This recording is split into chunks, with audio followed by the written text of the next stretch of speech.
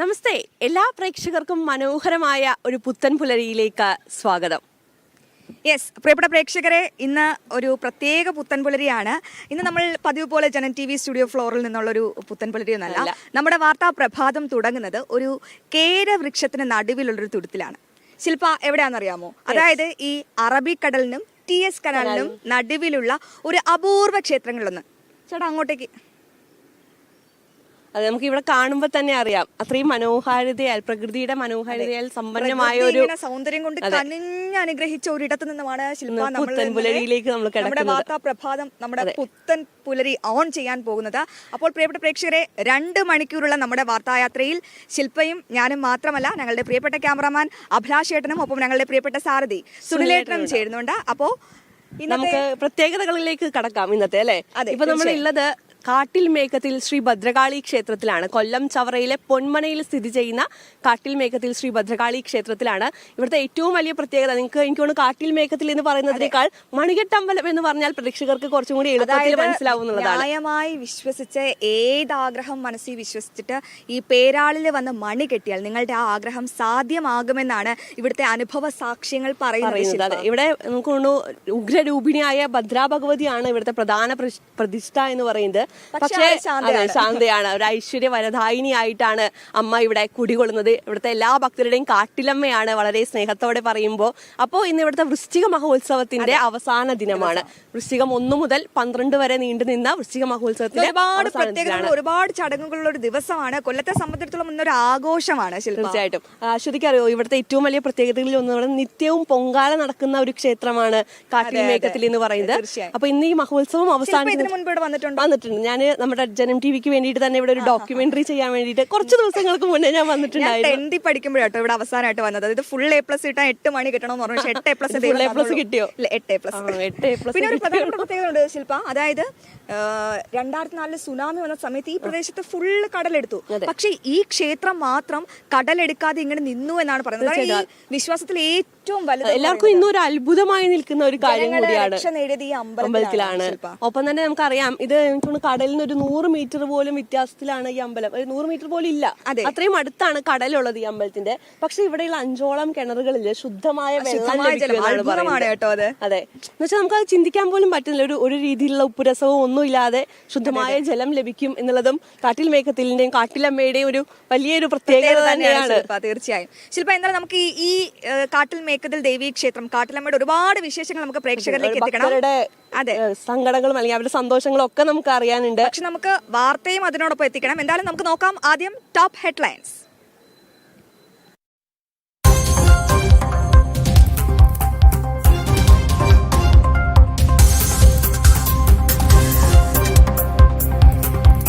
ലൈംഗിക പീഡന പരാതിയിൽ രാഹുൽ മാങ്കൂട്ടത്തിന് കുരുക്കുമുറുകുന്നു.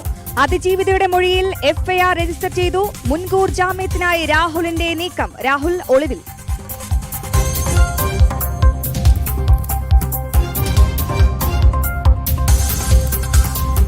രാഹുൽ MLA സ്ഥാനം രാജിവെക്കണമെന്ന ആവശ്യം ശക്തം. പ്രതിഷേധം കടുപ്പിച്ച BJP. രാഹുലിനെ പിന്തുണയ്ക്കുന്ന കോൺഗ്രസ് നേതാക്കളുടെ നിലപാടിലും വ്യാപക പ്രതിഷേധം.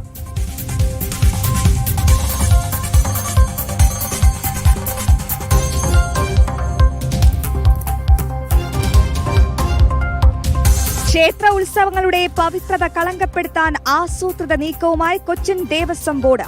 ബൗൺസർമാരെ ഇറക്കുന്നത് സ്ഥിരമാക്കാൻ നീക്കം. ആചാരലംഘനത്തിൽ ഹൈക്കോടതിയെ സമീപിക്കാനൊരുങ്ങി ഭക്തർ.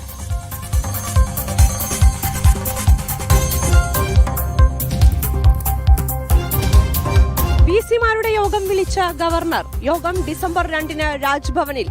സർവകലാശാലകളിലെ വിവിധ വിഷയങ്ങൾ ചർച്ചയാകും.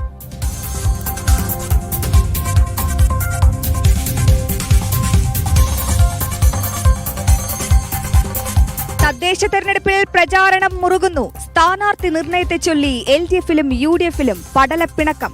പലയിടങ്ങളിലും നേതൃത്വത്തെ വെല്ലുവിളിച്ച വിമത സ്ഥാനാർത്ഥികൾ.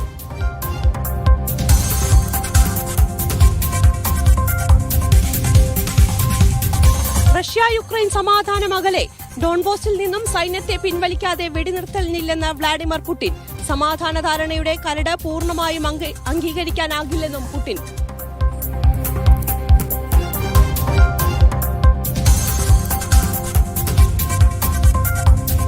വാഷിംഗ്ടൺ വെടിവെപ്പിൽ ഒരാൾ കൊല്ലപ്പെട്ടതായി ട്രംപ്. മരിച്ചത് പരിക്കേറ്റ് ചികിത്സയിലിരുന്ന നാഷണൽ ഗാർഡ്. സഹപ്രവർത്തകൻ അതീവ ഗുരുതരാവസ്ഥയിൽ.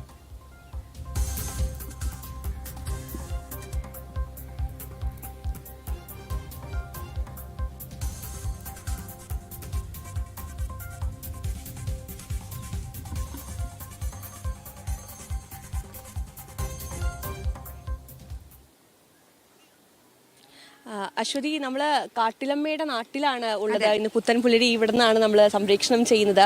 പക്ഷേ കാട്ടിലമ്മയുടെ വിശേഷങ്ങളിലേക്കും കാര്യങ്ങളിലേക്കൊക്കെ പോകുന്നതിന് മുൻപേ അതെ നടക്കുന്നുണ്ട്. അതിന്റെ വാർത്തകളിലേക്കാണ് ആദ്യം പുത്തൻപുലരി ഇന്ന് പോകുന്നത്. രാഹുൽ മാങ്കൂട്ടത്തിലുമായി ബന്ധപ്പെട്ട വാർത്ത തന്നെയാണ് ആദ്യം. രാഹുൽ മാങ്കൂട്ടത്തിനെതിരെ കേസെടുത്തിരിക്കുന്നു. ലൈംഗിക പീഡനം, നിർബന്ധിത ഗർഭചിത്രം തുടങ്ങി ഗുരുതര വകുപ്പുകൾ ചുമത്തിയാണ് കേസ്. തിരുവനന്തപുരം വലിയമല സ്റ്റേഷനിൽ കേസ് രജിസ്റ്റർ ചെയ്തു. കേസ് നേമം സ്റ്റേഷനിലേക്ക് മാറ്റിയേക്കും. ഈ വാർത്തയുടെ വിവരങ്ങളുമായി പ്രശാന്ത് ശങ്കരമംഗലത്ത് ചേരുന്നുണ്ട് നമുക്കൊപ്പം. Prashanth, good morning. എന്തായാലും അതീവ നാടകീയ സംഭവങ്ങൾക്കാണ് ഇന്നലെ കേരളം സാക്ഷിയായത്. ഇപ്പോൾ രാഹുൽ മാങ്കൂട്ടത്തിനെതിരെ കേസ് എടുത്തിരിക്കുന്നു. അതിജീവിത ഇപ്പോൾ കഴിഞ്ഞ ദിവസം മുഖ്യമന്ത്രിയുടെ ഓഫീസിൽ നേരിട്ടെത്തിയാണ് ഈ കേസ് നൽകിയിരിക്കുന്നത്. എന്തായാലും ഈ രാഹുൽ മാങ്കൂട്ടത്തിനെതിരെ അതിജീവിത ഉന്നയിക്കുന്ന പ്രധാനപ്പെട്ട ആരോപണങ്ങൾ എന്തൊക്കെയാണ്? അറസ്റ്റിലേക്കുള്ള സാധ്യത അത് എത്രത്തോളമാണ്? ഉടൻ ഉണ്ടാകുമോ അറസ്റ്റ്? പ്രശാന്ത്.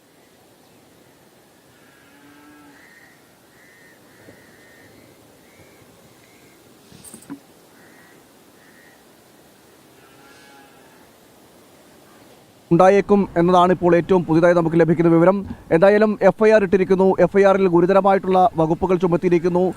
ലൈംഗിക പീഡനം, നിർബന്ധിത ഗർഭചിത്രം അടക്കമുള്ള ഗുരുതര വകുപ്പുകളാണ് ഇപ്പോൾ FIRൽ രേഖപ്പെടുത്തിയിരിക്കുന്നത്. തിരുവനന്തപുരം വലിയമല സ്റ്റേഷനിലാണ് നിലവിൽ കേസ് എടുത്തിരിക്കുന്നത്. എന്നാൽ നേമം സ്റ്റേഷനിലേക്ക് മാറ്റും. കേസിൻ്റെ സുഗമമായ നടത്തിപ്പിന് വേണ്ടി കേസ് നേമം സ്റ്റേഷനിലേക്ക് മാറ്റാനുള്ള നീക്കങ്ങളും നടന്നുകൊണ്ടിരിക്കുകയാണ്. കഴിഞ്ഞ ഒരു പകലും രാത്രിയും മുഴുവനും അതിനാടകീയമായ സംഭവങ്ങൾക്കാണ് തലസ്ഥാനം സാക്ഷ്യം വഹിച്ചത്. ഒപ്പം പാലക്കാടും സാക്ഷ്യം വഹിച്ചത്. ഈ പാലക്കാട് MLA ആയ രാഹുൽ മാങ്കൂട്ടത്തിനെതിരെ യുവതി മുഖ്യമന്ത്രിക്ക് പരാതി നൽകിയതായിരുന്നു. പരാതി നൽകാനെത്തി, നേരിട്ട് എത്തിക്കൊണ്ടായിരുന്നു പരാതി നൽകിയത്. രേഖാമൂലം എഴുതി നൽകുകയും ചെയ്തു. അതായത് നേരത്തെ ഈ ലൈംഗിക പീഡനവുമായി ബന്ധപ്പെട്ട വിഷയങ്ങൾ, ഗർഭചിത്രവുമായി ബന്ധപ്പെട്ട വിഷയങ്ങളിൽ മാധ്യമത്തിൽ വരുന്ന വാർത്തകൾ വരുമ്പോഴും അതോടൊപ്പം തന്നെ മാധ്യമപ്രവർത്തകർ പാലക്കാട് MLA രാഹുൽ മാങ്കൂട്ടത്തിനോട് ചോദിക്കുമ്പോൾ പോലും പരിഹാസപൂർവ്വമായി തെളിവെവിടെ എന്ന് ചോദിക്കുമായിരുന്നു, അല്ലെങ്കിൽ പരാതി എവിടെയെന്ന് ചോദിക്കുമായിരുന്നു. എന്നാൽ ആ പരാതി ആണ് ഇന്നലെ രജിസ്റ്റർ ചെയ്തത്. കേസ് മുഖ്യമന്ത്രിക്ക് മുന്നിലെത്തിയതിന് പിന്നാലെ ADGP H വെങ്കടേഷിന് കൈമാറുന്നു. H വെങ്കടേഷ് ക്രൈം SP-ക്ക് ഈ കേസ് കൈമാറുകയും ചെയ്തു. റൂറൽ ക്രൈം SP ആണ് ഈ കേസ് ഇപ്പോൾ അന്വേഷിക്കുന്നത്.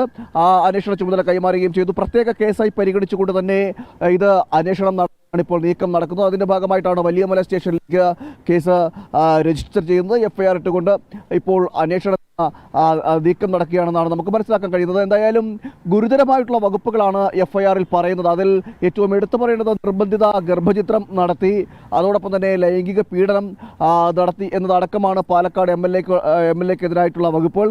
ഇനിയും FIR ലഭിക്കേണ്ടിയിരിക്കുന്നത് എന്തൊക്കെയാണ്, ഈ വകുപ്പുകളാണ് ചുമത്തിയത് എന്നതടക്കമുള്ള. മുഖ്യമന്ത്രിയുടെ ഓഫീസിൽ മണിക്കൂറുകളോളമാണ് ചെലവഴിച്ചത്. ADGP ഒക്കെ സ്ഥലത്തെത്തിയിരുന്നു. എന്തായാലും അതിനിടെ അതിജീവിത കുഴഞ്ഞു വീണു എന്നൊരു വാർത്ത നമ്മൾ പുറത്തുവിട്ടിരുന്നു. ഇപ്പോൾ യുവതിയുടെ ആരോഗ്യനില എങ്ങനെ തുടരുകയാണ്? ആരോഗ്യനില എങ്ങനെ തുടരുകയാണ് പ്രശാന്ത്?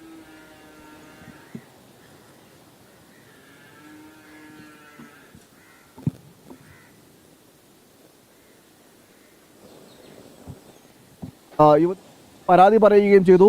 ഈ വിഷയങ്ങളെല്ലാം കാരണം തനിക്ക് നേരെയുണ്ടായ ആക്ഷേപങ്ങൾ, അതോടൊപ്പം തന്നെ MLAയുടെ ഭാഗത്തുണ്ടായ സാമൂഹ്യ മാധ്യമങ്ങൾ വഴി ഉണ്ടായിട്ടുള്ള ആക്ഷേപങ്ങൾ, അതോടൊപ്പം തന്നെ നടന്ന സംഭവം, ഈ കഴിഞ്ഞ കാലഘട്ടങ്ങളിൽ ഉണ്ടായിട്ടുള്ള MLAയുടെ ഭാഗത്തുണ്ടായിട്ടുള്ള സമീപനങ്ങൾ അടക്കമുള്ള വിഷയങ്ങൾ, അത് രേഖാമൂലം ആണ് യുവതി പരാതി നൽകിയത്. അതിവൈകാരികമായിട്ടുള്ള മുഹൂർത്തങ്ങൾക്ക് അവിടെ സാക്ഷ്യം വഹിച്ചു എന്നത് അടക്കമുള്ളതാണ് നമുക്ക് മനസ്സിലാക്കാൻ കഴിയുന്നത്.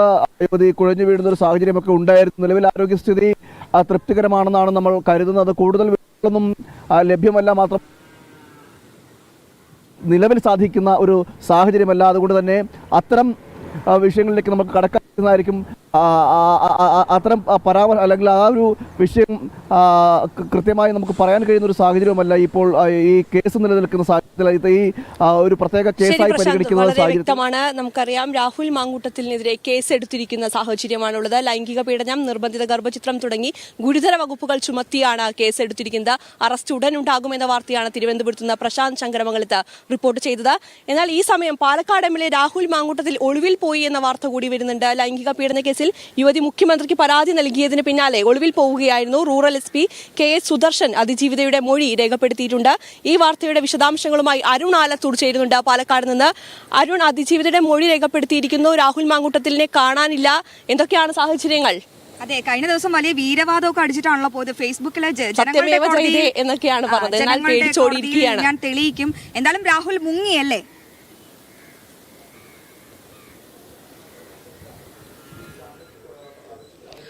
തീർച്ചയായിട്ടും രാഹുലിനെ ഇന്നലെ വൈകിട്ട് മുതൽ കാണുവാനില്ല എന്നുള്ളത് തന്നെയാണ്. പാലക്കാട്ടെ ഓഫീസിൽ ഏതായാലും പൂട്ടിയ നിലയിലാണ്. ഇന്നിപ്പോൾ രാവിലെയും നമുക്ക് സമാനമായ രീതിയിൽ തന്നെയാണ് പാലക്കാട്ടെ ഓഫീസ് പൂട്ടിയ നിലയിലാണ് ഇപ്പോൾ ഇവിടെ കാണാൻ സാധിക്കുന്നത്.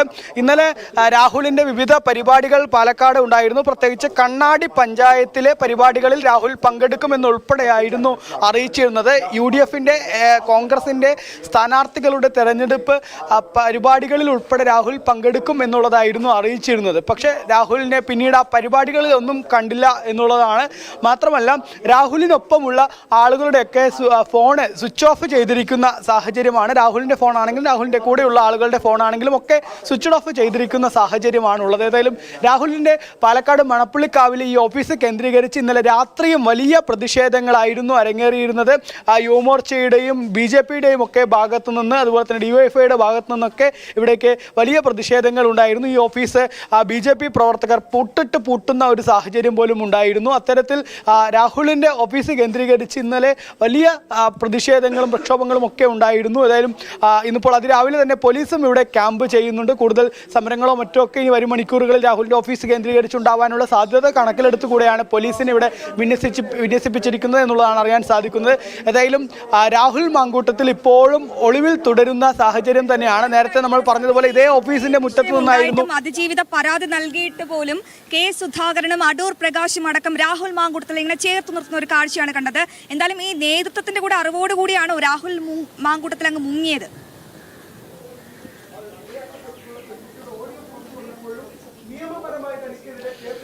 നേതൃത്വത്തിന്റെ അറിവുണ്ടാവാനുള്ള സാധ്യത തള്ളിക്കളയാൻ കഴിയില്ല എന്നുള്ളത് തന്നെയാണ്. കാരണം കോൺഗ്രസ് വലിയ രീതിയിലുള്ള പിന്തുണ രാഹുലിനെ ഈ വിവാദങ്ങളിൽ നിരന്തരം നൽകിക്കൊണ്ടേ ഇരുന്നിട്ടുണ്ട് എന്നുള്ളതിൽ യാതൊരു സംശയവുമില്ല. പാലക്കാട്ടെ കോൺഗ്രസ് നേതാക്കൾ ഉൾപ്പെടെ രാഹുലിനെ ന്യായീകരിച്ചുകൊണ്ട് സംസാരിക്കുന്ന കാഴ്ചയായിരുന്നു നമ്മൾ കഴിഞ്ഞ ദിവസങ്ങളിലൊക്കെ കണ്ടത്. അത് പാലക്കാട്ടെ DCC അധ്യക്ഷനായ A. തങ്കപ്പനാണെങ്കിലും അതുപോലെ തന്നെ VK ശ്രീകണ്ഠൻ MP ആണെങ്കിലും ഒക്കെ രാഹുലിനെ ന്യായീകരിച്ചുകൊണ്ട് രാഹുൽ ചെയ്ത വിഷയത്തെ നിസാരവൽക്കരിച്ചുകൊണ്ട് കോൺഗ്രസിന്റെ സൈബർ അണികളാണെങ്കിലും അതല്ലെങ്കിൽ ഈ നേതാക്കൾ വരെ രാഹുലിന്റെ പ്രവർത്തികളെയൊക്കെ പൂർണ്ണമായി ന്യായീകരിച്ചുകൊണ്ട് സംസാരിക്കുന്ന ഒരു കാഴ്ചയായിരുന്നു കാണാൻ സാധിച്ചത്. ആ സാഹചര്യത്തിൽ രാഹുൽ ഇങ്ങനെ മുങ്ങിയിരിക്കുന്നത് ഇവരുടെയൊക്കെ അറിവോടുകൂടെ എവിടെയെങ്കിലും ഒളിവിൽ കഴിയുന്ന സ്ഥിതിയാണോ ഉള്ളത് എന്നുള്ളതിൽ സംശയമുണ്ട്. ഏതായാലും അത്തരം കാര്യങ്ങളിലൊക്കെ ഈ നേതാക്കൾ കൂടുതൽ മറുപടി പറയേണ്ടിയിരിക്കുന്നു എന്നുള്ളതാണ്. രാഹുൽ ഏതായാലും പാലക്കാട് തന്നെ ഉണ്ടോ അതോ പാലക്കാട് ജില്ല വിട്ടോ എന്നുള്ള കാര്യത്തിൽ ഉൾപ്പെടെ ഒരു വ്യക്തത നിലവിൽ ഇല്ല എന്നുള്ളതാണ്. പോലീസ് ഏതായാലും അറസ്റ്റ് ഉൾപ്പെടെയുള്ള നടപടികളിലേക്ക് രാഹുലിനെ കൃത്യമായി ലൊക്കേറ്റ് ചെയ്ത് അറസ്റ്റ് ഉൾപ്പെടെയുള്ള നടപടികളിലേക്ക് ഉടൻ കടക്കണമെന്നുള്ള ഒരു ആവശ്യം ശക്തമാവുന്ന സാഹചര്യം നിലവിലുണ്ട് എന്നുള്ളത് തന്നെയാണ്. ഏതായാലും ഇതേ ഓഫീസിന് മുന്നിൽ നിന്നായിരുന്നു രാഹുൽ വലിയ വീരവാദം മുഴക്കിയത്. അതായത് ഈ തനിക്കെതിരെ പുറത്തു വന്നിട്ടുള്ള മാധ്യമങ്ങളിലൂടെ പുറത്തു വന്നിട്ടുള്ള ശബ്ദ സന്ദേശങ്ങളും വാട്സപ്പ് ചാറ്റുകളും ഒക്കെ പുറത്തു വന്നപ്പോൾ അതിൽ പരാതിയുണ്ടോ, ഏതെങ്കിലും തരത്തിൽ പരാതിയുണ്ടോ എന്ന് നിരന്തരം രാഹുൽ ചോദിക്കുകയായിരുന്നു ചെയ്തത്. അങ്ങനെയാണെങ്കിൽ ഇപ്പോൾ പരാതി കൃത്യമായിട്ടുണ്ടായിരിക്കുന്നു, അത് മുഖ്യമന്ത്രിക്ക് മുൻപിൽ തന്നെ പരാതി എത്തിയിരിക്കുന്നു എന്നുള്ളതാണ് ഒരു വശത്ത്. മറ്റൊരു കാര്യം എന്നുള്ളത് ഈ ശബ്ദ സന്ദേശമൊക്കെ തൻ്റേതാണോ എന്നുള്ള മാധ്യമങ്ങളൊക്കെ നേരത്തെ ആവർത്തിച്ച് ചോദിച്ചപ്പോൾ അവിടെ ഒരിടത്തും രാഹുൽ അതൊന്നും നിഷേധിക്കുന്ന സാഹചര്യം ഉണ്ടായിരുന്നില്ല എന്നുള്ളതാണ്. ഒപ്പം തന്നെ രാഹുൽ പോലീസിനെ പോലും വെല്ലുവിളിക്കുന്ന കാഴ്ചയായിരുന്നു കഴിഞ്ഞ ദിവസം ഉണ്ടായത്. ഇതേ ഓഫീസിന്റെ മുറ്റത്ത് വെച്ച് നമ്മൾ ജനം TV തന്നെയായിരുന്നു രാഹുലിനോട് ചോദിച്ചത്.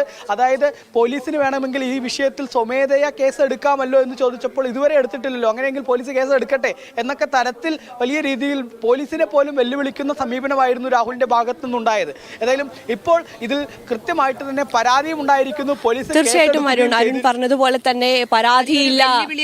മാധ്യമപ്രവർത്തകർക്കും പോലീസിനുമെതിരെയൊക്കെ വലിയൊരു വലിയൊരു ചോദ്യമാണ് രാഹുൽ എപ്പോഴും ഉന്നയിച്ചിരുന്നത്. ഇപ്പോൾ പരാതിയായിരിക്കുന്നു, കേസെടുത്തിരിക്കുന്നു.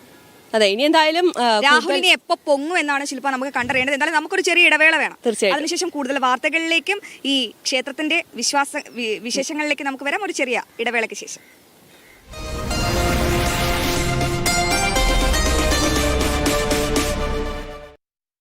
നിങ്ങളുടെ മക്കൾക്ക് വിവാഹാലോചന നോക്കുന്നുണ്ടോ എങ്കിൽ ഈഴവ മാട്രിമോണിയിൽ സെർച്ച് ചെയ്യൂ. ഈഴവ മാട്രിമോണി ഒരു മികച്ച വിശ്വാസയോഗ്യമായ പ്ലാറ്റ്ഫോമാണ്. Download Ezhava matrimony app.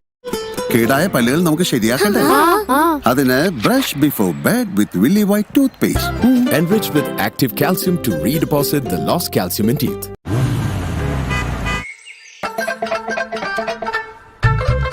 എല്ലാവർക്കും വന്നു ഡാൻഡ്രഫ്, എന്തു ചെയ്യും ചേട്ടാ?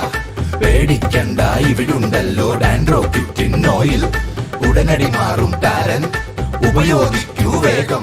അമൃത്വേനി ഡാൻഡ്രോക്വിറ്റ്, the ultimate dandruff solution. നൂറ്റാണ്ടുകൾ നിലനിൽക്കുവാൻ രൂപകൽപ്പന ചെയ്തതുമായ ശക്തമായ TMT ഷാം മാത്രം. Sham steel flexi strong TMT bar, ശക്തവും വഴങ്ങുന്നതും. TMT ഫ്ലെക്സി സ്ട്രോങ് ഉള്ളപ്പോൾ വീട് എന്നേക്കും ശക്തം.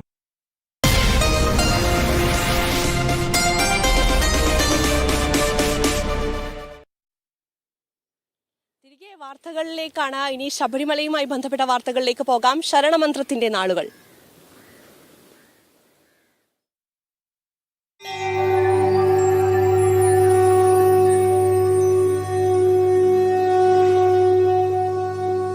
ശരണപാതയിൽ powered by The Advanced Center for Cosmetic Dermatology and Plastic Surgery, Bharat Hospital Initiative. Co-powered by Willy White toothpaste. മറക്കണ്ട, brush before bed with Willy White toothpaste. Colour മങ്ങാത്ത വൃത്തി ലേക്രോൺ car shampoo. in association with Dhanlaxmi bank, banking on relationships forever. Wedding options എന്ന് പറഞ്ഞാൽ എല്ലാവർക്കും ഒരേ choice, നമ്മുടെ Swayamvara silks. KSF പുതിയ ഹാർമണി ചുറ്റിയുണ്ട്, ഉടനെ നീ അതിൽ ചേരണം. KSF, ഈ നാടിന്റെ ധൈര്യം. സന്ധ്യാനാമം മുതൽ വേദമന്ത്രങ്ങൾ വരെ അടങ്ങിയ ഉദയഭാരതം കലണ്ടർ ആവട്ടെ ഇനി നമ്മുടെ വീട്ടിൽ. ശില്പ, ശബരിമലയിൽ വൻ ഭക്തജന തിരക്കാണ്. ഇന്നലെ മാത്രം ദർശനം നടത്തിയത് എത്ര പേരാണെന്ന് അറിയാമോ? 95,500 ഭക്തരാണ്. നമുക്ക് കഴിഞ്ഞ 4 ദിവസത്തെ ശരാശരി കണക്കെടുത്തു കഴിഞ്ഞാൽ 1,00,000 ഭക്തർ ഭഗവാനെ ദർശിക്കാൻ എത്തി എന്നുള്ളതാണ്. വരുമാനത്തിന്റെ കാര്യം എടുത്തു പറയേണ്ടതാണ് കേട്ടോ. ഇത്ര ദിവസം കൊണ്ട് മാത്രം 85 കോടിയാണ് റെക്കോർഡ് വരുമാനമാണ്. സന്നിധാനത്തിലെ വിശേഷങ്ങളിലേക്ക് തന്നെ പോകാം. അരുൺ കൊടുങ്ങൂർ സന്നിധാനത്ത് നിന്ന് നമുക്കൊപ്പം ചെയ്യുന്നുണ്ട്. അതായത് ശില്പ, അവിടെ ദേവസ്വം ബോർഡ് പ്രസിഡന്റ് K. ജയകുമാറും ശബരിമല സന്നിധാനത്ത് എത്തിയിട്ടുണ്ട് കേട്ടോ. എന്തായാലും നമുക്ക് അരുൺ കൊടുങ്ങൂരിലേക്ക് പോകാം അല്ലെ? Arun, good morning. അരുൺ, അയ്യന്റെ സന്നിധിയിൽ നിന്നാണ് ഇന്ന് നമുക്ക് ലൈവ് തരുന്നത്. ഞങ്ങൾ ഇപ്പോൾ കാട്ടിൽമേക്കതിൽ ദേവിയുടെ സന്നിധിയിൽ നിന്നാണ് പുത്തൻപുലരെ ആരംഭിച്ചിരിക്കുന്നത്. എന്തായാലും ശബരിമലയിൽ വൻ ഭക്തജന തിരക്ക് അതിന് ഒരു കുറവുമില്ലാതെ ഇങ്ങനെ തുടരുകയാണ്. എന്തായാലും ഇന്നലെ എത്ര പേരാണ് അയ്യനെ കാണാൻ എത്തിയതൊപ്പം ഈ ഭക്തജന തിരക്ക് നിയന്ത്രിക്കാൻ അധികൃതർക്ക് കാര്യക്ഷമമായി ഇടപെടാൻ സാധിക്കുന്നുണ്ടോ അരുൺ? ഏറ്റവും ഒടുവിലത്തെ കണക്ക് പ്രകാരം ഇന്നലെ 95,000-ലധികം ഭക്തർ ഭഗവാനെ കാണാനായി ഈ 18-ാം പടി കയറ്റി ഈ തിരുമുറ്റത്തേക്ക് എത്തി എന്നാണ് നമുക്ക് മനസ്സിലാക്കുന്നത്. ഔദ്യോഗികമായ കണക്കാണ്. അതെന്തായാലും വരും ദിവസങ്ങളിലും ഈ തിരക്ക് തുടരാനുള്ള ഒരു സാധ്യതയാണ്. ഇന്നും സമാനമായ രീതിയിലുള്ള ഒരു തിരക്കാണ് ഭഗവാന്റെ മുന്നിലേക്ക് അനുഭവപ്പെട്ടുകൊണ്ടിരിക്കുന്നത്. എന്തായാലും വലിയ രീതിയിലുള്ളൊരു ഭക്തജന തിരക്ക് വരും ദിവസങ്ങളിലും തുടരാനുള്ള ഒരു സാധ്യതയാണ് നിലവിലുള്ളത്. അതിനനുസരിച്ചുള്ള ക്രമീകരണങ്ങൾ, പ്രത്യേകിച്ച് നേരത്തെ ചോദിച്ച പോലെ തന്നെ തിരക്ക് നിയന്ത്രണമായിരുന്നു ആദ്യ ദിവസങ്ങളിൽ ഏറ്റവും വലിയ വെല്ലുവിളിയായിരുന്നത്. പക്ഷേ പൂർണ്ണമായും തിരക്ക് നിയന്ത്രിക്കാനാകുന്നുണ്ടോ എന്നുള്ളതാണ് നമുക്ക് സന്നിധാനത്ത് നിന്നും പറയാൻ കഴിയുന്നത്. പ്രത്യേകിച്ച് കേന്ദ്ര സേനകളുടെ ഒരു ഇടപെടലാണ്. കഴിഞ്ഞ ദിവസവും മരക്കൂട്ടത്തൊക്കെ തന്നെ വലിയ രീതിയിലുള്ള ഒരു പ്രശ്നങ്ങളും പ്രതിസന്ധികളും ഒക്കെ തന്നെ ഉണ്ടായിരുന്നു. ആ സമയത്തൊക്കെ തന്നെ കേന്ദ്ര സേനകളുടെ കൃത്യമായ ഇടപെടൽ, പ്രത്യേകം പരിശീലനം നേടിയ ഉദ്യോഗസ്ഥരെ ഇതിനായി നിയോഗിച്ചിട്ടുണ്ട്. എന്തായാലും RAFന്റെ പ്രത്യേക സംഘം, QRT സംഘം കൂടി അവിടേക്ക് എത്തിക്കൊണ്ട് ഈ തിരക്ക് നിയന്ത്രണം കൃത്യമായി തന്നെ കാര്യക്ഷമമായി തന്നെ നടത്താനുള്ള നടപടികളിലേക്കൊക്കെ തന്നെ പോവുകയും ചെയ്തിട്ടുണ്ട്. എന്തായാലും 18-ാം പടി കയറിയെത്തുന്ന തീർത്ഥാടകരുടെ എണ്ണത്തിലും ഗണ്യമായ ഒരു വർധനയുണ്ടായിട്ടുണ്ട്. ആ ആദ്യ ദിവസങ്ങളിൽ 1 മിനിറ്റിൽ 60ഓളം ഭക്തരായിരുന്നു കയറിയിരുന്നെങ്കിൽ ഇപ്പോൾ അത് ശരാശരി 70-നും 80-നും ഇടയിലേക്ക് എത്തിയിരിക്കുന്നു. അതുകൊണ്ട് തന്നെ പരമാവധി ഭക്തർക്ക് ദർശനം കിട്ടുന്നതിനുള്ള ഒരവസരം ഈ നടപ്പന്തലിലടക്കം ഭക്തരെ ഈ അധിക സമയം തടഞ്ഞു നിർത്തേണ്ട ഒരു സാഹചര്യം നിലവിലില്ല. 2-3 മണിക്കൂർ മാത്രമാണ് ഇപ്പോൾ ഭഗവാൻ ഭഗവാനെ ദർശിക്കാനുള്ള വരികളുടെ ദൈർഘ്യമുള്ളത്. എന്തായാലും വരും ദിവസങ്ങളിലും ഈ ഭക്തജന തിരക്ക് ശബരിമല സന്നിധാനത്ത് തുടരാനുള്ള ഒരു സാധ്യതയാണ് ഉള്ളത്. എന്തായാലും ശബരിമലയിലേക്ക് ഇന്നലെ വൈകിട്ട് Devaswom board president K Jayakumar IAS എത്തിയിരുന്നു. എന്തായാലും നിലവിലുള്ള സാഹചര്യങ്ങളൊക്കെ തന്നെ അദ്ദേഹം വിലയിരുത്തുന്നു. തിരക്ക് നിയന്ത്രണ വിധേയമാണെന്നാണ് അദ്ദേഹം പറയുന്നത്. എന്തായാലും അദ്ദേഹം വന്നതിൻ്റെ പ്രധാനപ്പെട്ട ഉദ്ദേശം കഴിഞ്ഞ ദിവസം അദ്ദേഹം ഒരു പ്രഖ്യാപനം നടത്തിയിരുന്നത് ശബരിമലയിൽ എത്തുന്ന ഭക്തർക്ക് സദ്യ നൽകും എന്നുള്ളതാണ് അദ്ദേഹം പ്രഖ്യാപനം നടത്തിയിരുന്നത്. അതിന് ദേവസ്വം ബോർഡ് ഇന്നലെ ഒരു റിപ്പോർട്ട് കൊടുത്തിരുന്നു. ആ റിപ്പോർട്ടിന്മേലുള്ള ചർച്ചകളൊക്കെ തന്നെ നടക്കുകയും ചെയ്തിരുന്നു. ആ ഒരു റിപ്പോർട്ടിൽ കൃത്യമായി തന്നെ ഇടപെട്ടുകൊണ്ട് ഒരു സദ്യ എന്നുള്ള ഒരു സങ്കല്പത്തിലേക്ക് പോകാനുള്ള ഒരു നടപടിയിലേക്കാണ് ഇപ്പോൾ പോകുന്നത്. എന്തായാലും അടുത്ത ദിവസം തന്നെ അതിനുള്ള നടപടി ഉണ്ടാകുമെന്ന് ഇന്നലെ ചേർന്ന യോഗത്തിൽ തീരുമാനമെടുക്കുകയും ചെയ്തത്. പക്ഷേ ഇപ്പോഴും ഉന്നയിക്കുന്ന ഒരു പ്രധാനപ്പെട്ട കാര്യം ഈ ശൗചാലയങ്ങളുടെ ഒരു അഭാവം, അതോടൊപ്പം തന്നെ ഈ തിരക്ക് നിയന്ത്രണത്തിൽ കൃത്യമായ ഒരു ഇടപെടൽ ഉണ്ടാകുന്നില്ല. ഈ കാര്യങ്ങളൊക്കെ തന്നെ വലിയ പ്രതിസന്ധിയായി നിൽക്കുന്നു. പ്രത്യേകിച്ച് പമ്പയിലാണ് ഈ തിരക്ക് നിയന്ത്രണം ഏറ്റവും കൂടുതൽ പാളുന്ന ഒരു സാഹചര്യം ഉണ്ടാകുന്നത്. അതോടൊപ്പം തന്നെ ഈ കൃത്യമായി തന്നെ മണിക്കൂറുകൾ വരി നിൽക്കുന്ന അയ്യപ്പ ഭക്തർക്ക് ഈ ദാഹജലം അടക്കം നൽകുന്നതിനുള്ള ഒരു ക്രമീകരണങ്ങളൊക്കെ തന്നെ വേണ്ടതാണ്. ആ ഒരു നടപടികളിലേക്കൊക്കെ തന്നെ കാര്യക്ഷമമായി എത്തേണ്ട ഒരു സമയം കൂടിയുണ്ട്. കാരണം ഇനി അങ്ങോട്ട് തിരക്കുകൾ കൂടുന്ന സമയങ്ങളാണ്. എന്തായാലും മലയാളികളടക്കമുള്ള ഭക്തരുടെ എണ്ണത്തിൽ വലിയ വർധനയുണ്ടാകും. പക്ഷേ സ്പോട്ട് ബുക്കിംഗ് എന്നത് 5000 തന്നെ നിജപ്പെടുത്തി മുന്നോട്ട് പോവുകയാണ്. തിരക്ക് കുറയുന്നതിനനുസരിച്ച് മാത്രമേ ഈ സ്പോട്ട് ബുക്കിംഗ് വഴി കൂടുതൽ ഭക്തരെ സന്നിധാനത്തേക്ക് കടത്തിവിടൂ.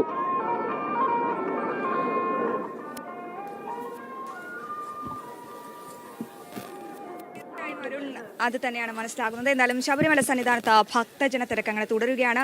ഇന്നലെ മാത്രം 95,000-ലധികം ഭക്തരാണ് അയ്യനെ കാണാൻ ഒഴുകിയെത്തിയത്. എന്നാലും ഇത്രയധികം വരുമാനം കിട്ടിയിട്ടും ഈ അധികൃതർ ഈ ഭക്തർക്ക് വേണ്ട അടിസ്ഥാന സൗകര്യങ്ങൾ ഇതുവരെയും ഒരുക്കിയിട്ടില്ല. ശില്പ, തീർച്ചയായും വലിയ ബുദ്ധിമുട്ടുള്ള കാര്യം തന്നെയാണ്. അതായത് ഖജനാവ് മാത്രം ലക്ഷ്യമാക്കിയ ഒരു തീർത്ഥാടന കാലം, ഒരു മണ്ഡലകാലം, അതാണ് നമുക്ക് ശബരിമലയിൽ കാണാൻ സാധിക്കുന്നത്. ഈ വാർത്തയുടെ കൂടുതൽ വിവരങ്ങൾ വളരെ വിശദമായി നൽകിയത് അരുൺ കൊടുങ്ങൂരാണ്. പ്രേക്ഷകരെ, നമ്മളിപ്പോൾ നിൽക്കുന്നത് എവിടെയാണെന്ന് അറിയാമോ ശില്പ? അതെ, കാട്ടിൽ മേഘത്തിൽ ഭഗവതി ക്ഷേത്രത്തിലെ ഏറ്റവും വിശിഷ്ടമാർന്ന പേരാലിന്റെ സമീപത്താണ് നമ്മളിപ്പോ എത്തി നിൽക്കുന്നത്. ഇവിടെയാണ് ഭക്തര് അവരുടെ ആഗ്രഹങ്ങളെല്ലാം പറഞ്ഞുകൊണ്ട് കാട്ടിലമ്മയുടെ മുന്നിൽ മണി കിട്ടുന്നത്.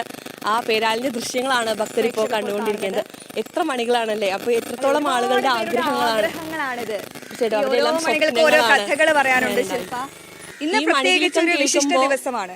ഈ മണികിലുക്കം കേൾക്കുമ്പോൾ അമ്മ അവരുടെ ആഗ്രഹങ്ങളെല്ലാം സബലീകരിക്കുന്നുള്ള വലിയ വിശ്വാസത്തിലാണ് ഇവിടെ ഓരോ മണികൾ ഇവിടെ.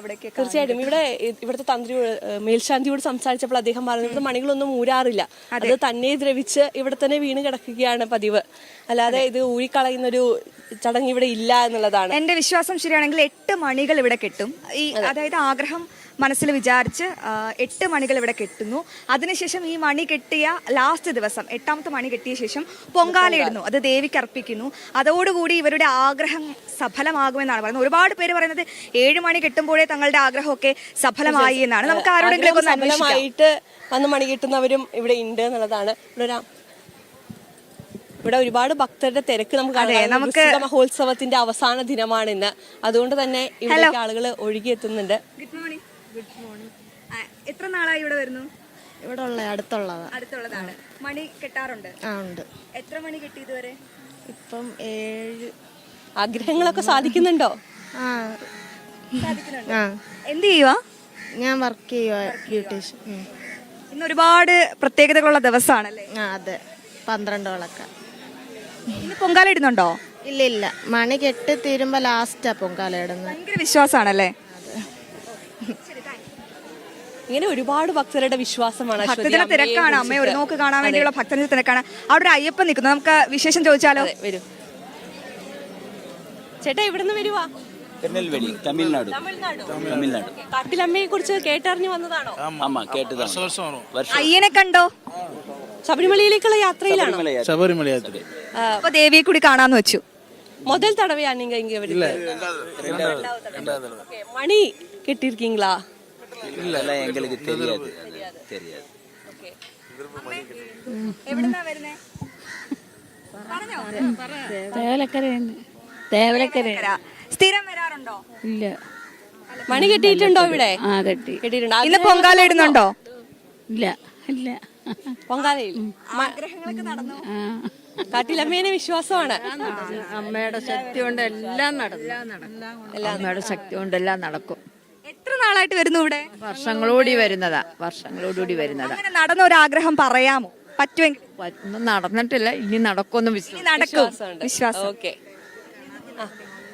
എനിക്ക് കിണർ വെട്ടി ഇവിടെ വന്ന് ഇത് പ്രാർത്ഥിച്ച് എനിക്കൊരു കിണർ വെട്ടി. ആണോ? വീടും സ്ഥലമൊന്നും ഇല്ലായിരുന്നു, ഇപ്പൊ വീട് വാങ്ങി വസ്തു വാങ്ങിച്ചു അപ്പൊ അമ്മ നടത്തി തന്നതാണ്. മോന് സ്ഥല സുഖമില്ലാത്തവനായിരുന്നു, അവര് നല്ലതായി അവൻ കൂടെ വന്നിട്ടുണ്ട്. മോൻ വന്നിട്ടുണ്ടല്ലേ? എത്ര മണിക്ക് പൊങ്കാല ഇടുന്നുണ്ടോ?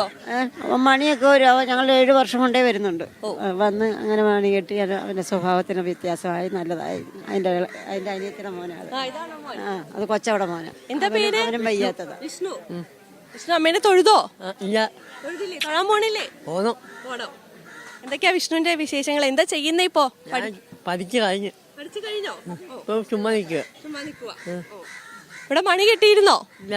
മണി കെട്ടിയില്ലേ? അമ്മയാണോ കെട്ടിയത്? അമ്മ കെട്ടിയത്. ഇനി വിഷ്ണു എന്നാ മണി കെട്ടാൻ വരുന്നേ? ഇനി വരുമ്പോ വിഷ്ണു മണി കെട്ടും. ചേച്ചി പറഞ്ഞോ. ഞാൻ 15 വർഷമായിട്ട് ഇവിടെ വരുന്നു, കുടിലെടുക്കുന്നുണ്ട്. എല്ലാ കാര്യങ്ങളും എനിക്ക് സാധിച്ചു തരുന്നുണ്ട് അമ്മ. എൻ്റെ ഭർത്താവിൻ്റെ ഏറ്റവും വലിയ അത് ആഗ്രഹമായിരുന്നു എൻ്റെ ഭർത്താവിൻ്റെ കുടി നിർത്തുക എന്നുള്ളത്. നടന്നു. പിന്നെ ഞാൻ ഇലക്ഷന് നിന്നു, ഇലക്ഷന് വിജയിച്ചു. CPIയുടെ പാർട്ടിയാണ്, ഇടതുപക്ഷത്തിൻ്റെ. പിന്നെ ഇപ്പോഴും ഞാൻ സ്ഥാനാർത്ഥിയാണ്. മോന് ജോലി കിട്ടി. വിശ്വാസമില്ലാത്ത പാർട്ടിയാണല്ലോ CPI. But why here? ഏറ്റവും വലിയ വിശ്വാസം അമ്മയുണ്ട്. ഈ സ്ഥാനാർത്ഥിക്ക് വിശ്വാസം ഉണ്ട് കേട്ടോ, CPI ആണെങ്കിലും. പിന്നെ എനിക്ക് കുറച്ച് വസ്തു ഉണ്ടായിരുന്നു. ആദ്യമായിട്ട് അമ്മ ഇവിടെ വന്നാണ് എനിക്ക് വിറ്റ് തന്നത്. വിൽക്കണമെന്നും പറഞ്ഞാണ് ഞാൻ ഇവിടെ വരുന്നത്. അപ്പം അമ്മയുടെ അനുഗ്രഹം കൊണ്ട് അത് വിറ്റ് തന്നു. അതിനുശേഷമാണ് ബാക്കിയുള്ള ഭാഗ്യങ്ങളെല്ലാം അമ്മ തന്നത്. ഇപ്പൊ ഈ 12 ദിവസം ഇവിടെ കുടിൽ കെട്ടി പാർക്കുന്നുണ്ടല്ലോ, അപ്പൊ എങ്ങനെയാണ് ആ ഒരു 12 ദിവസത്തെ ജീവിതം എങ്ങനെ ഉണ്ടായിരുന്നു അമ്മയുടെ ഒപ്പം? ഞങ്ങൾ ഫുള്ള് ഇവിടെയാണ് വീട്ടില്. പക്ഷേ ഈ ഇലക്ഷനുമായിട്ട് ബന്ധപ്പെട്ട് ഈ വർഷമാണ് പോകുന്നത്. എല്ലാ വർഷവും ഞാൻ ഇവിടെ തന്നെയാണ്, എങ്ങും പോകാറില്ല. കുടിലിൽ തന്നെയാണ് 12 ദിവസവും. ഇപ്രാവശ്യം കുടിൽ കിട്ടിയത് തദ്ദേശ തെരഞ്ഞെടുപ്പിൽ ജയിക്കാൻ വേണ്ടിയിട്ടാണോ? വേണ്ടിയിട്ടല്ല, എൻ്റെ ഒരു മോനും കൂടെ ജോലി ആവണമെന്നും പറഞ്ഞാണ്. പിന്നെ അതിൻ്റെ ഇടയിലാണ് ഈ ഇലക്ഷൻ വന്നത്. കുടിൽ എടുത്തു കഴിഞ്ഞാണ് ഇലക്ഷന്റെ തീരുമാനമായത്. ഇവിടുത്തെ ജനപ്രിയ സ്ഥാനാർത്ഥിയാണോ?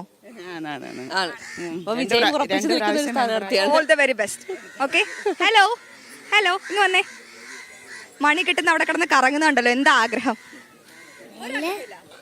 മണി കെട്ടിയോ? ജോലിയോ? ഈ ചെറിയ പ്രായത്തിലോ? അച്ഛന് ജോലി കിട്ടണോ? കണ്ടോ, അച്ഛനോട് ഒരുപാട് സ്നേഹമുള്ള കുഞ്ഞാണ്. ഇതുപോലുള്ള മോമാരെ നമുക്ക് ആവശ്യം. തീർച്ചയായിട്ടും. മോൻ എത്ര ക്ലാസ്സിൽ പഠിക്കുക?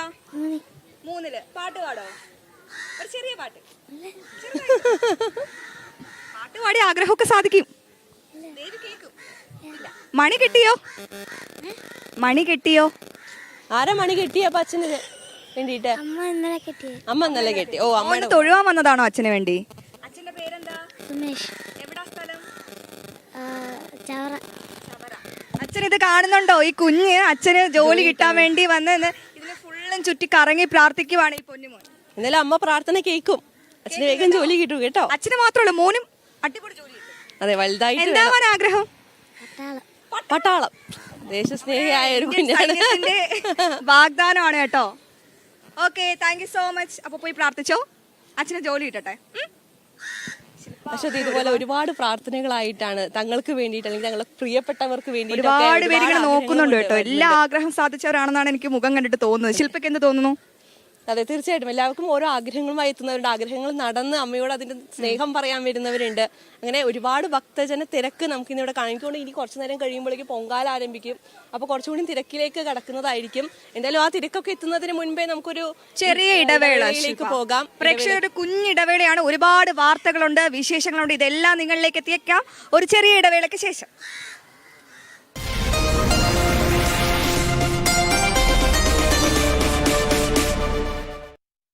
Perfect match. Perfect life. Find your perfect partner on mformarry.com. ജീവിത പങ്കാളിയെ തിരഞ്ഞെടുക്കാൻ വിശ്വസ്ത പങ്കാളി. ഇന്ന് തന്നെ ആപ്പ് ഡൗൺലോഡ് ചെയ്യൂ. ഇത്തവണ ഫസ്റ്റ് അടിക്കില്ലേ നമ്മള്?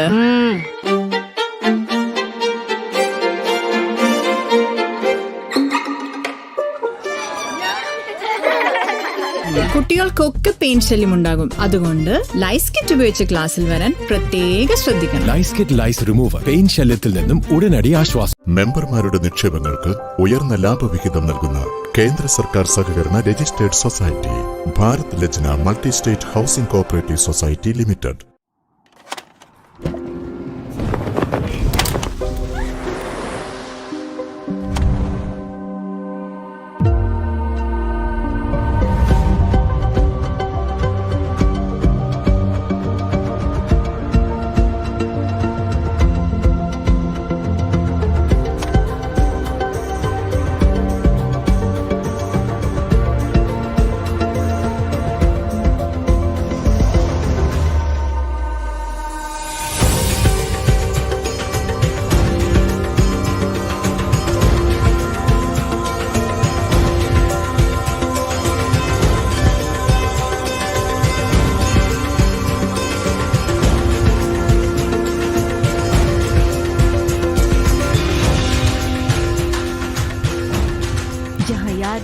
होता है हर एक किस्सा।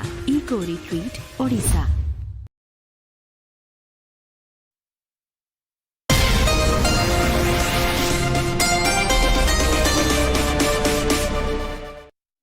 ാണ് ഇപ്പൊ ക്ഷേത്രോത്സവങ്ങളുമായി ബന്ധപ്പെട്ട് ബൗൺസർമാരെ ഇറക്കുന്ന ഒരു പ്രവണത പോലീസ് വേണ്ട, ബൗൺസർമാർ മതി. അതാണ് ഇപ്പം ക്ഷേത്രങ്ങളിലെ ഭരണാധികാരികളുടെ നിലപാട്. കൊച്ചിൻ ദേവസ്വം ബോർഡുമായി ബന്ധപ്പെട്ടിട്ട് ക്ഷേത്രോത്സവങ്ങളിൽ ബൗൺസർമാരെ ഇറക്കുന്നത് സ്ഥിരമാക്കാനുള്ള നീക്കമാണ് കൊച്ചിൻ ദേവസ്വം ബോർഡ് മുന്നോട്ട് വെക്കുന്നത്. തൃപ്പൂണിത്തുറ വൃശ്ചികോത്സവ തിരക്ക് നിയന്ത്രിക്കാൻ ബൗൺസർമാരെ നിയമിച്ചതിനെതിരെ വ്യാപകമായ പ്രതിഷേധമാണ് ഉയർന്നു വന്നുകൊണ്ടിരുന്നത്. അതിൽ ആചാര ലംഘനമടക്കം ചൂണ്ടിക്കാട്ടി ഹൈക്കോടതിയെ ഭക്തർ സമീപിക്കുകയുണ്ടായി. ഈ വാർത്തയുടെ വിശദാംശങ്ങളിലേക്കാണ് പോകുന്നത്. ജിജീഷ് കരുണാകരനാണ് ചെയ്യുന്നത്.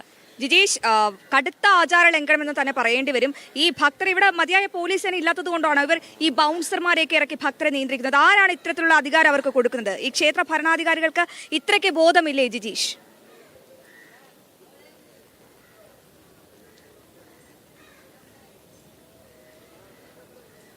ശരി ശില്പ, ഒരു ഭാഗത്ത് നമ്മൾ കാണുന്നതാണ് വലിയ വിശ്വാസപൂർവ്വം ഓരോരുത്തരും അവരുടെ ആചാരങ്ങൾ അനുഷ്ഠിക്കുന്നത്. അതേ കാര്യങ്ങൾ നമുക്ക് ആ ദൃശ്യങ്ങൾ നമ്മൾ കാണിക്കുന്ന അതേ ഘട്ടത്തിലാണ് മറുഭാഗത്ത് ഇത്തരത്തിൽ ഉള്ള ആചാരങ്ങളെ തച്ചുടക്കുന്ന രീതിയിൽ ദേവസ്വം ബോർഡുകൾ തന്നെ പെരുമാറുന്നതും അതിനെതിരെ ഭക്തജന പ്രതിഷേധം കനക്കുകയും ചെയ്യുന്ന കാഴ്ചകൾ കാണുന്നത്. അതാണ് തൃപ്പൂണിത്തുറ പൂർണ്ണത്രയീശ ക്ഷേത്രത്തിലെ ബൗൺസർമാരെ നിയോഗിച്ചതുമായി ബന്ധപ്പെട്ട് ഉണ്ടായിരിക്കുന്നത്. കഴിഞ്ഞ 8 ദിവസങ്ങളായി നടന്ന വൃശ്ചികോത്സവം സമാപിച്ചിരിക്കുന്നു.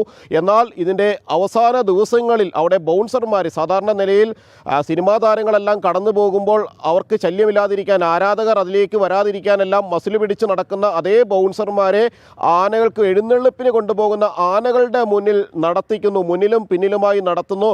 ഭക്തർ ആ ഒരു വിശ്വാസപൂർവ്വം ഭഗവാനെ തൊഴുന്നതിന് വേണ്ടി തൊഴുകൈകളോടെ മുന്നോട്ട് വരുന്ന ഭക്തനെ കായികമായി നേരിട്ട് കൊണ്ട് തള്ളി മാറ്റുന്ന ബൗൺസർമാർ, അതിനെതിരെയാണ് പ്രതിഷേധം ശക്തമായിരിക്കുന്നത്. അതുകൊണ്ട് തന്നെ ഇക്കാര്യത്തിൽ നിയമ നടപടിക്ക് കൂടി ഒരുങ്ങുകയാണ് ഇപ്പോൾ ഭക്തർ. ഇക്കാര്യത്തിൽ ഹൈക്കോടതിയുടെ ദേവസ്വം ബെഞ്ചിനെ തന്നെ സമീപിക്കാനാണ് ഒരുങ്ങുന്നത്. ഏറ്റവും അടുത്ത ദിവസം തന്നെ ഇതുമായി ബന്ധപ്പെട്ട വിശദമായ ഒരു ഹർജി ഹൈക്കോടതിയിൽ ഫയൽ ചെയ്യും. ഇതിൻ്റെ ആചാര ലംഘനം അടക്കം ചൂണ്ടിക്കാണിച്ചുകൊണ്ടായിരിക്കും ഈ ഒരു ഹർജി ഫയൽ ചെയ്യുക. ഇതിനിടയിലാണ് കൊച്ചിൻ ദേവസ്വം ബോർഡ് സമാനമായ ഈ ആരോപണങ്ങൾ ഉയരുകയും വിവാദങ്ങൾ ഉണ്ടാവുകയും എല്ലാം തന്നെ ചെയ്യുമ്പോൾ അത് ഒരു ഭാഗത്ത് മാറ്റിവെച്ചുകൊണ്ട് തങ്ങൾ ഇനിയും ബൗൺസർമാരെ നിയമിക്കും, തിരക്ക് നിയന്ത്രിക്കാൻ ഇത് തന്നെയാണ് ഏറ്റവും അനുയോജ്യമായ മാർഗമെന്ന് മനസ്സിലാക്കി, അല്ലെങ്കിൽ അത്തരത്തിലുള്ള ഒരു പ്രചാരണം നടത്തിക്കൊണ്ട് കൂടുതൽ ക്ഷേത്രോത്സവങ്ങളിലേക്ക് കൂടി ബൗൺസർമാരെ നിയമിക്കാനുള്ള ഒരു നീക്കത്തിലേക്ക് കടന്നിരിക്കുന്നത്. ഹൈന്ദവ സംഘടനകൾ നേരത്തെ തന്നെ ഇത്തരം ഈ തൃപ്പൂണിത്തുറ പൂർണ്ണത്രയീശ ക്ഷേത്രത്തിൽ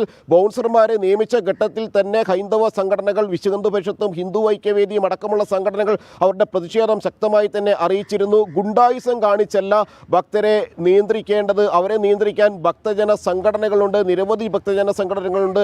സ്വാഭാവികമായും ഒരു ലെറ്റർ മാത്രം നൽകിയാൽ സന്നദ്ധരായിക്കൊണ്ട് മുന്നോട്ട് വരുന്ന നിരവധി സന്നദ്ധ സംഘടനകൾ ഈ ഭക്തജന സംഘടനകൾക്കുണ്ട്. അവരെല്ലാം അവിടെ സ്വാഭാവികമായും ഭക്തരോട് വളരെ മയത്തിൽ സംസാരിച്ചുകൊണ്ട് അവരെ നിയന്ത്രിക്കാൻ അവർക്ക് കഴിയുമെന്നിരിക്കെ എന്തിനാണ് ഈ ബൗൺസർമാരെ അതേ രീതിയിൽ, മാത്രമല്ല സാധാരണ നിലയിൽ ഒരു ക്ഷേത്രാചാരങ്ങൾ പാലിച്ചുകൊണ്ട് വേണം ഇത്തരങ്ങൾ കാര്യങ്ങൾ ചെയ്യുന്നതിന്. അവിടെ ടീഷർട്ട് ധരിച്ചുകൊണ്ട് ആ ടീഷർട്ടിൽ ബൗൺസർ എന്ന് എഴുതിക്കൊണ്ട് ആരോഗ്യം കാണിച്ചുകൊണ്ട് ശാരീരിക പ്രദർശനം നടത്തിക്കൊണ്ട് മുന്നിൽ നീങ്ങുന്ന ആളുകൾ ഉള്ളപ്പോൾ എങ്ങനെയാണ് ഭക്തന് വിശ്വാസപൂർവ്വം തൻ്റെ ആചാരാനുഷ്ഠാനങ്ങൾ നിർവഹിക്കാനും ദേവനെ തൊഴാനുമെല്ലാം കഴിയുക എന്നത് തന്നെയാണ് അതിൽ ഏറ്റവും പ്രധാനം. അത് കൂടുതൽ, എന്നാൽ ഈ പ്രതിഷേധങ്ങളൊന്നും തങ്ങൾക്ക് ഒരു കാര്യമേയല്ല, അത് വകവയ്ക്കുന്നില്ല എന്ന് ചൂണ്ടിക്കാണിച്ചുകൊണ്ട് അല്ലെങ്കിൽ അത്തരമൊരു നിലപാട് സ്വീകരിച്ചുകൊണ്ടാണ് കൂടുതൽ ക്ഷേത്രങ്ങളിലേക്ക് ഇത്തരമൊരു നടപടി വ്യാപിപ്പിക്കാൻ കൊച്ചിൻ ദേവസ്വം ബോർഡ് ഒരുങ്ങുന്നത്.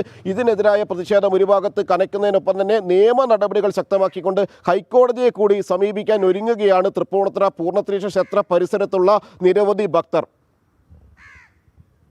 ക്ഷേത്രങ്ങൾ എന്ന് പറയുന്നത് ആചാരങ്ങളെ വലിയ രീതിയിൽ വിലമതിക്കേണ്ട, അല്ലെങ്കിൽ ദേവസ്വം ബോർഡ് എന്ന് പറയുന്നത് ആചാരങ്ങളെ സംരക്ഷിക്കേണ്ടവരാണ്. ഇവർ അതോ മറ്റേതെങ്കിലും ക്രിമിനൽ ബോർഡാണോ? എന്തിനാണ് ഭക്തരെ ഇത്രത്തോളം വേദനിപ്പിക്കുന്ന രീതിയിലുള്ള പ്രവർത്തികളല്ലോ, അല്ലെങ്കിൽ സെലിബ്രിറ്റീസോ അല്ല, ഭക്തരാണ് വരുന്നത്. അവരെ നിയന്ത്രിക്കാൻ ഇത്തരത്തിൽ ബൗൺസർമാരെയൊക്കെ ഏർപ്പെടുത്തുന്നത് ഒട്ടും ശരിയായ നടപടിയല്ല കൊച്ചിൻ ദേവസ്വം ബോർഡിന്റെ ഭാഗത്തു നിന്നുണ്ടാകുന്നത്. എന്തായാലും ജിജീഷ് കരുണാകരനിൽ നിന്നും നമുക്ക് മറ്റു വാർത്തകൾ, വിശദാംശങ്ങൾ കൂടി തേടേണ്ടതുണ്ട്. ശില്പ, വളരെ പ്രധാനപ്പെട്ട ഒരു വാർത്തയായിരുന്നു കഴിഞ്ഞ ദിവസമൊക്കെ നമ്മൾ ചർച്ച ചെയ്തത്.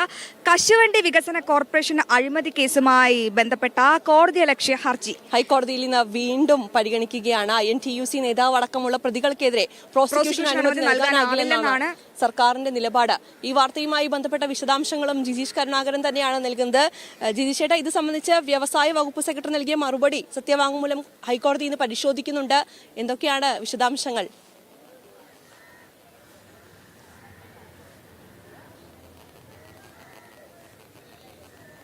ഇത്തരം കാര്യങ്ങളിൽ എന്തിന് ഈ ഒരു കുറ്റവാളികളെ അല്ലെങ്കിൽ ആരോപണ വിധേയരായ ആളുകളെ സംരക്ഷിക്കുന്നു എന്ന ഏറ്റവും പ്രസക്തമായ ഒരു ചോദ്യം തന്നെയാണ് ഹൈക്കോടതി ഇവിടെ ഈ കേസ് പരിഗണിക്കുന്ന വിവിധ ഘട്ടങ്ങളിൽ ഉയർത്തിയിരിക്കുന്നത്.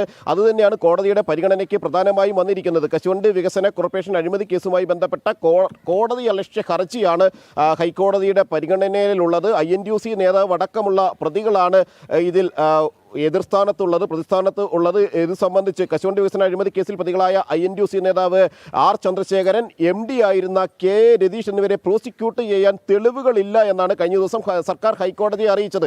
എന്നാൽ എന്തിനാണ് ഇവരെ ഇത്തരത്തിൽ സംരക്ഷിക്കുന്നത്? അതിൽ ഏതെങ്കിലും തരത്തിൽ രാഷ്ട്രീയ താല്പര്യങ്ങൾ പോലും സർക്കാരിന് ഉണ്ടാവേണ്ട കാര്യമില്ല. കാരണം ഇടത് സർക്കാർ ഭരിക്കുന്നു. കഴിഞ്ഞ ദിവസം ഹൈക്കോടതി തന്നെ പറഞ്ഞ ഒരു പരാമർശമുണ്ട്.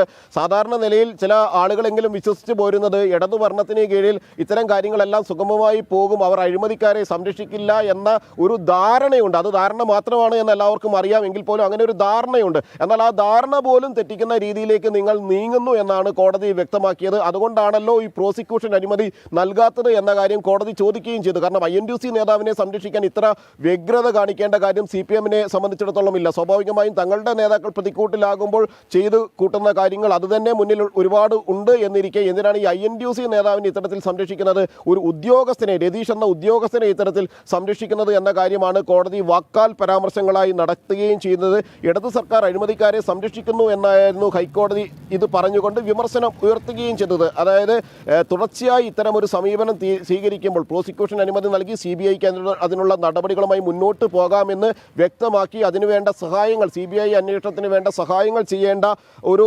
സംവിധാനമാണ് ഇത്തരത്തിൽ ഈ പ്രതികളെ സംരക്ഷിക്കുന്നത്. കാരണം ഏറ്റവും പ്രധാനപ്പെട്ട ഒരു അഴിമതിയാണ് 2005 മുതൽ 2015 വരെ INTUC നേതാവിനെ ചേർത്ത് നിർത്താൻ അല്ലെങ്കിൽ സംരക്ഷിക്കാൻ സർക്കാരിന് എന്താണ് ഇത്ര മിടുക്കെന്നാണ് നമുക്ക് ആലോചിച്ചിട്ട് അങ്ങോട്ട് മനസ്സിലാവാത്തത്. ജിജീഷ്, എന്തായാലും ഇതിലൊരു ഗൂഢലക്ഷ്യം അത് ഉണ്ടെന്ന് ഉറപ്പാണ്. ഇനി മറ്റൊരു പ്രധാനപ്പെട്ട കൂടി ജിജീഷ് നൽകേണ്ടിയിരിക്കുന്നു. അതായത് MES പ്രസിഡന്റ് ഫസൽ ഗഫൂറിനെതിരെ വീണ്ടും ലുക്കൌട്ട് നോട്ടീസ്. വിദേശയാത്രയ്ക്കെത്തിയ ഫസൽ ഗഫൂറിനെ നെടുമ്പാശ്ശേരി വിമാനത്താവളത്തിൽ തടഞ്ഞ് തിരിച്ചയച്ചു. ഉപാധികളോടെയാണ് തിരിച്ചയച്ചത്. നിക്ഷേപ തട്ടിപ്പുമായി ബന്ധപ്പെട്ട് ഉടൻ ED ചോദ്യം ചെയ്യും. ഓസ്ട്രേലിയയിലേക്ക് പോകാനാണ് ഫസൽ ഗഫൂർ നെടുമ്പാശ്ശേരി എയർപോർട്ടിലേക്ക് എത്തിയത്. അവിടെ നിന്നാണ് തടഞ്ഞു. അതെ, യാത്ര അങ്ങ് മുടക്കി. എന്തായാലും ജിജീഷ് ചേട്ടാ, എന്തൊക്കെയാണ് ഈ വാർത്തയുടെ വിശദാംശങ്ങൾ? നേരത്തെ ലഭിച്ച സമൻസുകളിൽ ഫസൽ ഗഫൂർ ഹാജരാകാത്ത സാഹചര്യം നമ്മൾ കണ്ടതാണ്. എങ്ങനെയാണ് ഇനിയുള്ള നടപടികൾ എന്തൊക്കെയാണ്?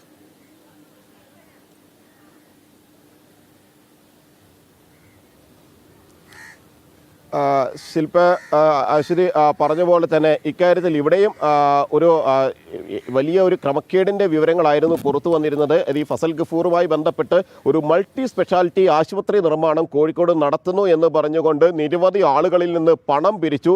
ആ പണം പിരിച്ചു എന്നത് മാത്രമായിരുന്നു നടന്ന ഒരേ ഒരു പ്രവർത്തനം എന്ന് പറയുന്നത്. തുടർന്ന് ആശുപത്രി നിർമ്മാണമൊന്നും നടന്നില്ല. അത് കടലാസ് നടപടികളിൽ പോലും മുന്നോട്ട് പോവുകയും ചെയ്തില്ല. ഈ ഒരു സാഹചര്യത്തിൽ സ്വാഭാവികമായും മൾട്ടി സ്പെഷ്യാലിറ്റി ആശുപത്രി വരും എന്നെല്ലാം പ്രതീക്ഷിച്ച് അതിൽ പണം നിക്ഷേപിച്ച നിരവധി ആളുകളുണ്ട്. അവരാണ് ഈ പരാതിയുമായി ഫസൽ ഗഫൂറിനെതിരെ MES പ്രസിഡന്റിനെതിരെ രംഗത്ത് വന്നത്. അവർ നൽകിയ പരാതിയുടെ അടിസ്ഥാനത്തിൽ എൻഫോഴ്സ്മെന്റ് ഡയറക്ടറേറ്റ് FEMA കേസുമായി മുന്നോട്ട് പോകുന്നുണ്ട്. ഇതിനിടയിലാണ് ലുക്കൌട്ട് നോട്ടീസ് പുറപ്പെടുവിച്ചത്. കാരണം നിരവധി തവണ എൻഫോഴ്സ്മെന്റ് ഡയറക്ടറേറ്റ് ഫസൽ ഗഫൂറിനെ ചോദ്യം ചെയ്യുന്നതിന് വേണ്ടി വിളിപ്പിച്ചിരുന്നു. ആ ഘട്ടങ്ങളിൽ ഒന്നും തന്നെ ഫസൽ ഗഫൂർ ചോദ്യം ചെയ്യലുമായി ഒരു ഘട്ടത്തിലും സഹകരിച്ചിരുന്നില്ല. സമൻസുകളെ കാര്യമായി വകവയ്ക്കുകയും ചെയ്തിരുന്നില്ല. ഇതിനിടയിലാണ് ലുക്കൌട്ട് നോട്ടീസ് പുറപ്പെടുവിച്ചതും അതിൻ്റെ അടിസ്ഥാനത്തിൽ നെടുമ്പാശ്ശേരി വിമാനത്താവളം വഴി ഓസ്ട്രേലിയയിലേക്ക് പോകാൻ എത്തുമ്പോൾ ഈ ലുക്കൌട്ട് നോട്ടീസ് സർക്കുലർ ഉണ്ട് എന്നതുകൊണ്ട് തന്നെ ഫസൽ ഗഫൂറിനെ തടഞ്ഞു വെച്ച് തിരിച്ചയച്ചിരിക്കുന്നത്. പ്രാഥമികമായ ചില ചോദ്യം ചെയ്യലുകൾ കൂടി പൂർത്തിയാക്കിയ ശേഷമാണ് ഫസലിനെ തിരിച്ചയച്ചിരിക്കുന്നത്. അതുകൊണ്ട് തന്നെ വീണ്ടും വിശദമായ ഒരു ചോദ്യം ചെയ്യൽ നടപടിയിലേക്ക് എൻഫോഴ്സ്മെന്റ് ഡയറക്ടറേറ്റിനെ കടക്കേണ്ടതുണ്ട്. കോടിക്കണക്കിന് രൂപയുടെ അഴിമതി ആരോപണങ്ങളാണ് ഫസൽ ഗഫൂറിനെതിരെ ഉയർന്നിരിക്കുന്നത്. കള്ളപ്പണം വെളുപ്പിച്ചു എന്നതടക്കമുള്ള പ്രധാനപ്പെട്ട ആരോപണങ്ങൾ പരാതിയായി ഇതുമായി ബന്ധപ്പെട്ട ആളുകൾ എൻഫോഴ്സ്മെന്റ് ഡയറക്ടറേറ്റിന് മുന്നിൽ നൽകിയിട്ടുണ്ട്. അതുകൊണ്ട് തന്നെ ഇതെല്ലാം സംബന്ധിച്ച് വിശദമായ അന്വേഷണം നടക്കണം. ഇത്തരത്തിൽ മൾട്ടി സ്പെഷ്യാലിറ്റി ആശുപത്രിയുടെ പേരിൽ ഏതെല്ലാം തരത്തിലുള്ള തട്ടിപ്പുകളാണ് നടന്നിരിക്കുന്നത്, നിക്ഷേപകരെ ഏതെല്ലാം തരത്തിലാണ് വഞ്ചിച്ചിരിക്കുന്നത്, അവരുടെ പണം എങ്ങനെയെല്ലാമാണ് നഷ്ടപ്പെട്ടത് എന്നതിലെല്ലാം കേന്ദ്രീകരിച്ചുള്ള ഒരു അന്വേഷണം മുന്നോട്ട് പോകുമ്പോൾ തന്നെയാണ് ഫസൽ ഗഫൂറിനെ ഇന്നലെ നെടുമ്പാശ്ശേരി വിമാനത്താവളത്തിൽ തടഞ്ഞു വെച്ചുകൊണ്ട് അധികൃതർ തിരിച്ചയച്ചിരിക്കുന്നത്. അതെ, വ്യക്തമാണ് കാര്യങ്ങൾ. എന്തായാലും ഗഫൂറിനെതിരെ ലുക്കൌട്ട് നോട്ടീസ് പുറപ്പെടുവിച്ചിരിക്കുന്നു. ഉടൻ തന്നെ ഇഡി ചോദ്യം ചെയ്യുമെന്നുള്ള വിവരമാണ് നമുക്ക് ലഭിക്കുന്നത്. ശില്പ, ഇനിയൊരു ചെറിയ ഇടവേള.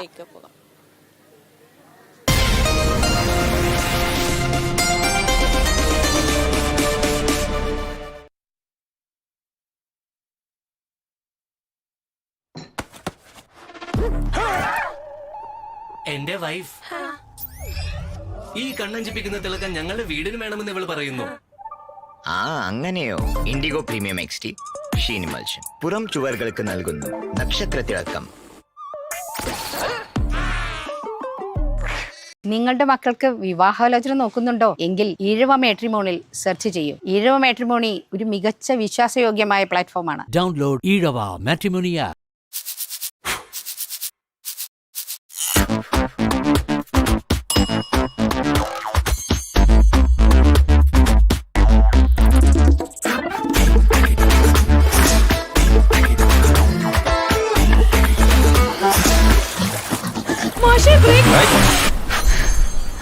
എന്തായി കാണിക്കണേ?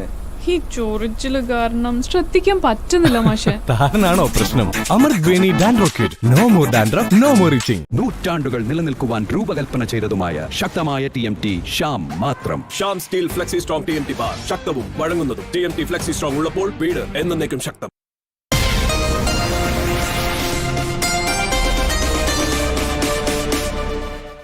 പോകാം ശില്പ. ഇപ്പോൾ രാഹുൽ മാങ്കൂട്ടത്തിന്റെ വിഷയത്തിൽ വി കെ ശ്രീകണ്ഠൻ മാധ്യമങ്ങളെ കാണുന്നുണ്ട്. അതിലേക്ക് അന്വേഷണം നടക്കട്ടെ. ഇതിനു മുമ്പ് ഇതൊന്നും ഇല്ലാതെയാണല്ലോ പുകമറ മുഴുവൻ സൃഷ്ടിച്ചത് നിങ്ങളെല്ലാവരും കൂടെ ചേർന്ന്. അപ്പം ഇന്നലെയാണല്ലോ ഒരാൾ പരാതി തന്നിരിക്കുന്നത്. നിരവധി ചാറ്റുകളും അതുപോലെ തന്നെ ഫോൺ സംഭാഷണമൊക്കെ ഇതിനു മുമ്പേയും കുറേ ദിവസം വന്നല്ലോ. എത്ര മാസമായി ക്രൈംബ്രാഞ്ച് അന്വേഷിക്കാൻ തുടങ്ങിയിട്ട്? ക്രൈംബ്രാഞ്ച് തന്നെ യാതൊരു തെളിവില്ലെന്ന് പറഞ്ഞിട്ട് റിപ്പോർട്ട് കൊടുത്തല്ലോ. അപ്പം ഇന്നലെ പരാതി വന്നിട്ടുണ്ട്. ആ പരാതി പോലീസ് പരിശോധിക്കട്ടെ, നിയമവ്യവസ്ഥ അത് അന്വേഷിക്കട്ടെ, അതിനൊരു തടസ്സമില്ലല്ലോ.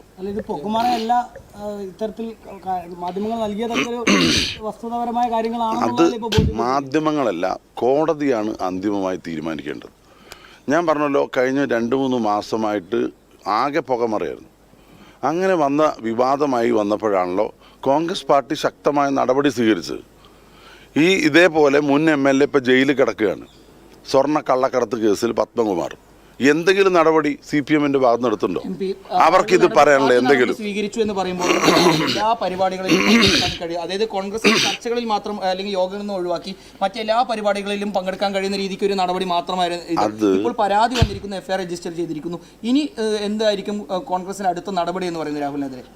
ഞാൻ നേരത്തെ പറഞ്ഞല്ലോ, ഇത്തരത്തിലെ വിവാദങ്ങളും വിഷയങ്ങളും പത്രമാധ്യമങ്ങളിൽ വന്ന സമയത്താണ് കോൺഗ്രസ് ശക്തമായ നടപടിയെടുത്ത്. പിന്നെ ഏത് ഫോറത്തിൽ നിങ്ങൾ കണ്ടത്? ഞാൻ ചോദിക്കുന്നത്, ഒരു ജനപ്രതിയായിട്ടുള്ള ഇരിക്കുന്ന ആളാണ് അയാൾ. അദ്ദേഹം പല ആളുകളും കണ്ടിട്ടുണ്ടാവും, പലരെയും അഭിവാദ്യം ചെയ്തിട്ടുണ്ടാവും. പാർട്ടി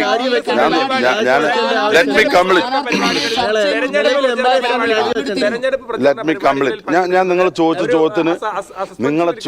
ചോദിച്ച ചോദ്യത്തിന് കൃത്യമായിട്ട് മറുപടി പറയുന്നു.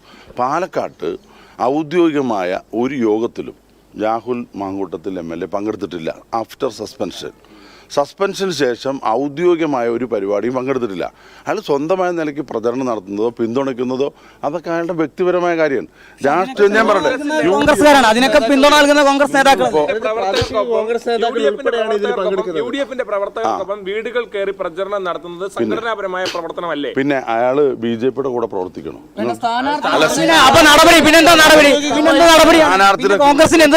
ഞാൻ ചോദിക്കട്ടെ,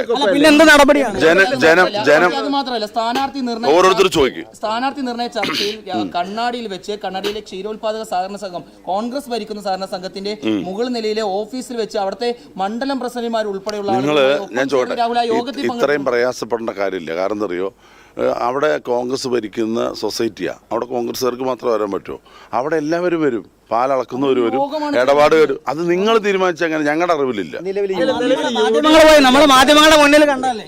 പിന്നെ ഞാൻ ചോദിക്കട്ടെ, ഒരു സ്ഥാനാർത്ഥി മത്സരിക്കുമ്പോൾ അവർക്ക് വേണ്ടി വോട്ട് ചെയ്യാൻ വ്യത്യസ്ത രാഷ്ട്രീയ പാർട്ടികളുള്ളൊരു തയ്യാറാവുമല്ലോ. ഇപ്പോൾ ജനം ടി വിയോട് ചോദിക്കട്ടെ, കഴിഞ്ഞ തവണ BJP കിട്ടിയ ആയിരക്കണക്കിന് വോട്ട് എവിടെ പോയി? രാഹുലിന് കിട്ടിയില്ലേ? BJP-കാരല്ലേ വോട്ട് ചെയ്തത്? കഴിഞ്ഞ പ്രാവശ്യം നഗരസഭയിൽ നിങ്ങളുടെ സ്ഥാനാർത്ഥിയായിരുന്ന ഗാനാകൃഷ ഇപ്പൊ കോൺഗ്രസിന്റെ സ്ഥാനാർത്ഥിയല്ലേ? എന്താ BJP-കാർക്ക് ഇതിൽ എന്താ കാര്യം? ഏറ്റവും പ്രധാനപ്പെട്ട ഒരു പെൺകുട്ടി നേരിട്ട സമാനതകളില്ലാത്ത അതിക്രമങ്ങളെ കുറിച്ചുള്ള വെളിപ്പെടുത്തലുകൾ വരുന്നു. അതിനുശേഷവും രാഹുലിന് മാത്രം പ്രത്യേകമായ ഒരു പ്രിവിലേജ് ലഭിക്കുന്നു. എന്ത് പ്രിവിലേജ്? കോൺഗ്രസ് നേതാക്കൾ മുഴുവൻ കൊണ്ടുനടക്കുക. ഞാൻ ചോദിക്കട്ടെ, നിങ്ങളിതൊക്കെ വ്യാഖ്യാനിക്കണ്ടല്ലോ. നിങ്ങൾക്ക് ഒരു നിഷ്പക്ഷമായ പത്രപ്രവർത്തനാണെങ്കിൽ ഒരു മുൻ MLA ജയിലിൽ കിടക്കുന്നു സ്വർണ്ണക്കള്ളക്കടത്ത് കേസിൽ, നിങ്ങൾക്ക് ഒരു വ്യഗ്രതയും കാണുന്നില്ലല്ലോ. എന്താ കാരണം? ഈ ഇലക്ഷൻ സമയത്ത് നിങ്ങൾ അതും ചർച്ച ചെയ്യും. സ്വർണ്ണക്കടത്ത് ചർച്ച തന്നെയാണ്. സ്വർണ്ണക്കടത്ത് പോലെ തന്നെ പ്രധാനപ്പെട്ടാണ് രാഹുലിന്റെ വിഷയം. അതുകൊണ്ടാണ് നിങ്ങൾ ജനം തന്നെയാണ് ഇതേ വിഷയം. അല്ല, അതറിയാം. ഇപ്പോ അദ്ദേഹം പുതിയ വെളിപ്പെടുത്തൽ നടത്തിയിട്ടുണ്ട്. അതിനെക്കുറിച്ച് എന്താ നിങ്ങളുടെ അഭിപ്രായം? തന്ത്രിയും മന്ത്രിയുമായിട്ടുള്ള ഏറ്റവും വലിയ അടുപ്പാണ് പോറ്റിയെ ഞാൻ വിശ്വസിച്ചത് എന്ന് പത്മകുമാർ പറയുന്നു. എന്താ നിങ്ങൾ കൊടുക്കാത്തത്? തന്ത്രി, അവിടെ ഉണ്ടായിരുന്ന തന്ത്രി, മന്ത്രി, ചുമതല വെച്ച മന്ത്രി, കമ്മീഷണർമാർ, ഇവർ പറയുന്നു ഈ പോറ്റി ഇടനിലക്കാരനായി ഈ സ്വർണം കള്ളക്കടത്ത് നടത്തിയല്ലോ, അദ്ദേഹത്തോടുള്ള അഭിവൃദ്ധമായുള്ള ബന്ധം കൊണ്ടാണ് ഞാനും അദ്ദേഹമായിട്ട് ഇടപഴകിയെന്ന് ഒരു മുൻ MLA, CPM-ന്റെ MLA പറഞ്ഞു. ജയിലിലാകാൻ MLA ഇന്ന് വരെ, ഒരു മിനിറ്റ് ഞാൻ ഒന്ന് പറയാൻ സമ്മതിക്കും, ഇന്ന് വരെ അയാൾക്കെതിരെ ഒരു നടപടി സ്വീകരിച്ചിട്ടുണ്ടോ? ഈ CPM സ്വീകരിച്ചിട്ടുണ്ടോ? രാഹുലിനെതിരായി പരാതി വന്നു, നടപടി സ്വീകരിക്കട്ടെ. പാർട്ടി പരാതി വരുന്നതിന് മുമ്പ്, ഈ പുകമറ ഉണ്ടാകുന്നതിന് മുമ്പ് അദ്ദേഹത്തെ സസ്പെൻഡ് ചെയ്തു. അത് നിങ്ങൾ എന്താ അനുവദിക്കാത്തത്? അതെന്താ? ഞാൻ ചോദിട്ടെ, അതൊക്കെ പാർട്ടി നേതൃത്വം തീരുമാനിക്കേണ്ടത്. അംഗങ്ങളിൽ ഒരാളാണ്. അത് എന്റെ അഭിപ്രായം ഞാൻ പാർട്ടി പറയും, പൊതു എന്നെ മധ്യത്തിൽ പറയണില്ല. എനിക്ക് വ്യക്തമായ പാലക്കാട് മത്സരിക്കാൻ എത്തിയ സമയത്ത് ശക്തമായ നിലപാട്, ഇങ്ങനെ ഒരു ആൾ ഇവിടെ മത്സരിക്കാൻ വരണ്ടെന്ന് ഉൾപ്പെടെ പറഞ്ഞ വ്യക്തിയാണല്ലോ VK ശ്രീകണ്ഠൻ. ഒരു കാര്യം പറയട്ടെ, നിങ്ങൾ അങ്ങനെയൊക്കെ വ്യാഖ്യാനിച്ചാൽ ഇവിടെ ഇപ്പൊ ജനങ്ങളുടെ മുമ്പിൽ ഈ വിഷയമല്ല പ്രധാനം. ജനങ്ങളുടെ മുമ്പിൽ കഴിഞ്ഞ 9.5 വർഷക്കാലത്തെ ദുർഭരണം അവസാനിപ്പിക്കണമെന്നാ. ജീവിക്കാൻ മാർഗമില്ല. മദ്യത്തിൻ്റെയും മയക്കുമരുന്നിൻ്റെയും താവളമായി കേരളത്തെ മാറ്റി ക്രിമിനലുകൾ ഇറങ്ങി. ഇപ്പോൾ ഇന്നത്തെ വാർത്ത നിങ്ങളൊന്നും കാണുന്നില്ല. ഒരു CI, ഞാനൊന്ന് പറയട്ടെ, ഇപ്പം ഇടയ്ക്ക് വന്നിട്ട് ഒന്നും പറയല്ലേ, ഒരു കാര്യം പറഞ്ഞുകൊണ്ടിരിക്കട്ടെ. ഇതാണ് ഈ ഇടയ്ക്ക് കോലിട്ട് വെക്കുക എന്ന് പറയുന്നത്. അതായത് ഒരു CI പാലക്കാട് ജില്ലയിൽ സർക്കിൾ ഇൻസ്പെക്ടർ ആത്മഹത്യ ചെയ്തു. അതിന് നിങ്ങൾക്കൊരു വിലയില്ലേ? ആ CIൻ്റെ കഴിഞ്ഞ മാസം കൊടുത്ത മരണമൊഴി അദ്ദേഹം എഴുതി വെച്ചത് കോടതിയിൽ സമർപ്പിച്ചു. ഇന്നലെ അത് ലീക്കായി. ഒരു DYSP സ്ഥിരമായിട്ട് ഒരു സ്ത്രീയെ ബലാത്സംഗം ചെയ്യുന്നു, അതിന് കൂട്ടുകൊണ്ടുപോകുന്നത് CI. നമ്മുടെ കേരളത്തിലെ പോലീസിൻ്റെ ഒരു അവസ്ഥ നിങ്ങൾ ആലോചിച്ച് നോക്ക്. ഇത്രയും ഒരു ക്രിമിനലുകളുടെ ഒരു കേന്ദ്രമായി കേരളത്തിലെ പോലീസ് മാറിയിരിക്കല്ലേ? അതൊക്കെ ചർച്ച ചെയ്യണ്ടേ? അതൊക്കെ ചർച്ച ചെയ്യാമല്ലോ. ജനവിരുദ്ധമായ നയങ്ങൾ അദ്ദേഹത്തിന്റെ PA അല്ല ഞാൻ. ഈ ജനവിരുദ്ധമായിട്ടുള്ള ഒരുപാട് നയങ്ങളുണ്ട്. ഇതാണ് ഇപ്പൊ അത് നിങ്ങൾ MLA-യോട് ചോദിക്കും. ഞാൻ MP ഇല്ലല്ല, ഇദ്ദേഹത്തിന്റെ ചോദ്യത്തിന് മറുപടി വരട്ടെ. ഓരോരുത്തരും സമ്മതിക്കും. MP ഓഫീസ് 9:30 മണിക്ക് തുറക്കും, വൈകുന്നേരം 5:30 അടയ്ക്കും. നിങ്ങൾക്ക് എന്താ ആവശ്യമെങ്കിലും അവിടെ വരാം. മറ്റു കാര്യങ്ങൾ എൻ്റെ പരിധിപ്പെട്ടതല്ല. ഇപ്പോ പാലക്കാട് ജില്ലയിൽ ഒരു മിനിറ്റ് പറഞ്ഞോട്ടെ. പാലക്കാട് ജില്ലയിൽ ഒരു CI ആത്മഹത്യ ചെയ്തു, സർക്കിൾ ഇൻസ്പെക്ടർ. അദ്ദേഹം കുറ്റം ആരോപിക്കുന്നത് DYSP-യാണ്. എവിടെത്തിയ അന്വേഷണം? നിങ്ങൾ ആലോചിക്കുക. ഒരു ജീവൻ നഷ്ടപ്പെട്ടിരിക്കുക. സ്ത്രീ പീഡന കേസാ, ബലാത്സംഗ കേസാണ് ആരോപണം. എന്ത് നടപടിയാണ് പോലീസ് എടുത്തത്? പോലീസിലെ ഈ ക്രിമിനൽ വൽക്കരണം എത്രമാത്രം ഭീകരാണ്. അത്തരത്തിലുള്ള വിഷയങ്ങളൊക്കെ ചർച്ചയാവും. ജനങ്ങൾക്ക് അരി കിട്ടാൻ നിങ്ങൾ ആ വിഷയം ഏതെങ്കിലും തരത്തിൽ തിരിച്ചടിയാകും? ഒരിക്കലും ആവില്ല. ജനങ്ങളുടെ മുമ്പിൽ ഈ സർക്കാരിന്റെയും പാലക്കാട് നഗരസഭയിലെ അഴിമതിയും അരാജകത്വം തമ്മിൽ തല്ലുമാണ് പ്രധാന ചർച്ച. പാലക്കാട് നഗരസഭയിലെ കോൺഗ്രസിന്റെ സ്റ്റാർ ക്യാമ്പയിനർ ആയിരുന്നല്ലോ ഇത് രാഹുൽ. അത് നിങ്ങളങ്ങ് തീരുമാനിക്കല്ലേ? രാഹുലാണല്ലോ എല്ലാ വാർഡുകളിലും ശ്രീകണ്ഠൻ പങ്കെടുത്തതിനെക്കാട്ടിലും കൂടുതൽ യോഗങ്ങളിലും പ്രചാരണത്തിനും പങ്കെടുത്തുകൊണ്ടിരുന്ന രാഹുലാണ്. ഒരാൾ ഒരു ചോദ്യം, നിങ്ങൾ 3 ആളൊരു ചോദ്യം. ഇയാൾക്ക് ചോദ്യം മറുപടി പറയട്ടെ. അരുൺ, ജനം TVക്ക്. അതായത് നിങ്ങളാണ് കോൺഗ്രസിന്റെ സ്റ്റാർ ക്യാമ്പയിനർ തീരുമാനിക്കുന്നത് ആണോ? ഞാനൊന്ന് പറയട്ടെ. KPCC എന്നെയാണ് ചുമതലപ്പെടുത്തിയിരിക്കുന്നത് ഇവിടുത്തെ തെരഞ്ഞെടുപ്പ് ഏകോപനത്തിന്. അത് കൃത്യമായിട്ട് നടക്കുന്നുണ്ട്. അത് നിങ്ങളൊന്ന് പ്രചരിപ്പിക്കാനൊന്ന് സഹായിക്കും. വേണ്ടാത്ത വിഷയങ്ങളിലേക്ക് നിങ്ങൾ പോകണ്ട. ഇയാൾ MP ഈ യുവതി മുഖ്യമന്ത്രിക്ക് പരാതി നൽകിയതിനോടൊപ്പം തന്നെ ഇപ്പോൾ കോൺഗ്രസ് നേതൃത്വത്തിന് പരാതി നൽകിയിട്ടുണ്ട്, രാഹുൽ ഗാന്ധിക്കും പ്രിയങ്ക ഗാന്ധിക്കും. അതിൽ തന്നെ ആ പരാതിയിൽ പറയുന്നത് ജീവിക്കാൻ കഴിയാത്ത സാഹചര്യമാണെന്നും വിശദീകരിക്കേണ്ട. പരാതി നൽകിയിട്ടുണ്ടെങ്കിൽ അതൊക്കെ സുഹൃത്തെ, ജീവൻ നഷ്ടപ്പെട്ട ഒരു വിഷയം CAയുടെ നിൽക്കുമ്പോൾ നിങ്ങൾ അതിന് ഒരു മറുപടിയും പറഞ്ഞില്ലല്ലോ. ഞാൻ ചോദിക്കട്ടെ, പ്രതി DYSP ആണ്, ഇതേ പോലീസാണ് പരാതി സ്വീകരിക്കുന്നത്. ആ DYSPയെ കുറിച്ച് നിങ്ങൾക്ക് ഒന്നും പറയാനില്ലേ? ശരി, നിങ്ങളൊരു കാര്യം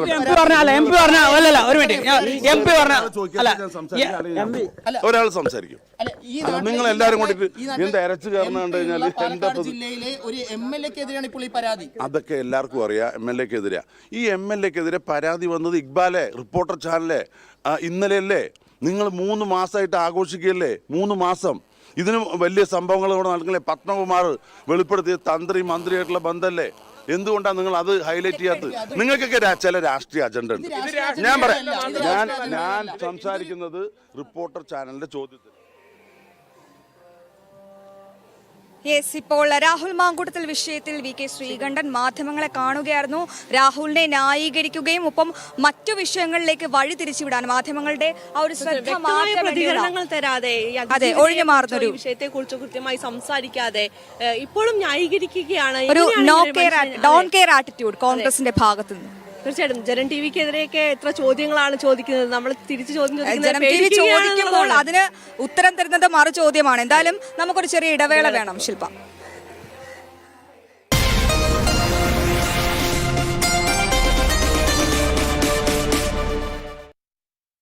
Your perfect match is waiting. Register now on m4marry.com. m4marry.com ജീവിത പങ്കാളിയെ തിരഞ്ഞെടുക്കാൻ വിശ്വസ്ത പങ്കാളി. ഇന്ന് തന്നെ ആപ്പ് ഡൗൺലോഡ് ചെയ്യൂ.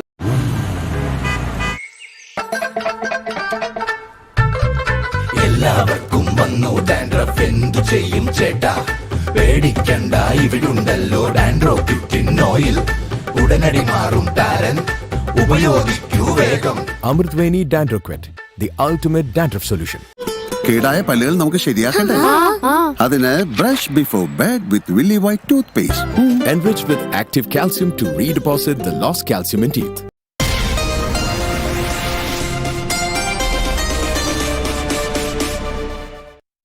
തിരികെ വാർത്തകളിലേക്ക് തന്നെ പോകാം. ഇനി നമുക്ക് മഴയുമായി ബന്ധപ്പെട്ട വാർത്തകൾ വരുന്നുണ്ട്. അതെ, സംസ്ഥാനത്ത് ശക്തമായ മഴയ്ക്കാണ് സാധ്യത. അതായത് കാലാവസ്ഥാ വകുപ്പ് മുന്നറിയിപ്പ് നൽകിയിരിക്കുന്നത് തിരുവനന്തപുരം, കൊല്ലം, പത്തനംതിട്ട, ഇടുക്കി ജില്ലകളിൽ നിന്ന് യെല്ലോ അലർട്ടാണ് പ്രഖ്യാപിച്ചിരിക്കുന്നത്. കേരളം, ലക്ഷദ്വീപ് തീരങ്ങളിൽ 30 വരെ മത്സ്യബന്ധനത്തിന് വിലക്ക് ഏർപ്പെടുത്തി. അപ്പം കടല് ഉൾവലിയുമെന്നൊരു മുന്നറിയിപ്പ് കൂടിയുണ്ട്. എന്തായാലും ഈ വാർത്തയുടെ വിശദാംശങ്ങൾ നൽകാൻ ദിസ്ന ചേരുന്നുണ്ട്. Disna, good morning. എന്തായാലും ഇനി വരും ദിവസങ്ങളിൽ മഴ ശക്തമാകുമെന്നാണോ കാലാവസ്ഥാ വകുപ്പ് അറിയിക്കുന്നത്? ഒപ്പം ഇന്ന് ഏതൊക്കെ ജില്ലകളിലാണ് മഴ മുന്നറിയിപ്പുള്ളത്? എന്തൊക്കെ ജാഗ്രതാ നിർദ്ദേശങ്ങളാണ് കാലാവസ്ഥാ വകുപ്പ് നൽകിയിരിക്കുന്നത്? ദിസ്ന. തീർച്ചയായും അശ്വതി, ശില്പ, ഗുഡ് മോർണിംഗ്. ആദ്യം തന്നെ പറയട്ടെ, സംസ്ഥാനത്ത് ശക്തമായ മഴയ്ക്ക് സാധ്യതയെന്നാണ് കാലാവസ്ഥാ വകുപ്പിന്റെ മുന്നറിയിപ്പുള്ളത്. തിരുവനന്തപുരം, കൊല്ലം, പത്തനംതിട്ട, ഇടുക്കി ജില്ലകളിലാണ് യെല്ലോ അലേർട്ട് പ്രഖ്യാപിച്ചിട്ടുള്ളത്. കേരളം, ലക്ഷദ്വീപ് തീരങ്ങളിൽ 30 വരെ മത്സ്യബന്ധനത്തിന് വിലക്ക് ഏർപ്പെടുത്തിയിട്ടുണ്ട്. പ്രധാനമായും ഏറ്റവും എടുത്തു പറയേണ്ടത് ഈ തീരദേശ മേഖലകളിൽ താമസിക്കുന്നവർക്ക് ജാഗ്രതാ നിർദ്ദേശം നൽകിയിട്ടുണ്ട്. അതോടൊപ്പം തന്നെ ഈ മലയോര മേഖലകളിലൊക്കെ തന്നെയും അതിശക്തമായ മഴയ്ക്ക് സാധ്യതയുണ്ട്. അതുകൊണ്ട് തന്നെ മുന്നറിയിപ്പ് നൽകിയിട്ടുണ്ട്. പ്രധാനമായും കഴിഞ്ഞ ദിവസങ്ങളിലൊക്കെ തന്നെയും ഈ ന്യൂനമർദ്ദവുമായി ബന്ധപ്പെട്ട് കടൽ ഉൾവലിയുന്നുണ്ട് എന്ന് തന്നെയാണ് കാലാവസ്ഥാ നിരീക്ഷണ കേന്ദ്രം വ്യക്തമാക്കിയിട്ടുള്ളത്. അത്തരത്തിൽ കടൽ ഉൾവലിയുന്നതിൻ്റെ ഭാഗമായാണ് മഴ രൂപപ്പെടുന്നത് എന്നൊരു നിർദ്ദേശം കൂടിയാണ് കാലാവസ്ഥാ നിരീക്ഷണ കേന്ദ്രത്തിൻ്റെ ഭാഗത്തു നിന്നുണ്ടായിട്ടുള്ളത്. തിരുവനന്തപുരം, കൊല്ലം, പത്തനംതിട്ട, ഇടുക്കി ജില്ലകളിലാണ് യെല്ലോ അലർട്ട് പ്രഖ്യാപിച്ചിട്ടുള്ളത്. കേരളം, ലക്ഷദ്വീപ് തീരങ്ങളിൽ 30 വരെ മത്സ്യബന്ധനത്തിന് വിലക്ക് ഏർപ്പെടുത്തിയിട്ടുണ്ട്. അശ്വതി. തീർച്ചയായിട്ടും വിവരങ്ങൾ നൽകിയത്. ശക്തമായ മഴയ്ക്കുള്ള സാധ്യത മുന്നറിയിപ്പുകളാണ് നൽകിയത്. ഇനി നമുക്ക് തിരിച്ച് രാഹുൽ മാങ്കൂട്ടത്തിൽ പറ്റി ഒരു ബിഗ് ബ്രേക്കിംഗ് ആണ്. രാഹുൽ മാങ്കൂട്ടത്തിലിന്റെ നിർണായക മൊഴി. രാഹുൽ ഗർഭചിത്രം നടത്താൻ പ്രേരിപ്പിച്ചു. ഗർഭചിത്രത്തിന് സുഹൃത്ത് വഴി രാഹുൽ ഗുളിക എത്തിച്ചു. ഒപ്പം വീഡിയോ കോൾ വഴി ഭീഷണിപ്പെടുത്തി ഈ യുവതിയെ കൊണ്ട് ഗുളിക കഴിപ്പിച്ചു എന്നതടക്കമുള്ള നിർണായക വിവരങ്ങളാണ് ശില്പ എന്തായാലും പുറത്തു വരുന്നത്. കഴിഞ്ഞ ദിവസങ്ങളിലൊക്കെ മുഖ്യമന്ത്രിയെ കണ്ട് ഈ അതിജീവിത പരാതി നൽകിയിരുന്നു. ADGP, ക്രൈംബ്രാഞ്ച് DYSP ഒക്കെ ഈ കേസിൽ ഇടപെടുന്നു. മണിക്കൂറുകളോളമാണ് ഈ അതിജീവിത മുഖ്യമന്ത്രിയുടെ ഓഫീസിൽ മൊഴി നൽകാൻ എത്തിയത്. എന്തായാലും അതിനിടെ കുഴഞ്ഞു വീഴുന്ന ഒരു സാഹചര്യം വരെ ഉണ്ടായ. ആരോഗ്യനിലയ്ക്ക് അതീവ മോശമാണ്. പെൺകുട്ടി മാനസികമായും ശാരീരികമായും ഒക്കെ തകർന്നിരിക്കുന്ന ഒരു സമയമാണ്. ഒപ്പം ഈ പെൺകുട്ടിക്കെതിരെ നമ്മൾ സോഷ്യൽ മീഡിയ നോക്കുമ്പോൾ രാഹുലിന്റെ PR കൂട്ടം ഇവരെ കടന്നാക്രമിക്കുന്ന ഒരു കാഴ്ച കൂടി കാണുന്നുണ്ട്. രാഹുലിന്റെ PR കൂട്ടം സജീവമാണ്. കോൺഗ്രസിന്റെ നേതാക്കളടക്കം രാഹുലിനെ ഇങ്ങനെ സംരക്ഷിക്കുന്നു, ചേർത്ത് നിർത്തുകയാണ്. ഇത്രത്തോളം ആരോപണ വിധേയനായ തെളിവുകളടക്കം പുറത്തു വന്ന ഒരു നിയമസഭാ സാമാജികനെ ചേർത്ത് നിർത്തുന്ന ഒരു കോൺഗ്രസ് നേതൃത്വത്തിനാണ് നമുക്ക് തെറ്റ് ചെയ്ത് ഇത്രയും തെളിവുകൾ പുറത്തു വന്നു, വോയിസ് ചാറ്റുകൾ പുറത്തു വന്നു. അത് നിഷേധിക്കുന്നില്ല ശില്പ, അതാണ് ഇതിലെ ഏറ്റവും വലിയ അതിശയോക്തി. ഇതൊന്നും രാഹുൽ നിഷേധിക്കുന്നില്ല. ഒരു പെൺകുട്ടിയല്ലേ, എത്ര പേരാണ് പുറത്തു വന്നത്, എത്ര പേരാണ് ചോദിച്ചാലും സത്യം ജയിക്കുമെന്ന് പറഞ്ഞ് മുങ്ങുക എന്നുള്ളൊരു ആർക്കാണെങ്കിലും ഫേസ്ബുക്കിൽ പോസ്റ്റ് കാണുന്നത്. രാഹുൽ എപ്പോ പൊങ്ങുമെന്നോ ദൈവത്തിനറിയാം. എന്തായാലും ഇത് വളരെ ഗുരുതരമായ ആരോപണങ്ങൾ. രാഹുലിന്റെ കൈവിട്ട് പോയിരിക്കുന്ന ഒരു അവസ്ഥയാണ്. അതൊരു അറസ്റ്റ് എന്തായാലും അത് രഹസ്യമൊഴി രേഖപ്പെടുത്തുമെന്നുള്ള വാർത്ത പുറത്തു വരുന്നുണ്ട്. അതായത് കോൺഗ്രസിന് അടക്കം ഈ പെൺകുട്ടി പരാതി നൽകിയിട്ടുണ്ട്. രാഹുൽ ഗാന്ധി, VD സതീശൻ അടക്കമുള്ളവർക്ക് പെൺകുട്ടി പരാതി നൽകിയിട്ടുണ്ട്. വിലക്കെടുക്കുന്നത് എന്നുള്ളത് കൂടിയാണ്. കാരണം നമ്മൾക്ക് കെ സുധാകരന്റെ പ്രതികരണം നമ്മൾ കേട്ടു, അടൂർ പ്രകാശ്, ഇപ്പോൾ കുറച്ചു മുന്നേ VK ശ്രീകണ്ഠൻ MP സംസാരിച്ചത് നമ്മൾ കേട്ടു. ആരും ഇതിനെ ഒരു രീതിയിലും വില വെക്കാത്ത രീതിയിൽ രാഹുൽ എന്തോ പുണ്യപ്രവൃത്തി സംസ്ഥാന സർക്കാർ ഇപ്പോൾ വിലക്കെടുക്കുന്നുണ്ട്. യെസ്, അപ്പോൾ ഈ വാർത്തയുടെ കൂടുതൽ വിവരങ്ങളുമായി പ്രശാന്ത് ചേരുന്നുണ്ട്. പ്രശാന്ത്, വളരെ നിർണായകമായൊരു മൊഴിയാണ്. കോൺഗ്രസിന്റെ അടക്കം വേരറുക്കാൻ കെൽപ്പുള്ള ഒരു മൊഴിയാണ്. എന്തായിരിക്കും ഇനി ഈ കേസിന്റെ തുടർ നടപടികൾ? ഈ യുവതി എന്തൊക്കെ ആരോപണങ്ങളാണ് രാഹുൽ മാങ്കൂട്ടത്തിനെതിരെ പറഞ്ഞിരിക്കുന്നത്? ഒപ്പം ഈ അടൂർ കേന്ദ്രീകരിച്ച് പ്രവർത്തിക്കുന്ന രാഹുലിന്റെ സുഹൃത്ത് ആരാണ്? എന്തെങ്കിലും സൂചന കിട്ടിയോ പ്രശാന്ത്?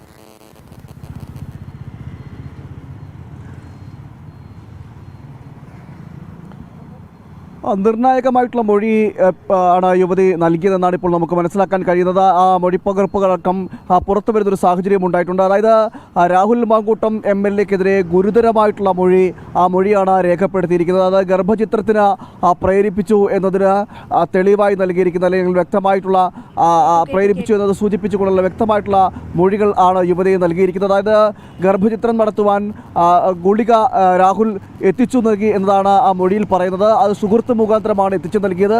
അടൂരുള്ള രാഹുലിൻ്റെ സുഹൃത്താണ്. ആ സുഹൃത്ത് വഴിയാണ് ഇത്തരത്തിൽ ഗുളിക എത്തിച്ചു നൽകിയത്. അതോടൊപ്പം തന്നെ മറ്റൊരു കാര്യം എന്ന് പറയുന്നത്, ഈ ഗുളിക എത്തിച്ചു നൽകിയതിനു ശേഷം ആ വീഡിയോ കോളിൽ വിളിക്കുകയും യുവതിയെ വിളിക്കുകയും വീഡിയോ കോളിൽ വിളിച്ചുകൊണ്ട് ഗുളിക കഴിക്കുന്നതിന് വേണ്ടി പ്രേരിപ്പിക്കുന്നത് മാത്രമല്ല അതിനുശേഷം ഭീഷണിപ്പെടുത്തുന്ന ഒരു സാഹചര്യം ഉണ്ടായി. അങ്ങനെയാണ് ഗുളിക കഴിപ്പിച്ചത് എന്നതടക്കമുള്ള വിവരങ്ങളാണ് ഇപ്പോൾ മൊഴിയിൽ നിന്നും പുറത്തു വരുന്നത്. അങ്ങനെ ഗുരുതരമായിട്ടുള്ള മൊഴിയാണ് രാഹുൽ മാങ്കൂട്ടത്തിനെതിരെ ഇപ്പോൾ പുറത്തു വരുന്ന സാഹചര്യം ഉണ്ടായിട്ടുള്ളത്. ഇനി നേരത്തെയൊക്കെ പലതവണ രാഹുൽ ഈ വിഷയത്തിൽ ഒഴിഞ്ഞു മാറാൻ ശ്രമിച്ചെങ്കിൽ പോലും ഇനി ഒഴിഞ്ഞു മാറാൻ കഴിയില്ല എന്ന് വേണം നമുക്ക് മനസ്സിലാക്കേണ്ടിയിരിക്കുന്നത്. അങ്ങനെ ജാമ്യമില്ലാത്ത വകുപ്പുകൾ ചുമത്തിയാണ് ഇപ്പോൾ കേസ് രജിസ്റ്റർ ചെയ്തിരിക്കുന്നത്. ആദ്യം വലിയമല സ്റ്റേഷനിലാണ് കേസ് രജിസ്റ്റർ ചെയ്തെങ്കിൽ ഇനി അത് മാറ്റിയിരിക്കുന്നു. ഇപ്പോൾ നേമം സ്റ്റേഷനിലേക്കാണ് മാറ്റിയത്. കൂടുതൽ മൊഴി രേഖപ്പെടുത്താനും ഈ അന്വേഷണ സംഘം തയ്യാറെടുക്കുകയാണ്. അതായത് യുവതിയുടെ രഹസ്യമൊഴി രേഖപ്പെടുത്തും. ഇതിനായി നെയ്യാറ്റിൻകര കോടതിയിൽ അന്വേഷണ സംഘം അപേക്ഷ നൽകുന്നു എന്നും ആണ് ഇപ്പോൾ ഏറ്റവും പുതിയതായി ലഭിക്കാൻ കഴിയുന്നത്. അതായത് രാഹുൽ മാങ്കൂട്ടത്തെ സംബന്ധിച്ചിടത്തോളം കുരുക്കുകൾ കൂടുതൽ മുറുകുന്ന ഒരു സാഹചര്യമാണുള്ളത്. ഇതുവരെ പ്രതിരോധിച്ച മാതിരിയല്ല ഇനി തുടർന്നുള്ള ദിവസങ്ങളിൽ അല്ലെങ്കിൽ തുടർന്നുള്ള മണിക്കൂറുകളിൽ സംഭവിക്കാൻ പോകുന്നത്. കാരണം കൃത്യമായ രീതിയിൽ ഡിജിറ്റൽ ഒരു സർക്കാരിന്റെ ഒരു കപടമുഖം കൂടിയാണ് എന്തായാലും ഈ വിഷയത്തിൽ പുറത്താകുന്നത്. അതായത് ഈ വിഷയത്തിൽ ആദ്യം മുതൽ തന്നെ രാഹുൽ ഒരു ആരോപണ വിധേയനാകുന്നു. ഇദ്ദേഹത്തിനെതിരെ ഒരുപാട് തെളിവുകൾ വരുന്നു. അപ്പോഴൊക്കെ ഈ സർക്കാർ ഇദ്ദേഹവുമായി ഒരു വേദി പങ്കിടില്ലാന്ന് പ്രഖ്യാപിച്ച അതേ നേതാക്കൾ പിന്നീട് ഇദ്ദേഹവുമായി വേദി പങ്കിടുന്നു, അദ്ദേഹത്തെ അതിഥിയായി സ്വീകരിക്കുന്നു. അങ്ങനെ പല പരിപാടികളിൽ ഈ രാഹുൽ മാങ്കൂട്ടത്തിനെ അതിഥിയായി കൊണ്ടിരിക്കുന്ന ഒരു കാഴ്ച നമ്മളുടെ കേരളം കണ്ടതാണ്. ഇപ്പോൾ വീണ്ടും കാലം മാറിയിരിക്കുന്നു. രാഹുൽ മാങ്കൂട്ടത്തിനെതിരെ കേസെടുക്കുന്നു. എന്തായാലും ഒരു നിർബന്ധിതമായി പെൺകുട്ടി പരാതി നൽകിയത് മുഖ്യമന്ത്രിയുടെ ഓഫീസിൽ നേരിട്ടെത്തിയത് കൊണ്ട് മാത്രമാണോ ഇദ്ദേഹത്തിനെതിരെ നടപടിയെടുക്കാൻ തുനിഞ്ഞത് എന്നൊരു നിർണായക ചോദ്യം കൂടിയാണ് ശില്പ.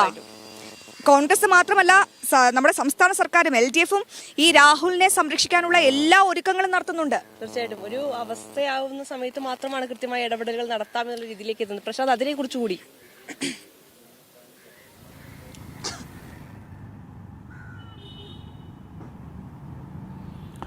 ഇന്നലെയാണ് മുഖ്യമന്ത്രിയുടെ ഓഫീസിലെത്തി യുവതി പരാതി നൽകിയത്. ആ പരാതി നൽകിയതിന് പിന്നാലെ ദ്രുതഗതിയിലായിരുന്നു നീക്കങ്ങൾ ഉണ്ടാകുന്നത്. അതായത് കേസെടുക്കുന്നതും അതോടൊപ്പം തന്നെ ADGP H. വെങ്കടേഷിനെ വിളിച്ചു വരുത്തുന്നതും അതോടൊപ്പം തന്നെ സംസ്ഥാന പോലീസ് മേധാവി ഈ കേസിൽ ഇടപെട്ടു.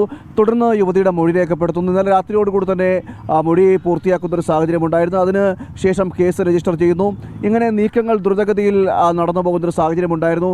അതിനിടയിൽ ഈ കണ്ട കാലത്ത്, അതായത് ഈ ഒരു 2 മാസക്കാലത്തോളം ഈ നേരത്തെ ഈ രാഹുൽ മാങ്കൂട്ടവുമായി ബന്ധപ്പെട്ട ആക്ഷേപങ്ങൾ ഉയർന്നു വന്നിരുന്നു. ഓഡിയോ സന്ദേശങ്ങളെല്ലാം ഉയർന്നു വരുന്ന സാഹചര്യമുണ്ടായിരുന്നു. ആദ്യം വലിയ രീതിയിലുള്ള പ്രതിഷേധങ്ങളുണ്ടായെങ്കിൽ പിന്നീട് അത് ആ പ്രതിഷേധങ്ങൾ ഇങ്ങനെ ഉണ്ടാകുന്നൊരു സാഹചര്യമുണ്ടായിരുന്നു. എന്നാൽ പിന്നീട് നമ്മൾ കണ്ടത് നേരത്തെ ഈ CPM-ലെ തന്നെ ചില നേതാക്കളും അതോടൊപ്പം തന്നെ ഉന്നത നേതാക്കളടക്കം രാഹുൽ മാങ്കൂട്ടവുമായി വേദി പങ്കിടുന്ന സാഹചര്യമൊക്കെ ഉണ്ടായിരുന്നു. ഈ തുടക്കത്തിൽ പറഞ്ഞു നിന്നതെല്ലാം വ്യത്യസ്തമായ ഒരു സമീപനമാണ് സ്വീകരിച്ചത്. എന്നാൽ നിലവിലെ ഒരു സാഹചര്യം എന്ന് പറയുന്നത് അതിൽ നിന്നെല്ലാം വ്യത്യസ്തമായ ഒരു രീതിയിലാണ് നിൽക്കുന്നത്. അതുകൊണ്ട് തന്നെയാണ് ഈ നീക്കങ്ങളെല്ലാം ഇത്രത്തോളം ദ്രുതഗതിയിൽ നടക്കുവാനുള്ള കാരണമെന്ന് നമുക്ക് ചിന്തിക്കേണ്ടിയിരിക്കുന്നു. ഒന്ന്, തദ്ദേശ സ്വയംഭരണ തെരഞ്ഞെടുപ്പ് അടുത്തു വന്നിരിക്കുന്ന സാഹചര്യമാണ്. മറ്റൊന്ന് എന്ന് പറയുന്നത് നിലവിൽ ശബരിമലയുമായി ബന്ധപ്പെട്ട വിഷയങ്ങൾ ഇങ്ങനെ നിൽക്കുന്നൊരു സാഹചര്യമുണ്ട്. അതായത് ശബരിമലയിലെ സ്വർണ്ണക്കൊള്ളയുമായി ബന്ധപ്പെട്ട വിഷയങ്ങൾ ഇങ്ങനെ ഉയർന്നു നിൽക്കുന്നൊരു സാഹചര്യമുണ്ട്. ഈ സാഹചര്യങ്ങൾക്ക് മുന്നിൽ കണ്ടുകൊണ്ടാണ് അല്ലെങ്കിൽ ഇത്തരം വിഷയങ്ങളിൽ നിന്ന് ശ്രദ്ധ തിരിക്കുക എന്നൊരു നീക്കം കൂടി ഇതിന് പിന്നിലുണ്ടോ എന്നത് കൂടി അറിയേണ്ടിയിരിക്കുന്നു. എന്തായാലും വലിയ രീതിയിലുള്ള ഈ നേരത്തെ സൂചിപ്പിച്ചതുപോലെ തന്നെയുള്ള ശബരിമല സ്വർണ്ണക്കൊള്ളയിൽ പ്രതികരിക്കുന്നു. LDF ആയിക്കോട്ടെ സ്വർണ്ണക്കൊള്ള മറക്കാൻ വേണ്ടി ഈ രാഹുൽ മാങ്കൂട്ടത്തിന്റെ വിഷയം സജീവമായി ആളിക്കത്തിക്കുന്നു. എന്തായാലും നമുക്ക് മറ്റൊരു പ്രധാനപ്പെട്ട വാർത്തയിലേക്ക് കൂടി പ്രശാന്ത് പങ്കെടുത്ത വിവരങ്ങൾ നൽകണം. രാഹുൽ മാങ്കൂട്ടത്തിലുമായി ബന്ധപ്പെട്ട കേസ് തന്നെയാണ്. കോൺഗ്രസ് നേതൃത്വത്തിന് പരാതി നൽകിയിരിക്കുകയാണ് അതിജീവിത. പ്രതിപക്ഷ നേതാവ് രാഹുൽ ഗാന്ധി, KPCC അധ്യക്ഷൻ സണ്ണി ജോസഫ്, VD സതീശൻ എന്നിവർക്കൊക്കെ പരാതി നൽകിയിട്ടുണ്ട്. പക്ഷേ ഇവർക്ക് ആർക്കും അതിന്റെ ഒരു ചൂടൊന്നും കാണാനില്ല എന്നുള്ളതാണ് വളരെ പരിതാപകരമായ ഒരു കാര്യം. പ്രശാന്ത്, ഇനി കോൺഗ്രസിന് മുന്നോട്ടൊരു സ്റ്റെപ്പ് വെച്ചേ പറ്റുള്ളൂ. രാഹുൽ മാങ്കൂട്ടത്തിനെതിരെ ഒരു മുന്നോട്ടൊരു അടി വെച്ചേ പറ്റുള്ളൂ. എന്തായാലും പെൺകുട്ടി പരാതി നൽകിയ സാഹചര്യത്തിൽ ഇനി കോൺഗ്രസ് എന്ത് നിലപാടായിരിക്കും പ്രശാന്ത് സ്വീകരിക്കുക?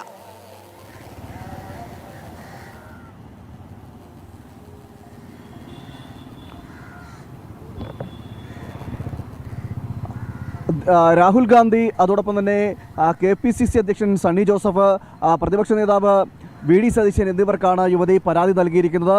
ആ പരാതിയിൽ ഈ കാര്യങ്ങളെല്ലാം, തനിക്ക് നേരിട്ട ദുരനുഭവങ്ങളെല്ലാം പരാതിയിൽ ചൂണ്ടിക്കാണിച്ചിട്ടുണ്ടെന്നാണ് നമുക്ക് മനസ്സിലാക്കാൻ കഴിയുന്നത്. അങ്ങനെ വിശദമായൊരു പരാതി കോൺഗ്രസ് നേതൃത്വത്തിനും യുവതി നൽകിയിരിക്കുന്നു എന്നാണ് ഏറ്റവും പുതിയതായി നമുക്ക് ലഭിക്കുന്ന വിവരം. രാഹുൽ ഗാന്ധി, അതോടൊപ്പം തന്നെ KPCC അധ്യക്ഷൻ സണ്ണി ജോസഫ്, പ്രതിപക്ഷ നേതാവ് VD സതീശൻ എന്നിവർക്കാണ്, ഈ 3 പേർക്കാണ് യുവതി പരാതി നൽകിയിരിക്കുന്നത്. എഴുതി നൽകിയിരിക്കുക പരാതിയാണെന്നാണ് ഇപ്പോൾ നമുക്ക് മനസ്സിലാക്കാൻ കഴിയുന്നത്. ഈ പരാതിയിലാണ് രാഹുൽ മാങ്കൂട്ടം MLA-യുമായി ബന്ധപ്പെട്ട വിഷയങ്ങളിലെല്ലാം കൂടുതൽ പ്രതികരണങ്ങൾ, അതായത് ഈ ഗർഭചിത്രത്തിന് പ്രേരിപ്പിക്കുന്നു, അതോടൊപ്പം തന്നെ ഭീഷണി അടക്കമുള്ള സന്ദേശങ്ങൾ ലഭിച്ചു എന്നതടക്കമുള്ള കാര്യങ്ങൾ സൂചിപ്പിച്ചുകൊണ്ടാണ് ഇപ്പോൾ പരാതി നൽകിയിരിക്കുന്നത്. അതിൻ്റെ വിശദമായിട്ടുള്ളൊരു വിവരങ്ങളാണ് ഈ കോൺഗ്രസ് നേതൃത്വം നൽകിയിരിക്കുന്നത്. ഇനി കോൺഗ്രസ് നേതൃത്വം എന്ത് സമീപനം സ്വീകരിക്കുന്നത് തന്നെയാണ് നമ്മൾ നോക്കിക്കാണേണ്ടത്. കഴിഞ്ഞ ദിവസം യുവതി മുഖ്യമന്ത്രിക്ക് പരാതി നൽകിയിരുന്നു. പരാതി നൽകിയ ശേഷവും ആ പരാതിയിൽ മേൽ പ്രതികരണങ്ങൾ നമ്മൾ പല നേതാക്കന്മാരോടും ആരായിരുന്നു, കോൺഗ്രസിൻ്റെ യൂത്ത് നേതാക്കന്മാരോട് ആരായിരുന്നു. എന്നാൽ ഈ രാഹുൽ മാങ്കൂട്ടത്തെ സംരക്ഷിക്കുന്ന നിലപാട് തന്നെയാണ് ഇവരും സ്വീകരിച്ചത്. കാരണം KPCC അധ്യക്ഷനായിക്കോട്ടെ, അതോടൊപ്പം തന്നെ K. മുരളീധരൻ ആയിക്കോട്ടെ, UDF കൺവീനർ അടൂർ പ്രകാശ് ആയിക്കോട്ടെ, ഇവരെല്ലാവരുടെയും പ്രതികരണങ്ങൾ രാഹുൽ മാങ്കൂട്ടത്തിന്. അതുകൊണ്ട് ഈ പരാതിയുടെ അടിസ്ഥാനത്തിൽ ഇനി എന്ത് നിലപാട് സ്വീകരിക്കും, അല്ലെങ്കിൽ എന്ത് നടപടി സ്വീകരിക്കുമെന്ന് ചോദിക്കുന്നത്. എന്തായാലും ഇപ്പോൾ നമ്മളോടൊപ്പം അരുൺ ചേരുന്നുണ്ട്. അരുൺ, രാഹുലിനെ കാണാനില്ല. രാഹുലിനെ ഇപ്പോൾ കഴിഞ്ഞ ദിവസം വരെ ഈ തെരഞ്ഞെടുപ്പ് പ്രചരണത്തിലൊക്കെ അതീവ സ്റ്റാർ ക്യാമ്പയിനറായി കൂടെ ഉണ്ടായിരുന്ന, എന്തായാലും പെട്ടെന്ന് പ്രത്യക്ഷമാകുന്നത്. അതിൽ കേരളം വിട്ടുപോകാനുള്ള സാധ്യതയുണ്ടോ അരുൺ? എന്താണ് അനുമാനം? VK ശ്രീകണ്ഠൻ MP-യുടെ പ്രതികരണം, അരുൺ ചോദിച്ച ചോദ്യങ്ങൾക്കൊക്കെ വഴിതിരിച്ചു വിടുന്ന മറുപടികളാണ് MP നൽകിയത്. അതിന് ശുഭിതനാകുകയായിരുന്നു. തീർച്ചയായിട്ടും അരുൺ, റൂട്ട് മാപ്പ് എടുക്കേണ്ടി വരുമോ രാഹുൽ മാങ്കൂട്ടത്തിന്റെ? തീർച്ചയായിട്ടും രാഹുലിനെ കണ്ടെത്താൻ യാതൊരു തരത്തിലും കഴിയാത്ത സാഹചര്യം തന്നെയാണ് ഉള്ളത്. രാഹുൽ കേരളം വിട്ടോ എന്നുള്ളത് ഉൾപ്പെടെ സംശയം ഉയരുന്ന സാഹചര്യമുണ്ട്. ഏതായാലും രാഹുൽ മാങ്കൂട്ടത്തിൽ ഒളിവിൽ ഇപ്പോൾ തുടരുന്ന സ്ഥിതി തന്നെയാണ്. ഇന്നലെ വൈകിട്ട് മുതൽ പാലക്കാട് നിന്നും രാഹുലിനെ കാണാതായിട്ടുണ്ട് എന്നുള്ളതാണ്. അതേസമയം തന്നെ നേരത്തെ പറഞ്ഞ ഈ VK ശ്രീകണ്ഠൻ MP-യുടെ പ്രതികരണം ഇന്നിപ്പോൾ വി.കെ. ശ്രീകണ്ഠൻ എം.പിയുടെ ഭാഗത്തു നിന്ന് വലിയ രീതിയിൽ ഈ രാഹുൽ വിഷയത്തിൽ ന്യായീകരിച്ചുകൊണ്ട് രംഗത്തെത്തുന്നു എന്നുള്ളതാണ്. കോൺഗ്രസ് നേതാക്കൾക്ക് ഈ വിഷയത്തിൽ കൃത്യമായ നിലപാടില്ലാത്ത ഒരു സ്ഥിതിയിലേക്ക് അവർ കടന്നിരിക്കുന്നു എന്നുള്ളതാണ് പാലക്കാട് ഇപ്പോൾ കാണാൻ സാധിക്കുന്നത്. വി.കെ. ശ്രീകണ്ഠൻ പ്രധാനമായിട്ടും പറയുന്നത് രാഹുൽ വിഷയത്തിൽ എന്താണ് കോൺഗ്രസിന്റെ നിലപാട്, അതായത് ഇരയ്ക്കൊപ്പമാണോ വേട്ടക്കാരനൊപ്പമാണോ എന്ന് ചോദിക്കുമ്പോൾ അതിനൊരു ഉത്തരം പോലും പറയാൻ ഈ വി.കെ. ശ്രീകണ്ഠൻ എം.പിക്കോ കോൺഗ്രസിനോ കഴിയുന്നില്ല എന്നുള്ളതാണ്. അതേസമയം തന്നെ രാഹുലിനെ ഇത്രയും ദിവസം ഇങ്ങനെ സംരക്ഷിച്ച് കൊണ്ടു നടന്നതിനെ കുറിച്ചുള്ള ചോദ്യങ്ങൾക്കും മറുപടി പറയാൻ കോൺഗ്രസിന് കഴിയുന്നില്ല എന്നുള്ളത് തന്നെയാണ്.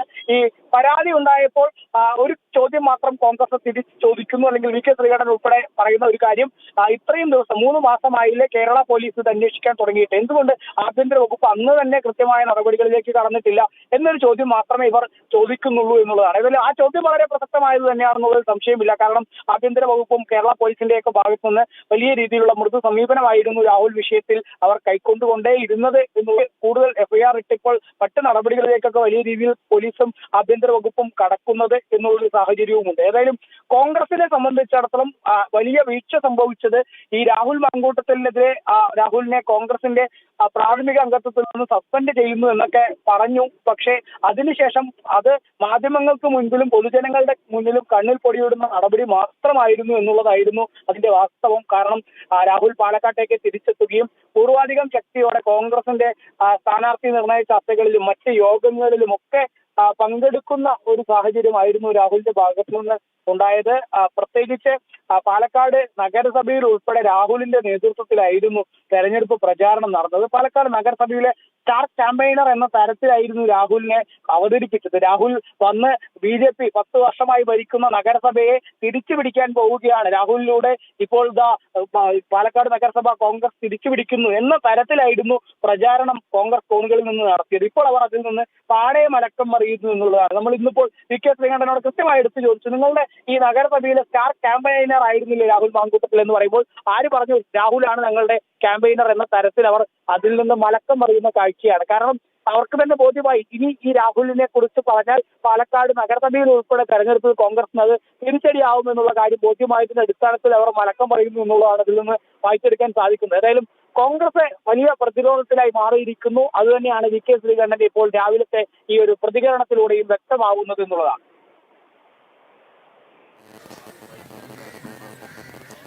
തീർച്ചയായും അരുൺ, എന്തായാലും കോൺഗ്രസ് വലിയൊരു പ്രതിസന്ധിയിലാണ്. എന്താ പറയുന്നത്, ചെകുത്താനും കടലിനും നടുക്ക് പെട്ട ഒരു അവസ്ഥയിലാണ് കോൺഗ്രസ് നേതൃത്വം. എന്തായാലും തദ്ദേശ തെരഞ്ഞെടുപ്പൊക്കെ അടുത്ത് വരികയാണ്. അപ്പോൾ ഇത് വലിയൊരു വെല്ലുവിളിയാണ്. ആദ്യമേ ഇതിനെതിരെ ഒരു നടപടി എടുത്തിരുന്നുവെങ്കിൽ കോൺഗ്രസ് ഇത്രത്തോളം വലിയൊരു പ്രതിസന്ധിയിലേക്ക് പോകില്ലായിരുന്നു ശില്പ. എന്തായാലും നമുക്ക് രാഹുൽ മാങ്കൂട്ടത്തിലും അതുമായി ബന്ധപ്പെട്ട മറ്റൊരുപാട് വാർത്തകളുണ്ട്. ഈ ക്ഷേത്രത്തിന്റെ കൂടുതൽ വിവരങ്ങൾ പ്രേക്ഷകരിലേക്ക് എത്തിക്കണം.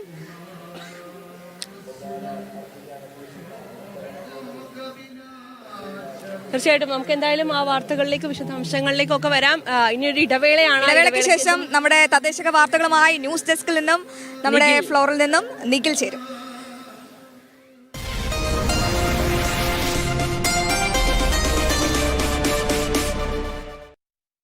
അനുയോജ്യമായ ബന്ധം ശരിക്കും ചേരേണ്ടവർ തന്നെ. പ്രൊഫൈലുകൾ സത്യസന്ധമായാലല്ലേ ചേരേണ്ടവരെ കിട്ടൂ. അതുകൊണ്ടാണ് ഞങ്ങൾ മാലയോഗം തിരഞ്ഞെടുത്തത്. 36 വർഷത്തെ പരിചയ സമ്പത്തുള്ള കേരളത്തിലെ ആദ്യത്തെ മാട്രിമോണിയൽ സർവീസ്. പ്രൊഫൈലുകൾ സത്യസന്ധം, ആലോചനകൾ സത്യസന്ധം. മാലയോഗം മാട്രിമോണിയൽ. സത്യസന്ധമായ ആലോചനകൾ, സന്തോഷകരമായ വിവാഹങ്ങൾ. ഇത്തവണ ഫസ്റ്റ് അടിക്കില്ലേ നമ്മള്?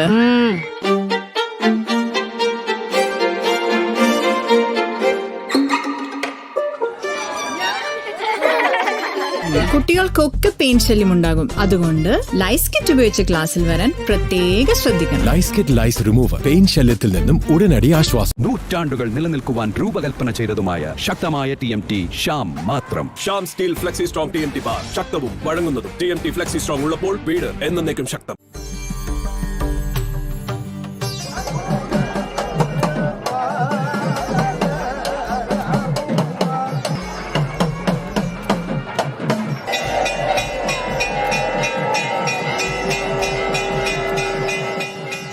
ദീപാരാധന അയ്യന്റെ തിരുനടയിൽ നിന്ന് തത്സമയം ദിവസവും വൈകുന്നേരം 6:30.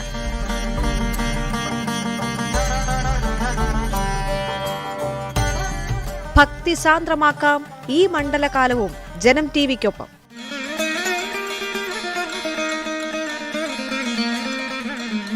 ശബരിമല ദീപാരാധന powered by The Advanced Center for Cosmetic Dermatology and Plastic Surgery, Bharat Hospital Initiative. Bharat Lajna multi state housing cooperative society limited.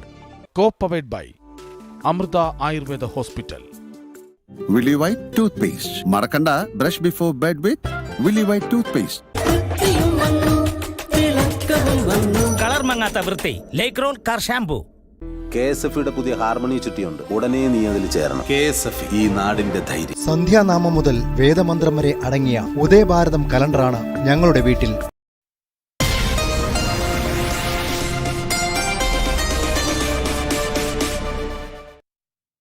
ഇനി തദ്ദേശ തെരഞ്ഞെടുപ്പ് വാർത്തകളിലേക്കാണ്. കേരളം തദ്ദേശ പോരിലേക്ക്. തദ്ദേശകം 2025 co powered by Reigate builders Presence Lindel Park and Laurel Heaven. Reigate, building on tradition.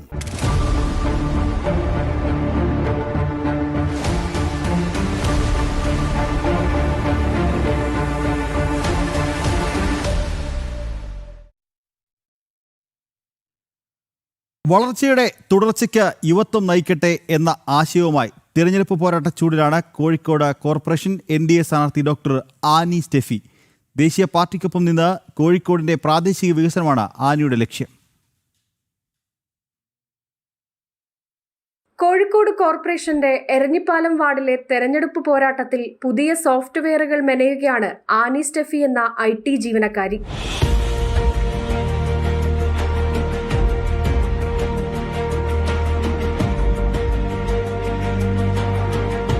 തെരഞ്ഞെടുപ്പ് രംഗത്തേക്കുള്ള ചുവടുവെപ്പ് ആദ്യത്തെയെങ്കിലും ആനിക്ക് ആശങ്കകളില്ല. എന്നാൽ വികസനത്തെക്കുറിച്ച് വ്യക്തമായ കാഴ്ചപ്പാടുണ്ട്. ജയിക്കും എന്നുള്ള 100% കോൺഫിഡൻസ് ജനങ്ങളുടെ കൂടെ തന്നെ ഉണ്ടാവും. വാർഡിലെ വികസനമാണ് പ്രധാന അജണ്ടയെന്ന് സ്റ്റെഫി പറയുന്നു. അതോടൊപ്പം തെരുവുനായ ശല്യം, റോഡുകളുടെ ശോചനീയാവസ്ഥ, മാലിന്യ സംസ്കരണം തുടങ്ങി നിരവധി പ്രശ്നങ്ങൾക്ക് പരിഹാരം കണ്ടെത്തണം. നമ്മുടെ വാർഡിന്റെ മെയിൻ ഇഷ്യൂസിൽ ഒരെണ്ണം റോഡുകളാണ്, പിന്നെ സ്ട്രേ ഡോഗ്സിന്റെ പ്രോബ്ലംസ് ആണ്, പിന്നെയുള്ളത് ഡ്രെയിനേജ് ഇഷ്യൂ ആണ്. It's not a big ward, but still നമ്മുടെ സിറ്റിക്കുള്ളിലുള്ളൊരു വാർഡായിട്ട് പോലും നമുക്കൊരു ഹെൽത്ത് സെൻറ്റർ അങ്ങനത്തെ ഒരു സിറ്റുവേഷൻ ഇല്ല ഇവിടെ. അപ്പം അങ്ങനെ പബ്ലിക് ടോയ്ലറ്റ് സിസ്റ്റം ഇല്ല. പ്രധാനമന്ത്രി നരേന്ദ്രമോദിയുടെ ഭരണവും പദ്ധതികളും കോഴിക്കോട് 7ാം വാർഡായ എരഞ്ഞിപ്പാലത്തെ ഓരോ വീട്ടിലും എത്തുന്നുണ്ടെന്ന് ഉറപ്പാക്കുകയാണ് ആനി സ്റ്റെഫിയുടെ ലക്ഷ്യം. Government set your door steps. നമ്മുടെ വീടിൻ്റെ ഉള്ളിലിരുന്നിട്ട് അല്ലെങ്കിൽ നമ്മുടെ സിറ്റ് ഔട്ടിലിരുന്നിട്ട് ടെക്നോളജി യൂസ് ചെയ്തിട്ട് കോർപ്പറേഷനെ ആണെങ്കിലും മുനിസിപ്പാലിറ്റി ആണെങ്കിലും ഈവൻ പഞ്ചായത്ത് ലെവലിലേക്കാണെങ്കിലും പോലും ലൈക്ക് നമുക്ക് നമ്മുടെ ഇഷ്യൂസ് രജിസ്റ്റർ ചെയ്യാം. അതുവഴി നമ്മുടെ കാര്യങ്ങൾ ക്ലിയർ ചെയ്തെടുക്കാം. അപ്പം അത് ഐ തിങ്ക് അതാണ് ശരിക്കും നമ്മുടെ ഒരു ലോക്കൽ ബോഡി ഇലക്ഷനിലേക്ക് അല്ലെങ്കിൽ ലോക്കൽ ബോഡി സിറ്റുവേഷനിലേക്ക് വേണ്ടത്. കെമിസ്ട്രിയിൽ ഡോക്ടറേറ്റ് ബിരുദധാരിയായ ആനി സ്റ്റെഫി ജോലിയിൽ നിന്നും താൽക്കാലിക ഇടവേള എടുത്താണ് മത്സരത്തിനിറങ്ങിയത്. ജനം, കോഴിക്കോട്. ഇനി നമ്മൾ തിരുവനന്തപുരത്തേക്കാണ് പോകുന്നത്. തിരുവനന്തപുരം കോർപ്പറേഷനിൽ മുഴുവൻ സീറ്റിലും വിജയിച്ചുകൊണ്ട് അധികാരത്തിലെത്തും എന്ന് ആത്മവിശ്വാസത്തോടെ സ്ഥാനാർത്ഥി പ്രഖ്യാപനമൊക്കെ നടത്തിയ പാർട്ടിയാണ് കോൺഗ്രസ്. പക്ഷേ കോൺഗ്രസ് ഇപ്പോൾ ഒരു ആത്മവിശ്വാസം ഇല്ല എന്ന് വേണം പറയാൻ. കാരണം നഗരത്തിൽ നടക്കുന്ന പരിപാടിയിലൊന്നും വലിയ ആളില്ല എന്നുള്ളതാണ് വാർത്ത. ഇന്നലെ തിരുവനന്തപുരം നഗരത്തിൽ ഒരു ഡിജിറ്റൽ പ്രചരണത്തിൻ്റെ ഉദ്ഘാടനം നടന്നിരുന്നു. ഒരു പരിപാടി നടന്നു നഗരത്തിൽ. KPC അധ്യക്ഷനും AIC ജനറൽ സെക്രട്ടറിയും ഒക്കെ പങ്കെടുത്തൊരു പരിപാടി. പക്ഷേ ഈ പരിപാടിയിലേക്ക് ആളുകൾ എത്തിയില്ല എന്നുള്ളതാണ്. ആളുകളും ആരവും അണികളും ഒന്നും ഇല്ലാതെയാണ് ഈ ഒരു പരിപാടി നടത്തിയത് എന്നുള്ളതാണ് ഏറ്റവും ശ്രദ്ധേയം. അത് കോൺഗ്രസിനെ സംബന്ധിച്ച് ഇപ്പോൾ ഈ വരാനിരിക്കുന്ന തദ്ദേശ തെരഞ്ഞെടുപ്പിൽ തിരുവനന്തപുരം കോർപ്പറേഷൻ്റെ വലിയ ഒരു തിരിച്ചടി തന്നെയാണ്. കാരണം ഇത്തരത്തിൽ പല പരിപാടികളിലേക്കും ആളുകൾ എത്താതിരിക്കുന്നത് വലിയൊരു തിരിച്ചടി തന്നെയാണ്. കാരണം ആദ്യമേ തന്നെ മേയർ സ്ഥാനാർത്ഥി അടക്കം പ്രഖ്യാപിച്ചു. ഔദ്യോഗികമായി പ്രഖ്യാപിച്ചില്ലെങ്കിലും അനൗദ്യോഗികമായി ശബരിനാഥിനെ മേയറാക്കും എന്ന് അടക്കം നേതാക്കളടക്കം അനൗദ്യോഗികമായി പറയുന്നുണ്ട്. അത്തരത്തിൽ മേയറെ അടക്കം മേയർ സ്ഥാനാർത്ഥി അടക്കം പ്രഖ്യാപിച്ചുകൊണ്ട് മത്സരരംഗത്തേക്ക് വന്നൊരു പാർട്ടിയാണ്. ആദ്യം തന്നെ സ്ഥാനാർത്ഥിയെ പ്രഖ്യാപിച്ചൊരു പാർട്ടി കൂടിയാണ് കോൺഗ്രസ്. അതായത് തിരുവനന്തപുരം കോർപ്പറേഷനിൽ സ്ഥാനാർത്ഥി പട്ടിക ആദ്യം പുറത്തിറക്കിയ ഒരു പാർട്ടി കൂടിയാണ് കോൺഗ്രസ് എന്ന് പറയുന്നത്. പക്ഷേ കോൺഗ്രസിനെ സംബന്ധിച്ച് പല പരിപാടികളിലും ആളുകളില്ല എന്നുള്ളത് ഏറ്റവും വലിയൊരു തലവേദന തന്നെ സൃഷ്ടിക്കുന്നു. ഈ വാർത്തയുടെ വിശദാംശം നൽകാൻ പ്രശാന്ത് ശങ്കരമുകൾ അല്പസമയത്തിനുള്ളിൽ ചേരും. പ്രശാന്തിലേക്ക് പോകുന്നതിന് മുമ്പ് ഈ പറഞ്ഞതുപോലെ കോർപ്പറേഷനിൽ പല വാർഡുകളിലും കോൺഗ്രസ് വലിയ വെല്ലുവിളി നേരിടുന്നുണ്ട്. പ്രചാരണത്തിനിടങ്ങാൻ വാർഡുകളിലേക്കൊക്കെ വീട് ഗൃഹസമ്പർക്കത്തിലേക്കൊക്കെ പോകുന്നതിനൊക്കെ വേണ്ടിയിട്ടൊക്കെ വലിയ വെല്ലുവിളി തിരിച്ചടികളൊക്കെ കോൺഗ്രസ് നേരിടുന്നുണ്ട്. പ്രശാന്ത് ശങ്കരമുകൾ ചേരുന്നുണ്ട്. പ്രശാന്ത്, കോൺഗ്രസിനെ സംബന്ധിച്ച് തിരുവനന്തപുരം നഗരത്തിൽ പല പരിപാടികളിലും ആളെത്തുന്നില്ല എന്നുള്ള പരാതി കഴിഞ്ഞ ദിവസങ്ങളിലൊക്കെ ഉണ്ടായിരുന്നു. ഇന്നലെ നടന്നൊരു KPC നേരിട്ട് നടത്തിയൊരു പരിപാടി, KPCC അധ്യക്ഷനടക്കം പങ്കെടുത്തൊരു പരിപാടി ആളും ആരവുമില്ലാതെ നടത്തേണ്ടി വരുന്നൊരു സാഹചര്യം അല്ലേ പ്രശാന്ത്?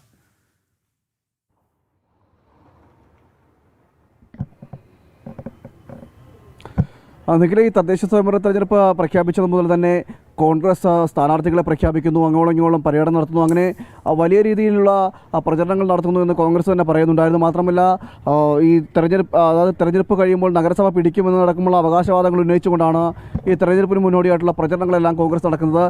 കെ മുരളീധരൻ്റെ നേതൃത്വത്തിൽ, മുതിർന്ന കോൺഗ്രസ് നേതാവ് കെ മുരളീധരൻ്റെ നേതൃത്വത്തിൽ തന്നെ വളരെ ശക്തമായി തങ്ങൾ പ്രചരണം നടത്തുന്നു എന്നതടക്കമുള്ള കാര്യങ്ങൾ പറയുന്നൊരു സാഹചര്യമൊക്കെ ഉണ്ടായിരുന്നു. എന്നാൽ നിലവിൽ ലഭിക്കുന്ന വിവരങ്ങൾ നമുക്ക് മനസ്സിലാക്കാൻ കഴിയുന്നത് ഈ ഇത്തരം പ്രഖ്യാപനങ്ങൾ നടത്തുന്നു, അതോടൊപ്പം തന്നെ ആളുകളെ കൂട്ടാൻ ശ്രമിക്കുന്നു. അണികളെ കൂട്ടാൻ ശ്രമിക്കുമ്പോഴും അണികൾ അടുക്കുന്നില്ല എന്ന് വേണം മനസ്സിലാക്കിയിരിക്കുന്നത്. കഴിഞ്ഞ ദിവസം തിരുവനന്തപുരത്ത് മാനവീയത്തിലൊരു പരിപാടി നടന്നിരുന്നു. ഈ തദ്ദേശ സ്വയംഭരണ തെരഞ്ഞെടുപ്പിനോട് അനുബന്ധിച്ച് തന്നെയുള്ള ഡിജിറ്റൽ പ്ലാറ്റ്ഫോമുകളുമായി ബന്ധപ്പെട്ട അതിൻ്റെ ഉദ്ഘാടനവും മറ്റനുബന്ധ പരിപാടികളും സംഘടിപ്പിക്കാനായിരുന്നു ഈ മാനവീയ വീഥിയിൽ കോൺഗ്രസിൻ്റെ നേതൃത്വത്തിൽ ഒരു പരിപാടി സംഘടിപ്പിക്കുന്നത്. KPCC അധ്യക്ഷൻ, അതോടൊപ്പം തന്നെ മുതിർന്ന നേതാക്കൾ, ദീപാദാസ് മുൻഷി അടക്കമുള്ള AICC നേതാക്കളടക്കം ഉണ്ടായിരുന്നു. എന്നാൽ ചെണ്ടമേളവും വാദ്യമേള ഘോഷങ്ങളെല്ലാം ഉൾപ്പെടുത്തിക്കൊണ്ട് വലിയ രീതിയിൽ ഒരു പരിപാടി സംഘടിപ്പിക്കാനായിരുന്നു കോൺഗ്രസ് തീരുമാനിച്ചത്. എന്നാൽ ആ വേദിയിൽ ആളുകളില്ല എന്നതാണ് ഏറ്റവും എടുത്തു പറയേണ്ടത്. ആ വേദിയിലേക്ക് സദസ്സിലും എത്താൻ ആളുകളില്ലായിരുന്നു. നേതാക്കന്മാരെത്തിയപ്പോഴൊക്കെയും ഈ ശുഷ്കിച്ച കസേരകൾ മാത്രം ഉണ്ടാകുന്നൊരു സാഹചര്യമാണ് ഉണ്ടായത്. ആരും എത്താതെ ഇരിക്കുന്നൊരു സാഹചര്യം ഉണ്ടാകുന്നത്. അതായത് ഈ പറയുന്ന കൊട്ടിഘോഷിച്ച് നടപ്പിലാക്കുന്ന കാര്യങ്ങൾ പോലും ഫലവത്താവുന്നില്ല, അല്ലെങ്കിൽ അണികൾ തങ്ങളിലേക്ക് അടുക്കുന്നില്ല എന്ന് വേണം നമുക്ക് ഇതിലൂടെ മനസ്സിലാക്കിയിരിക്കുന്നത്. ഇത്തരം കാര്യങ്ങൾ, അതായത് ദൃശ്യങ്ങളിൽ നിന്ന് വ്യക്തമാകുന്നത് അവിടെ എത്തിയ അണികളെക്കാൾ കൂടുതൽ മാധ്യമപ്രവർത്തകർ ആ പരിപാടിക്ക് എത്തിയിരുന്നുണ്ടായിരുന്നു.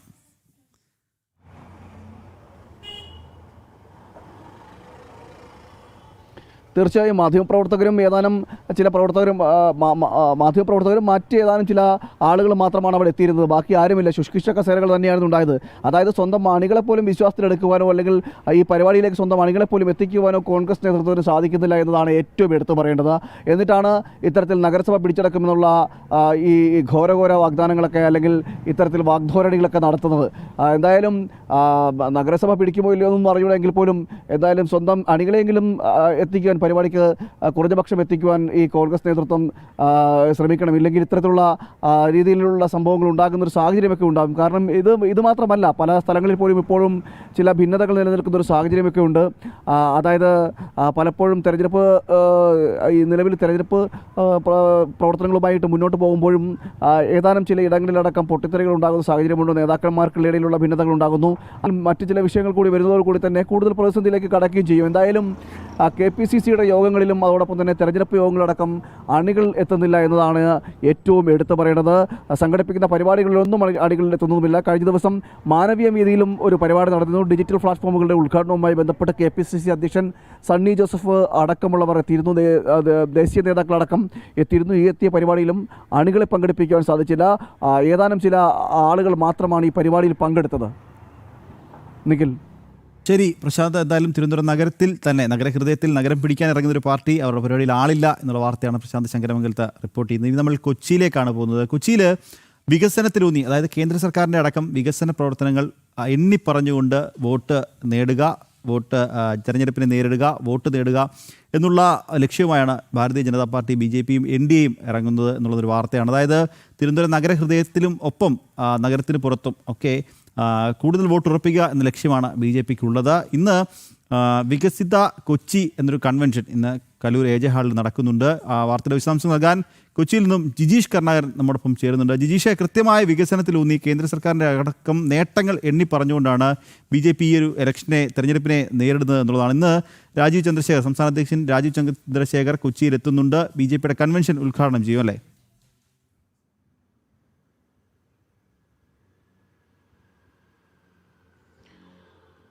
നിഖിൽ, കൊച്ചിയിലും കൃത്യമായ ഒരു വികസന കാഴ്ചപ്പാട് മുന്നോട്ട് വെച്ച് തന്നെയാണ് BJP നേതൃത്വത്തിൽ NDA സഖ്യം മുന്നോട്ട് പോകുന്നത്. നമുക്കറിയാവുന്ന പോലെ നഗരകേന്ദ്രങ്ങളിലെല്ലാം തന്നെ ഏറ്റവും പ്രധാനമായും ചർച്ചാ വിഷയമാവുകയും അവിടെയെല്ലാം ആളുകൾ മുന്നോട്ട് വയ്ക്കുന്ന ആവശ്യങ്ങളിൽ ഏറ്റവും പ്രധാനമാകുന്നത് അതിവേഗത്തിലുള്ള ഒരു വളർച്ച തന്നെയാണ്. കൊച്ചി നഗരത്തിലും അത്തരത്തിലുള്ള ഒരു വളർച്ചയിലേക്ക് എത്തണമെങ്കിൽ, അല്ലെങ്കിൽ വികസന കാഴ്ചപ്പാടിൽ മുന്നോട്ട് പോകണമെങ്കിൽ കേന്ദ്ര സർക്കാരിൻ്റെ പദ്ധതികൾ കൃത്യമായി തന്നെ നടപ്പിലാക്കപ്പെടേണ്ടതുണ്ട്. പലപ്പോഴും കേന്ദ്ര സർക്കാരിന് ഇതിൻ്റെ പ്രയോജനം ലഭിക്കും, ആനുകൂല്യങ്ങൾ ലഭിക്കും, അല്ലെങ്കിൽ അതിൻ്റെ മുഴുവൻ ക്രെഡിറ്റും കേന്ദ്ര സർക്കാരിന് ലഭിക്കും എന്നതുകൊണ്ട് തന്നെ അത് ഒഴിവാക്കാൻ വേണ്ടി മാത്രം പല പദ്ധതികളും നിരവധി തദ്ദേശ സ്ഥാപനങ്ങൾ റദ്ദാക്കാറുണ്ട്, അതിൻ്റെ ആനുകൂല്യങ്ങളിൽ നിന്ന് ഒഴിവാകാറുണ്ട്, അല്ലെങ്കിൽ അത്തരം ഫണ്ടുകൾ ലഭിച്ചാൽ പോലും അത് വിനിയോഗിക്കാനുള്ള നടപടികളിലേക്ക് UDF-ഉം LDF-ഉം ഭരിക്കുന്ന തദ്ദേശ സ്ഥാപനങ്ങൾ തയ്യാറാകാറുമില്ല. അത്തരത്തിലുള്ള ആരോപണങ്ങൾ കൊച്ചി കോർപ്പറേഷനെതിരെ നിരവധി തവണ ഉയർന്നിരുന്നു. അതുകൊണ്ട് തന്നെ ഇവിടെ ഭരണത്തിലെത്തേണ്ടത് BJP ആണ്, NDA സഖ്യമാണ്. ഒപ്പം തന്നെ കൗൺസിലർമാർ ഓരോ സ്ഥലത്തും NDAയുടെ കൗൺസിലർമാർ ഉണ്ടാകുമ്പോൾ നേരിട്ട് തന്നെ കേന്ദ്ര പദ്ധതികൾ എത്തിക്കാൻ അവർ കൂടുതൽ താല്പര്യം കാണിക്കും. അങ്ങനെ അതിവേഗത്തിലുള്ള ഒരു വികസനം തന്നെ കൊച്ചിക്കുണ്ടാകുമെന്ന കാര്യം BJP ചൂണ്ടിക്കാണിക്കുകയും ചെയ്യുന്നു. അങ്ങനെ വികസന അജണ്ട മുൻനിർത്തി വോട്ട് തേടുകയാണ് BJP. അതിൽ വലിയ ഒരു പ്രതികരണം തന്നെയാണ് വോട്ടർമാരിൽ നിന്ന് ഉണ്ടാവുകയും ചെയ്യുന്നത്. അതിൻ്റെ ഒരു തുടർച്ചയായിട്ട് തന്നെയാണ് ഇന്ന് വികസിത കൊച്ചി കൺവെൻഷൻ കൊച്ചി കലൂരിൽ വിളിച്ചു ചേർത്തിട്ടുള്ളത്. അതിൽ രാജീവ് ചന്ദ്രശേഖർ, BJP സംസ്ഥാന അധ്യക്ഷൻ രാജീവ് ചന്ദ്രശേഖർ തന്നെ പങ്കെടുക്കുന്നു. അദ്ദേഹം പ്രധാനമായും അവിടെ ഉദ്ഘാടനം ചെയ്ത് സംസാരിക്കുകയും ചെയ്യുന്നു. വികസനത്തിൽ ഇത്രയധികം പ്രാമുഖ്യം നൽകുന്ന വികസന കാഴ്ചപ്പാടുകൾ കൃത്യമായി മുന്നോട്ട് വയ്ക്കുന്ന ഒരു നേതാവാണ് രാജീവ് ചന്ദ്രശേഖർ എന്നത് അദ്ദേഹം പല ഘട്ടങ്ങളിലായി തെളിയിച്ചു കഴിഞ്ഞിട്ടുള്ളതാണ്. എപ്പോഴും വികസനം എന്നത് തന്നെയായിരുന്നു പ്രധാനമായും അദ്ദേഹത്തിൻ്റെ ആശയങ്ങളിൽ, അദ്ദേഹം മുന്നോട്ട് വയ്ക്കുന്ന കാഴ്ചപ്പാടുകളിലെല്ലാം തന്നെ പ്രധാനമായും ഊന്നി പറഞ്ഞിരിക്കുന്നത് നാടിൻ്റെ വികസനമാണ്. അതിനെ പ്രധാനമായും നടപ്പിലാക്കേണ്ട കാര്യങ്ങളെക്കുറിച്ച് ഒരു ദീർഘവീക്ഷണമുള്ള ആലോചനകൾ അദ്ദേഹത്തിന് മുന്നിൽ ഉണ്ട്. അതുകൊണ്ട് തന്നെ അത്തരത്തിൽ കൊച്ചിയെ സംബന്ധിച്ചുമുള്ള അദ്ദേഹത്തിൻ്റെ ആശയങ്ങൾ, അതിനുവേണ്ടിയുള്ള പദ്ധതികളെല്ലാം അദ്ദേഹം കൃത്യമായി മുന്നോട്ട് വയ്ക്കും. അങ്ങനെ വികസന കാഴ്ചപ്പാട് മുൻനിർത്തി തന്നെയാണ് കൊച്ചിയിലും NDA വോട്ട് തേടുന്നത്. കൊച്ചിയിലെ പ്രധാന ചർച്ചാ വിഷയവും വികസനം തന്നെയായിരിക്കും. ശരി ജിജീഷ്, എന്തായാലും മത്സരിക്കുന്ന സ്ഥലങ്ങളിലൊക്കെ കൃത്യമായ കേന്ദ്ര സർക്കാരിൻ്റെ അടക്കം വികസന നേട്ടങ്ങൾ എണ്ണി പറഞ്ഞുകൊണ്ടാണ് BJP NDA മുന്നണി ഈ ഒരു തെരഞ്ഞെടുപ്പിനെ നേരിടുന്നത് എന്നുള്ളതാണ്. കൊച്ചിയിലെ പ്രധാന പ്രശ്നങ്ങളിലൊന്ന് മാലിന്യമാണ്. അതിൽ നമ്മൾ മുൻപ് കണ്ടൊരു കാര്യമാണ്, അത് ബ്രഹ്മപുരത്തെ മാലിന്യമല നമ്മൾ കണ്ടതാണ്. അത് കൊച്ചി എത്രത്തോളം വലിയ ബുദ്ധിമുട്ടിലാക്കി എന്നുള്ളത് നമ്മൾ പലപ്പോഴായി വാർത്തകളിലൊക്കെ കണ്ടതാണ്. അത്തരത്തിലൊരു മാലിന്യമല കോഴിക്കോടുണ്ട്. കോഴിക്കോട് ആ ഒരു മലയുമായി ബന്ധപ്പെട്ട വാർത്തയിലേക്കാണ് നമ്മൾ പോകുന്നത്. ഞെളിയൻ പറമ്പ് എന്ന സ്ഥലം, അവിടെ ഇത്തരത്തിലൊരു മലയുണ്ട്. അത് വലിയ രീതിയിലുള്ള ബുദ്ധിമുട്ട് ആളുകൾക്ക് ഉണ്ടാക്കുന്നുണ്ട് എന്നുള്ള വാർത്തയാണ് പുറത്തു വരുന്നത്. അതായത് വർഷങ്ങളായി അവിടെ ഭരിച്ചിരുന്ന ഇടതുമുന്നണി ഇടതുമുന്നണിയുടെ പഞ്ചായത്ത് ഭരണസമിതി കാര്യമായി ഒന്നും ചെയ്തിട്ടില്ല ഈ ഒരു മലയ്ക്കെതിരെ, അല്ലെങ്കിൽ കൃത്യമായ മാലിന്യ സംസ്കരണത്തിന് വേണ്ടി ഒന്നും ചെയ്തിട്ടില്ല എന്നുള്ള വാർത്തയാണ് കോഴിക്കോട് നിന്ന് വരുന്നത്. ഇത് വലിയ രീതിയിൽ ചർച്ചയാവുന്നുണ്ട്. അവിടെ തദ്ദേശ തെരഞ്ഞെടുപ്പിൽ വലിയ രീതിയിൽ ചർച്ചയാവുന്നുണ്ട്. ഈ വാർത്തയുടെ വിശദാംശം നൽകാൻ കോഴിക്കോട് നിന്ന് ശ്യാം ചേരുന്നുണ്ട്. ശ്യാം, കൊച്ചിയിൽ വലിയൊരു ബ്രഹ്മപുരം മൂലമുണ്ടായ വലിയൊരു ദുരന്തം നമ്മൾ കണ്ടതാണ്. ആ മാലിന്യമലയ്ക്ക് ഒരു തീ പിടിച്ച് കൊച്ചി ആകെ പുകയിൽ നിർത്തിയ ഒരു കാഴ്ച നമ്മൾ കണ്ടതാണ്. അത്തരത്തിലൊരു മാലിന്യമല തന്നെയാണ് ഇവിടെയും ഉള്ളതെന്നാണ് നമ്മൾ മനസ്സിലാക്കുന്നത്, അല്ലേ? തീർച്ചയായും സൂചിപ്പിച്ചതുപോലെ തന്നെ കൊച്ചിയിലെ ബ്രഹ്മപുരം മാലിന്യ പ്ലാന്റ് അത് ഏറ്റവും വലിയൊരു തലവേദന സംസ്ഥാനത്തിന് മൊത്തം, അല്ലെങ്കിൽ കൊച്ചിയിലെ ആകമാനം ബാധിച്ചൊരു പ്രശ്നമായിരുന്നു. അതേ ഒരു പ്രശ്നം തന്നെയാണ് കോഴിക്കോടത്തെ ഞെളിയം പറമ്പിലും ഈ ഒരു മാലിന്യമല തീർക്കുന്നത്. ഇത്തവണ തെരഞ്ഞെടുപ്പിൽ ഇതൊരു വലിയ ചർച്ചാ വിഷയം തന്നെയാണ് മാറിയിരിക്കുന്നത്. തദ്ദേശ തെരഞ്ഞെടുപ്പുകളിലെല്ലാം തന്നെ ഈ ഒരു വിഷയം വലിയൊരു ചർച്ചാ വിഷയം തന്നെയാണ്. ഇത്തവണയും അത് തെരഞ്ഞെടുപ്പിൽ ഇടം പിടിച്ചിരിക്കുന്നു എന്ന് തന്നെയാണ് നമുക്ക് പറയേണ്ടിയിരിക്കുന്നത്. പ്രധാനമായും വോട്ടർമാർക്കിടയിൽ വലിയൊരു അളവിലോളം ചർച്ച ഇത് പങ്കുവെക്കുന്നുമുണ്ട്. കഴിഞ്ഞ അടുത്ത കാലങ്ങളിലെല്ലാം തന്നെ സ്ഥാനാർത്ഥികളെല്ലാം തന്നെ വരുമ്പോഴേക്കും ഇത്തരത്തിൽ ഈ ഒരു ഇവിടെ താമസിക്കുന്ന പ്രദേശവാസികളെല്ലാം തന്നെ അവരുടെ ഒരു നിസ്സഹായാവസ്ഥ ഇവരോട് വെളിവാക്കുകയും ചെയ്യുന്നുണ്ട്. കഴിഞ്ഞ 42 വർഷമായി ഇടതുമുന്നണിയുടെ ഭരണഘടനാ സമിതിക്ക് ഒന്നും കഴിഞ്ഞിട്ടുമില്ല എന്നതാണ് യാഥാർത്ഥ്യം. പ്രധാനമായും മറ്റൊരു കാര്യം കൂടി പറയേണ്ടതുണ്ട്. ഈ ഞെളിയൻ പറമ്പ് പദ്ധതി പ്രകാരം കോടതി അല്ലെങ്കിൽ നഷ്ടപരിഹാരം കരാറുകാരനടക്കം നൽകണമെന്നുള്ള കാര്യങ്ങളിലെല്ലാം തന്നെ ഹൈക്കോടതി പ്രധാനമായ ഒരു വിധി പ്രസ്താവമെല്ലാം തന്നെ നടത്തിയിരുന്നു. അതെല്ലാം തന്നെ സർക്കാരിൻ്റെ ഒരു ഒത്താശയോടുകൂടി തന്നെ ഇതെല്ലാം മാറ്റി, ഒപ്പം തന്നെ കൗൺസിലർമാരും ഉദ്യോഗസ്ഥരും അടക്കമുള്ളവർ പിഴ ഈടാക്കണമെന്നുള്ള, ഇവരിൽ നിന്നെല്ലാം പിഴ ഈടാക്കി കരാറുകാരന് നൽകണമെന്നുള്ള ഒരു സുപ്രധാനമായ ഒരു വിധി കൂടി ഹൈക്കോടതിയുടെ ഭാഗത്ത് നിന്ന് 2 വർഷം മുമ്പുണ്ടായിരുന്നു. പക്ഷേ എന്നാൽ അതെല്ലാം തന്നെ അന്ന് മേയർ തോട്ടത്തിൽ രവീന്ദ്രൻ മേയറായിരുന്ന കാലത്ത് അതെല്ലാം തന്നെ മാറ്റി, പ്രധാനമായും സർക്കാരിൻ്റെ ഒത്താശയോടുകൂടി തന്നെ അതിൽ നിന്നെല്ലാം മാറ്റി കൗൺസിലർമാരെയും ഉദ്യോഗസ്ഥരെയെല്ലാം തന്നെ ഒഴിവാക്കിക്കൊണ്ടുള്ള ഒരു വിധി നേടുകയും ചെയ്തിരുന്നു. അങ്ങനെ ഞെളിയൻ പറമ്പിൻ്റെ ദുരവസ്ഥ ഇന്നും കോഴിക്കോടിനെ ഒരു തീരാശാപമായിട്ട് മാറുന്ന ഒരു സാഹചര്യം കൂടിയുണ്ട് പ്രധാനമായും. എന്നാൽ ഇത്തവണത്തെ തെരഞ്ഞെടുപ്പിൽ വോട്ടർമാർക്കിടയിൽ വലിയൊരു വിഷയമായി ഇത് ഉയർത്തിക്കൊണ്ടുവരാൻ തന്നെയാണ് ഇപ്പോൾ പ്രധാനമായും BJP അടക്കമുള്ള പാർട്ടികൾ ശ്രമിക്കുകയും ചെയ്യുന്നു. പ്രധാനമായും ഇത്തരത്തിൽ വോട്ട് തേടി വരുമ്പോഴേക്കും ഇടത് വലത് മുന്നണികളോട് ഇവിടുത്തെ വോട്ടർമാർ മാറി മാറി ചോദിക്കുന്ന ഈ നിസ്സഹായാവസ്ഥ ഇത്തവണയെങ്കിലും ഇത് മാറ്റിത്തരുമോ, അല്ലെങ്കിൽ ഈ മാലിന്യമലയിലെ ഈ ഒരു അവസ്ഥ മാറുമോ എന്നാണ്, ഈ ദുരവസ്ഥ മാറുമോ എന്നാണ് പ്രദേശവാസികൾ ചോദിക്കുന്നത്. എന്തായാലും ഞെളിയൻ പറമ്പ് പദ്ധതി കോഴിക്കോടിൻ്റെ ഒരു തീരാശാപമായി ഇന്ന് നിലകൊള്ളുന്നു തന്നെയാണ് വോട്ടർമാർക്കിടയിലെ സംസാരം. ശരി ശ്യാം. ഇരു മുന്നണികളും മാറി മാറി ഭരിച്ചിട്ടും പട്ടയം ലഭിക്കാതെ വനവാസി കോളനി. വൈത്തിരി വെമ്പട്ടി കോളനിയിലാണ് 20-ലധികം കുടുംബങ്ങൾ പട്ടയമില്ലാതെ കഴിയുന്നത്. നല്ലൊരു ടോയ്ലറ്റ് പോലും കോളനിയിലില്ല.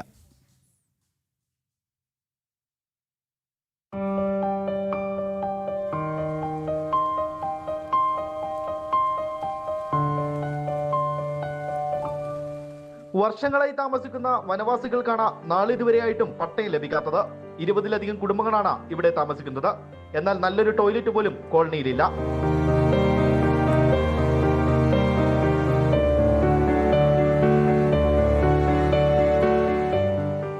അധികൃതർ നൽകിയ കുടിവെള്ള ടാങ്കാകട്ടെ മോട്ടോർ കേടായതിനെ തുടർന്ന് പ്രവർത്തിക്കാതെ നാളുകളായി. ഏറെ ദൂരത്തു നിന്നുമാണ് ഇവർ കുടിവെള്ളം തലച്ചുമടായി എത്തിക്കുന്നത്. കുറെ ദിവസമായി നമ്മൾ ഈ ബാത്റൂം ഇല്ലാതെ കഷ്ടപ്പെട്ട് ഇങ്ങനെ നിൽക്കുന്നത്. നമ്മളൊരു പാർട്ടിക്കാരുണ്ട്, ഓരോ പ്രവർത്തകന്മാരുമാണ്. അവർ ഇന്ന് തരാം നാളെ തരാം എന്നുള്ളൊരു വാക്ക് പറയുന്നല്ലാതെ ഇന്ന് വരെ ബാത്റൂമും കിട്ടിയില്ല. ഞങ്ങളിതാ അങ്ങനെ കഷ്ടപ്പെട്ടുകൊണ്ടാണ് കഴിയുന്നത്. പറ്റുവാണെങ്കിൽ വല്ല ചായക്കാട്ടിലോ അല്ലെങ്കിൽ കുന്നും പൊത്തോ എവിടെയെങ്കിലുമൊക്കെ പോയിട്ടാണ്, പണിസ്ഥലത്തൊക്കെ പോയിട്ടാണ് നമ്മൾ ഇതൊക്കെ ചെയ്യുന്നത്. അപ്പം അത്ര പോലും ബുദ്ധിമുട്ടിലാണ് ഞങ്ങൾ നിൽക്കുന്നത്. MLA നൽകിയ ലൈറ്റുകളാകട്ടെ വെളിച്ചം കണ്ടിട്ട് മാസങ്ങളായി. വിവിധ ആവശ്യങ്ങൾ ഉന്നയിച്ച പലതവണ അധികാരികളെ കണ്ടെങ്കിലും ഫലമുണ്ടായില്ല.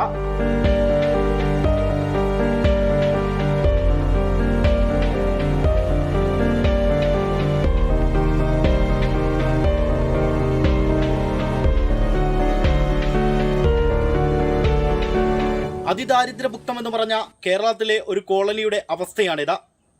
ഒരു ബാത്റൂമില്ല, വെള്ളമെടുക്കാനാണെങ്കിൽ കിലോമീറ്ററുകൾ നടക്കണം. യാതൊരു വിധത്തിലുള്ള നടപടിയും ഇതുവരെയും അധികൃതർ കൈക്കൊണ്ടിട്ടില്ല. അർജുൻ PS, ജനം, വയനാട്. ഇനിയൊരു ഇടവേളയാണ്. ഇടവേളയ്ക്ക് ശേഷം കാട്ടിൽ മേഘതിൽ ക്ഷേത്രത്തിൽ നിന്നുള്ള പ്രത്യേക പുത്തൻപുലരി തുടരും. നമസ്തേ.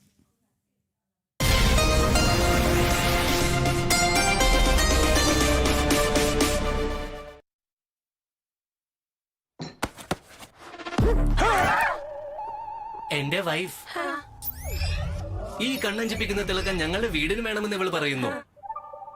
അങ്ങനെയോ? Indigo premium XT sheen emulsion പുറം ചുവറുകൾക്ക് നൽകുന്നു നക്ഷത്ര തിളക്കം.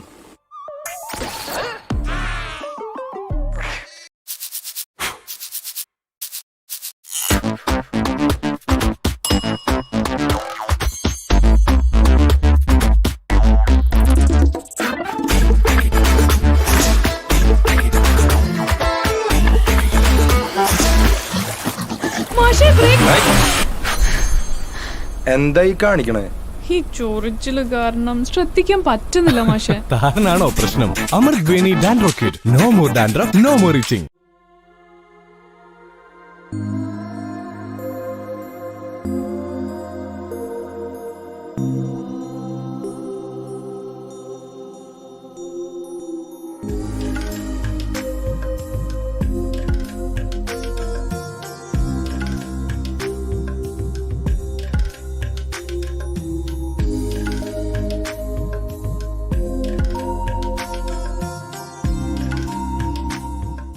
നിങ്ങളുടെ മക്കൾക്ക് വിവാഹാലോചന നോക്കുന്നുണ്ടോ എങ്കിൽ ഈഴവ മാട്രിമോണിയിൽ സെർച്ച് ചെയ്യൂ. ഈഴവ മാട്രിമോണി ഒരു മികച്ച വിശ്വാസയോഗ്യമായ പ്ലാറ്റ്ഫോമാണ്. Download Ezhava matrimony app.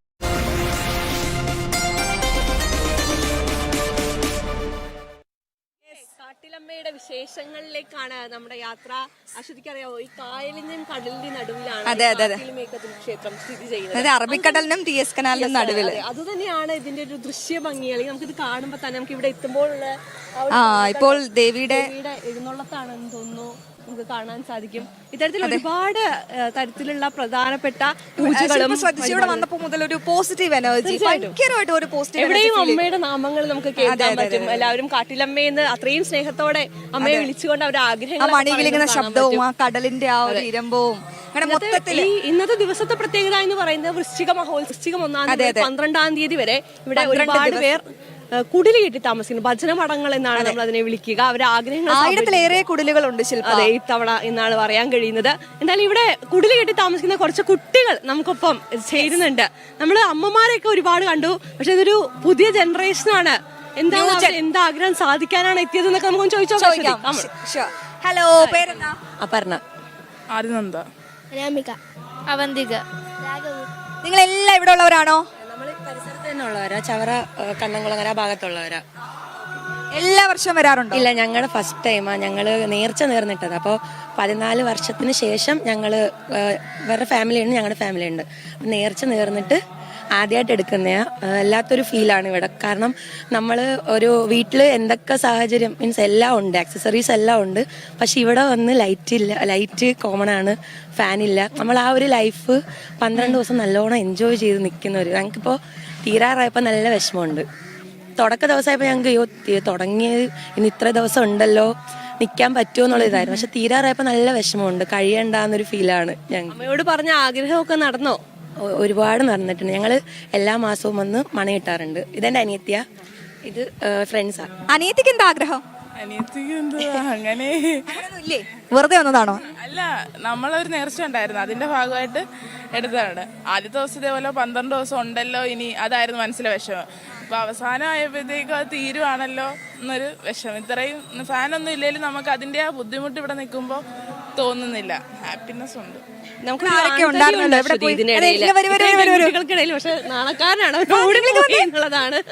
കാണുമ്പോ എല്ലാവരും ഓടുന്നു. ശില്പ, പേരെന്താ? അവന്തിക. അവന്തിക, ഇവിടെ എത്ര നാളായി വന്നിട്ട്? ഞാൻ ഇവിടെ ഇവരുടെ കുടില് നിൽക്കാൻ വന്നതാണ്. എന്തായിരുന്നു ആഗ്രഹം? ആഗ്രഹം അങ്ങനെ പറഞ്ഞുകൂടല്ലേ?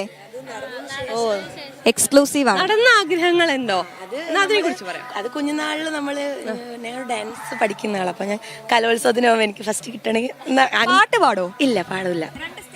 വേണ്ട, കുഴപ്പമില്ല. പാട്ട് പാടി നമുക്ക് 2 സ്റ്റെപ്പ് കൂടെ വെക്കാം. ഗോൾഡൻ ചാൻസ് ആണ്. ഇല്ല, പാട്ട് 2 സ്റ്റെപ്പ് സൗണ്ട് കേട്ടിട്ട് അത് ഫസ്റ്റ് ഡേ വന്നപ്പോ സൗണ്ട് പോയത്. ഇപ്പോ ഫുള്ളി പോയി. പാട്ട് പാടത്തില്ല ഞങ്ങൾ. പ്രിയപ്പെട്ട പ്രേക്ഷകരെ, നമുക്ക് ഇവരുടെ ഒരുപാട് വിശേഷങ്ങളുണ്ട്. എന്തായാലും ഈ കുട്ടിയെ കൊണ്ട് 2 ചുവട് നമ്മൾ ഡാൻസ് കളിപ്പിക്കും. ഇപ്പൊ പാലക്കാട് ഒരു പ്രധാനപ്പെട്ട വാർത്ത വരുന്നുണ്ട്, അതിലേക്ക് തത്സമയ ദൃശ്യങ്ങളിലേക്ക്. പരാതി ഉണ്ടോയെന്ന് അന്വേഷിച്ച് നടന്നു. ഇന്ന് വരെ ഒരു പരാതി കിട്ടിയില്ല. ഈ സമയം നോക്കി ഒരു പരാതി വന്നിരിക്കുന്നു. അത് ഗൗരവമായിട്ട് തന്നെ കാണണം, അത് അന്വേഷിക്കട്ടെ. കുറ്റക്കാരാണെങ്കിൽ അത് ശിക്ഷിക്കപ്പെടട്ടെ. നിയമത്തിൻ്റെ വഴി പോകട്ടെ എന്നാണ് എൻ്റെ. എങ്ങനെ തിരിച്ചടി വരും? ഈ സംഭവം ഇന്ന് നടന്നല്ലോ, മാസങ്ങളായിട്ട് നടന്ന സംഭവമാണ്. നിങ്ങൾ തന്നെ ആഘോഷിച്ച് നടന്ന മാസങ്ങളായില്ലേ?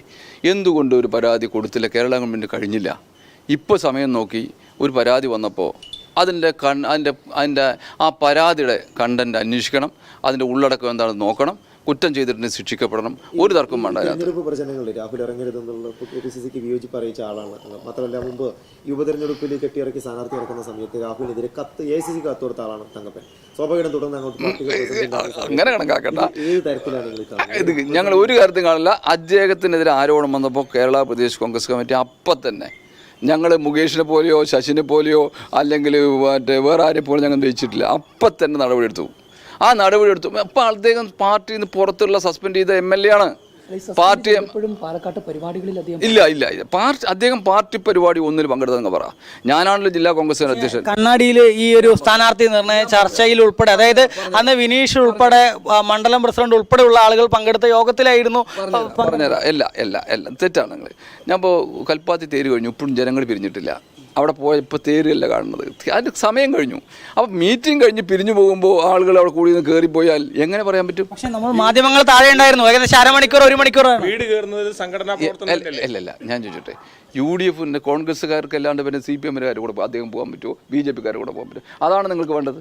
നടപടി സ്വീകരിച്ചു എന്ന് പറഞ്ഞിട്ട് ഈ സ്ഥാനാർത്ഥികൾക്ക് വേണ്ടിയൊക്കെ പ്രചരണം എന്ന് പറയുന്നത് ഒരു ന്യായമില്ല. കാരണം ഒരു സ്ഥാനാർത്ഥിയോ ഇല്ലെങ്കിൽ സാധാരണ ആൾക്കാർ വിളിച്ചാൽ അതിൻ്റെ കൂടെ ഒരു 10-1 11 എന്നല്ലാതെ അദ്ദേഹം MLA പരിവേഷത്തിലൊന്നും അല്ല പോയത്. അദ്ദേഹം 10-1 വരും. അദ്ദേഹത്തിന് വോട്ട് ചെയ്ത ആളുകൾക്ക് വേണ്ടി അദ്ദേഹം പോയി കാണും. പക്ഷേ പാലക്കാട് നഗരസഭയിൽ ഉൾപ്പെടെ വലിയ രീതിയിൽ ഏറ്റവും കൂടുതൽ ഇപ്പോൾ VK ശ്രീകണ്ഠൻ MP അല്ലെങ്കിൽ തങ്കപ്പനും ഇറങ്ങിയതിനേക്കാൾ കൂടുതൽ പ്രചാരണത്തിന് ഇറങ്ങിയത് കോൺഗ്രസ് സ്ഥാനാർത്ഥികൾക്ക് വേണ്ടി രാഹുലായിരുന്നു. ഇല്ല, ഞാൻ ചോദിച്ചേ, അദ്ദേഹത്തിന് ഈ സ്ഥാനാർത്ഥി നിങ്ങൾ പത്രത്തിൽ കണ്ടു, അദ്ദേഹം സ്ഥാനാർത്ഥി നിർണ്ണയിക്കുന്നത് ഒരു അവിടെ നിർത്തിയിട്ടില്ല. ഞാനാണല്ലോ കമ്മിറ്റി ചെയർമാൻ. ഇവിടെ ഒരു സബ് കമ്മിറ്റി ഉണ്ടല്ലോ, അദ്ദേഹം പങ്കാളിയല്ല. അദ്ദേഹം ഇടപെട്ടിട്ടില്ല, അദ്ദേഹത്തിന് ആലോചിച്ചിട്ടില്ല. ഞങ്ങളൊക്കെ പാർട്ടിയുടെ അദ്ദേഹത്തെ ഒരു കാരണവശാലും അദ്ദേഹം അതിൽ പങ്കാളിയായിട്ടില്ല എന്നുള്ളത് 100% സത്യം. രമേശ് ചെന്നിത്തല ഉൾപ്പെടെയുള്ള ആളുകൾ ഈ കാര്യത്തിൽ തെരഞ്ഞെടുപ്പ് പ്രചരണത്തിന് ഇറങ്ങിയത് ഉൾപ്പെടെയുള്ള കാര്യങ്ങൾ അറിയില്ല എന്നും അതിൽ അതൃപ്തി പ്രകടിപ്പിക്കുകയും ചെയ്തു. പക്ഷേ DCC അധ്യക്ഷനായ താങ്കൾ ആ കാര്യത്തിൽ ഒരു സ്റ്റാൻഡ് എടുത്തില്ല എന്നുള്ള തോന്നലുണ്ടോ? അങ്ങനെ ഇല്ലല്ലോ. ഞാൻ ചോട്ടെ, ഞങ്ങൾ ഔദ്യോഗികമായിട്ട് പങ്കെടുപ്പിച്ചെങ്കിൽ മാത്രമാണ് അത് തെറ്റ്. ഞങ്ങൾ ഒരിക്കലും ഔദ്യോഗികമായിട്ട് വിളിച്ചിട്ടില്ല, പങ്കെടുപ്പിച്ചില്ല, ഒന്നും ചെയ്തില്ല. അദ്ദേഹം ഏതെങ്കിലും അദ്ദേഹത്തിന് വിശ്വസിക്കുന്ന അല്ലെ ആരെങ്കിലും മറ്റേ കണ്ടുമുട്ടുമ്പോൾ അവർക്ക് വേണ്ടി 2 വോട്ട് ചോദിച്ചു പോയി എന്നല്ലാതെ ഒരു ഔദ്യോഗികമായിട്ട് അദ്ദേഹത്തെ പ്രചരണത്തിന് ഏൽപ്പിച്ചിട്ടില്ല. അദ്ദേഹം ചെയ്ത് ഞങ്ങൾ വിളിച്ചിട്ടുമില്ല.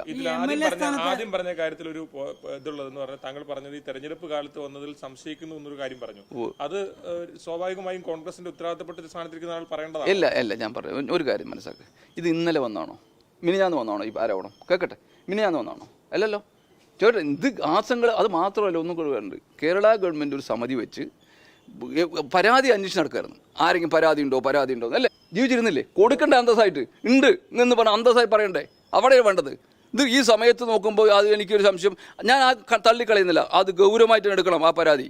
പക്ഷെ പരാതി വന്ന സമയമാണ് ഞാൻ സംശയിച്ചത്. 6-7 മാസമായിട്ട്. അല്ല 6-7 മാസമായില്ലേ? സ്ത്രീയല്ലേ, അവരുടെ മാനസികമായിട്ടുള്ള അതൊക്കെ നോക്കിയിട്ടല്ലേ അവർക്ക് അവരുടെ മാനസികാവസ്ഥ ഉണ്ട് എല്ലാവർക്കും. ഞാൻ അങ്ങനെയല്ല. ഒരു MLA-ക്കെതിരെ പരാതി കൊടുക്കുമ്പോൾ അങ്ങനെ പെട്ടെന്ന് കൊടുക്കാനൊന്നും തയ്യാറായി അങ്ങനെയല്ല. ഇങ്ങനെ ഒരു അനുഭവം ഉണ്ടായെങ്കിൽ ഒളിച്ചു വെക്കേണ്ട കാര്യം ഇപ്പോൾ മാത്രം മറന്നേക്ക് പുറത്ത് വരേണ്ട കാര്യം നേരത്തെ വരാമല്ലോ. എന്നിട്ട് ഞാൻ ചോട്ടെ, ഇപ്പോഴും പറഞ്ഞു ആ പരാതി അന്വേഷിക്കട്ടെ, കുറ്റം ചെയ്തതിന് ശിക്ഷിക്കപ്പെടട്ടെ. MLA സ്ഥാനത്ത് തുടരുന്നത് ശരിയാണ്. നിയമത്തിൽ അദ്ദേഹം ശിക്ഷിക്കപ്പെടുമ്പോഴല്ലേ ചെയ്യേണ്ടുള്ളൂ. ഒരു പരാതിന്റെ പേരിൽ അങ്ങനെ എത്ര ആളുകൾ പോകേണ്ടി വരും? നിങ്ങൾ ഇങ്ങോട്ട് ഈ ചോദ്യം അങ്ങോട്ട് ചോദിച്ചുകൂടെ? വേറെ ആൾ കേട്ടത് ഇവിടെ ഓഡിയോകളും ഒരുപാട് തെളിവുകളും ഒക്കെ ഒരുപാട് രാഹുലിനെതിരെ നിൽക്കുക. ഞാൻ ചോട്ടെ ആവട്ടെ. UDF-ന്റെ സ്ഥാനാർത്ഥികൾക്ക് വേണ്ടി വോട്ടഭ്യർത്ഥിക്കുമ്പോൾ അത് എങ്ങനെയായിരിക്കും ജനങ്ങളുടെ ഇടയിൽ? നിങ്ങൾ ഈ പറയുന്ന എല്ലാ തെളിവും കണക്ക് വയ്ക്കുക. 6-7 മാസമായി ഒരു അക്ഷരം പോലും കേരള ഗവൺമെന്റ് അവൻ്റെ പേര് എഴുതാൻ കഴിഞ്ഞിട്ടില്ല. ഇപ്പോഴാണ് ഒന്ന് വന്നത് അല്ലേ? ഇത് അന്വേഷിച്ച് നടക്കുക.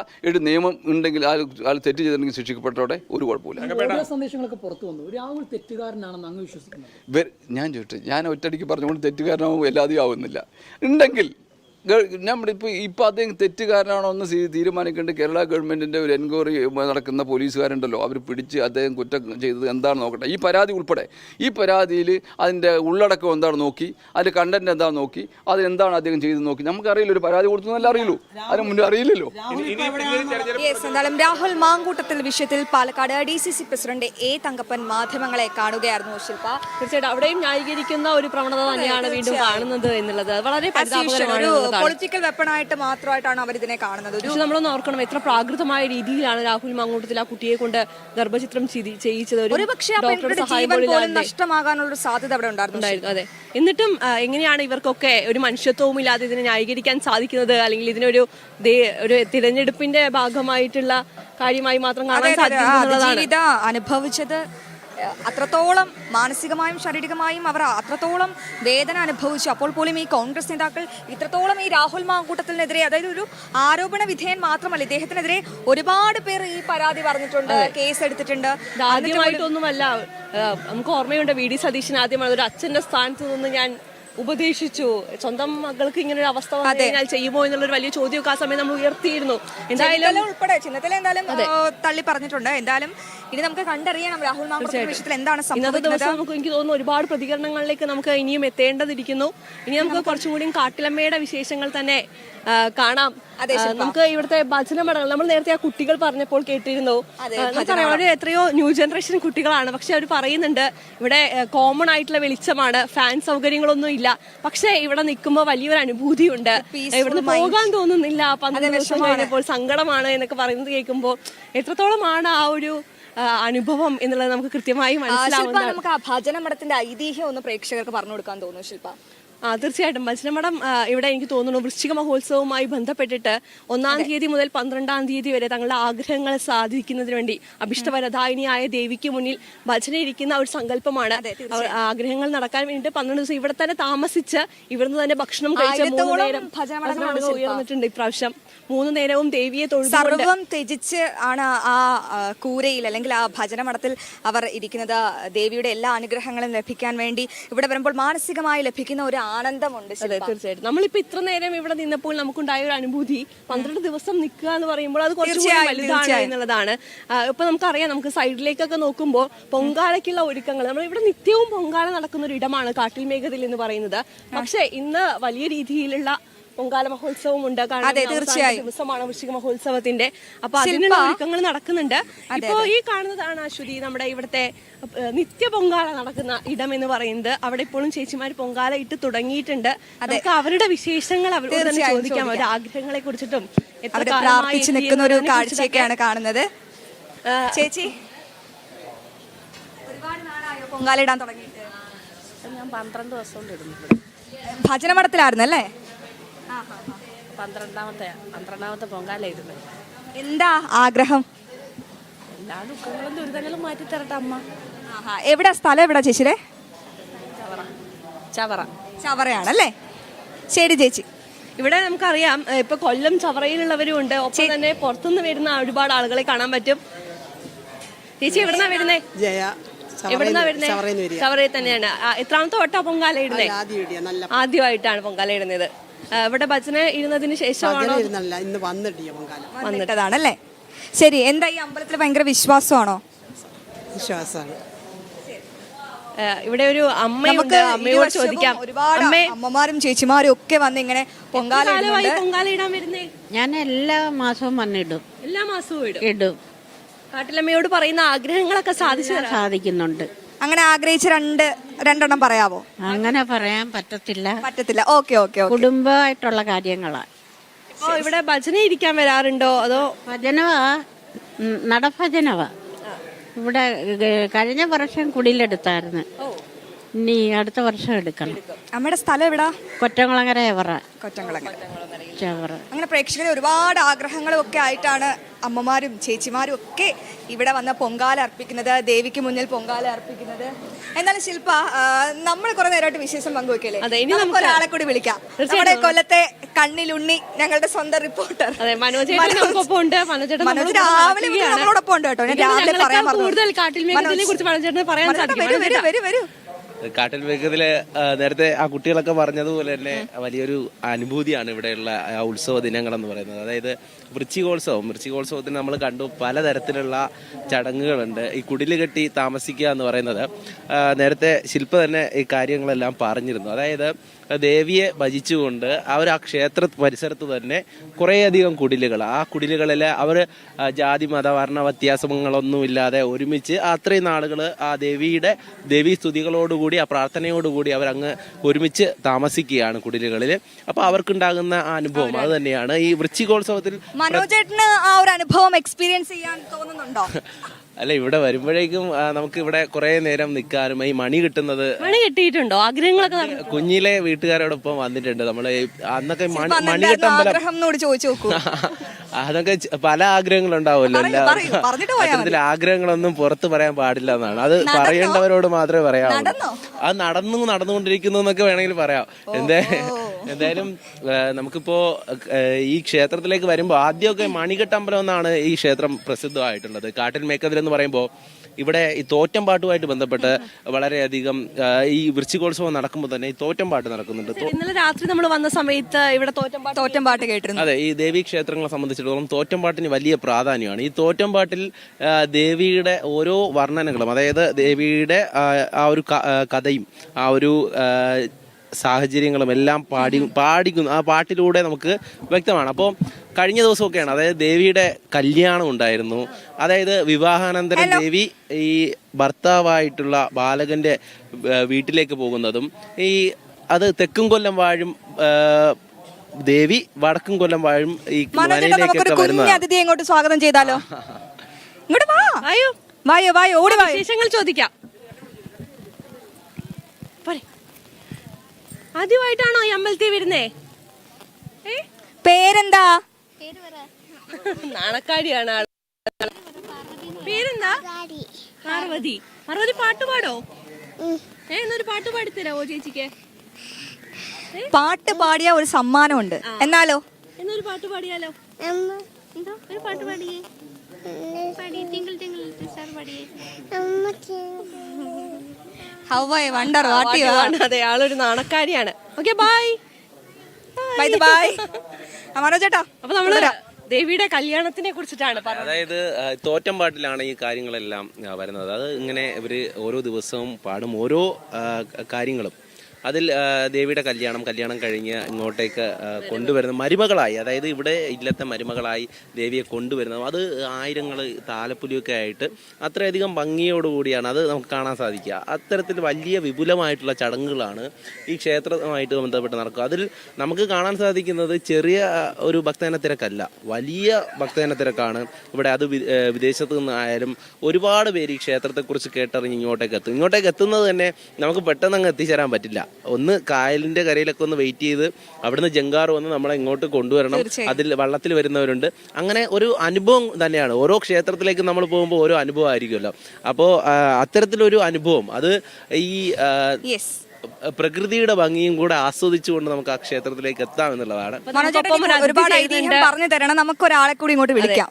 എനിക്ക് തോന്നുന്നു ഇവിടുത്തെ കമ്മിറ്റിയുടെ ഇദ്ദേഹത്തെ നമുക്ക് വളരെ വിശദമായി പരിചയപ്പെടേണ്ടതുണ്ട്. പ്രേക്ഷകരെ, ഇദ്ദേഹം ഈ കാട്ടിൽ മേക്കത്തലിന്റെ എല്ലാമാണ്. നമുക്ക് ഇദ്ദേഹത്തെ വളരെ വിശദമായി പരിചയപ്പെടാം ഒരു ചെറിയ ഇടവേളയ്ക്ക് ശേഷം.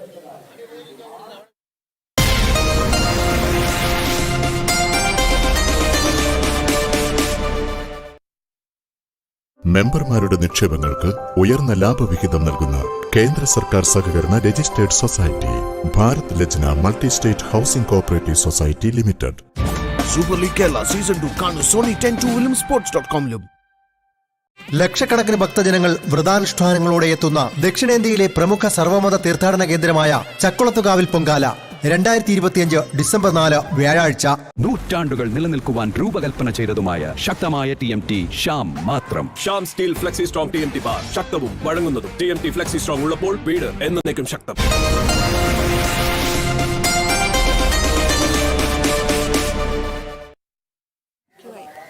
നമസ്തേ ചേട്ടാ, നമുക്കറിയാം ഒരുപാട് ഐതിഹ്യങ്ങളുള്ള ക്ഷേത്രമാണ് കാട്ടിൽ മേക്കത്തിൽ എന്ന് പറയുന്നത്. നമ്മുടെ പ്രേക്ഷകർക്ക് വേണ്ടി ആ ഐതിഹ്യത്തെ കുറിച്ച് പറഞ്ഞുകൊണ്ട് നമുക്ക് തുടങ്ങാം.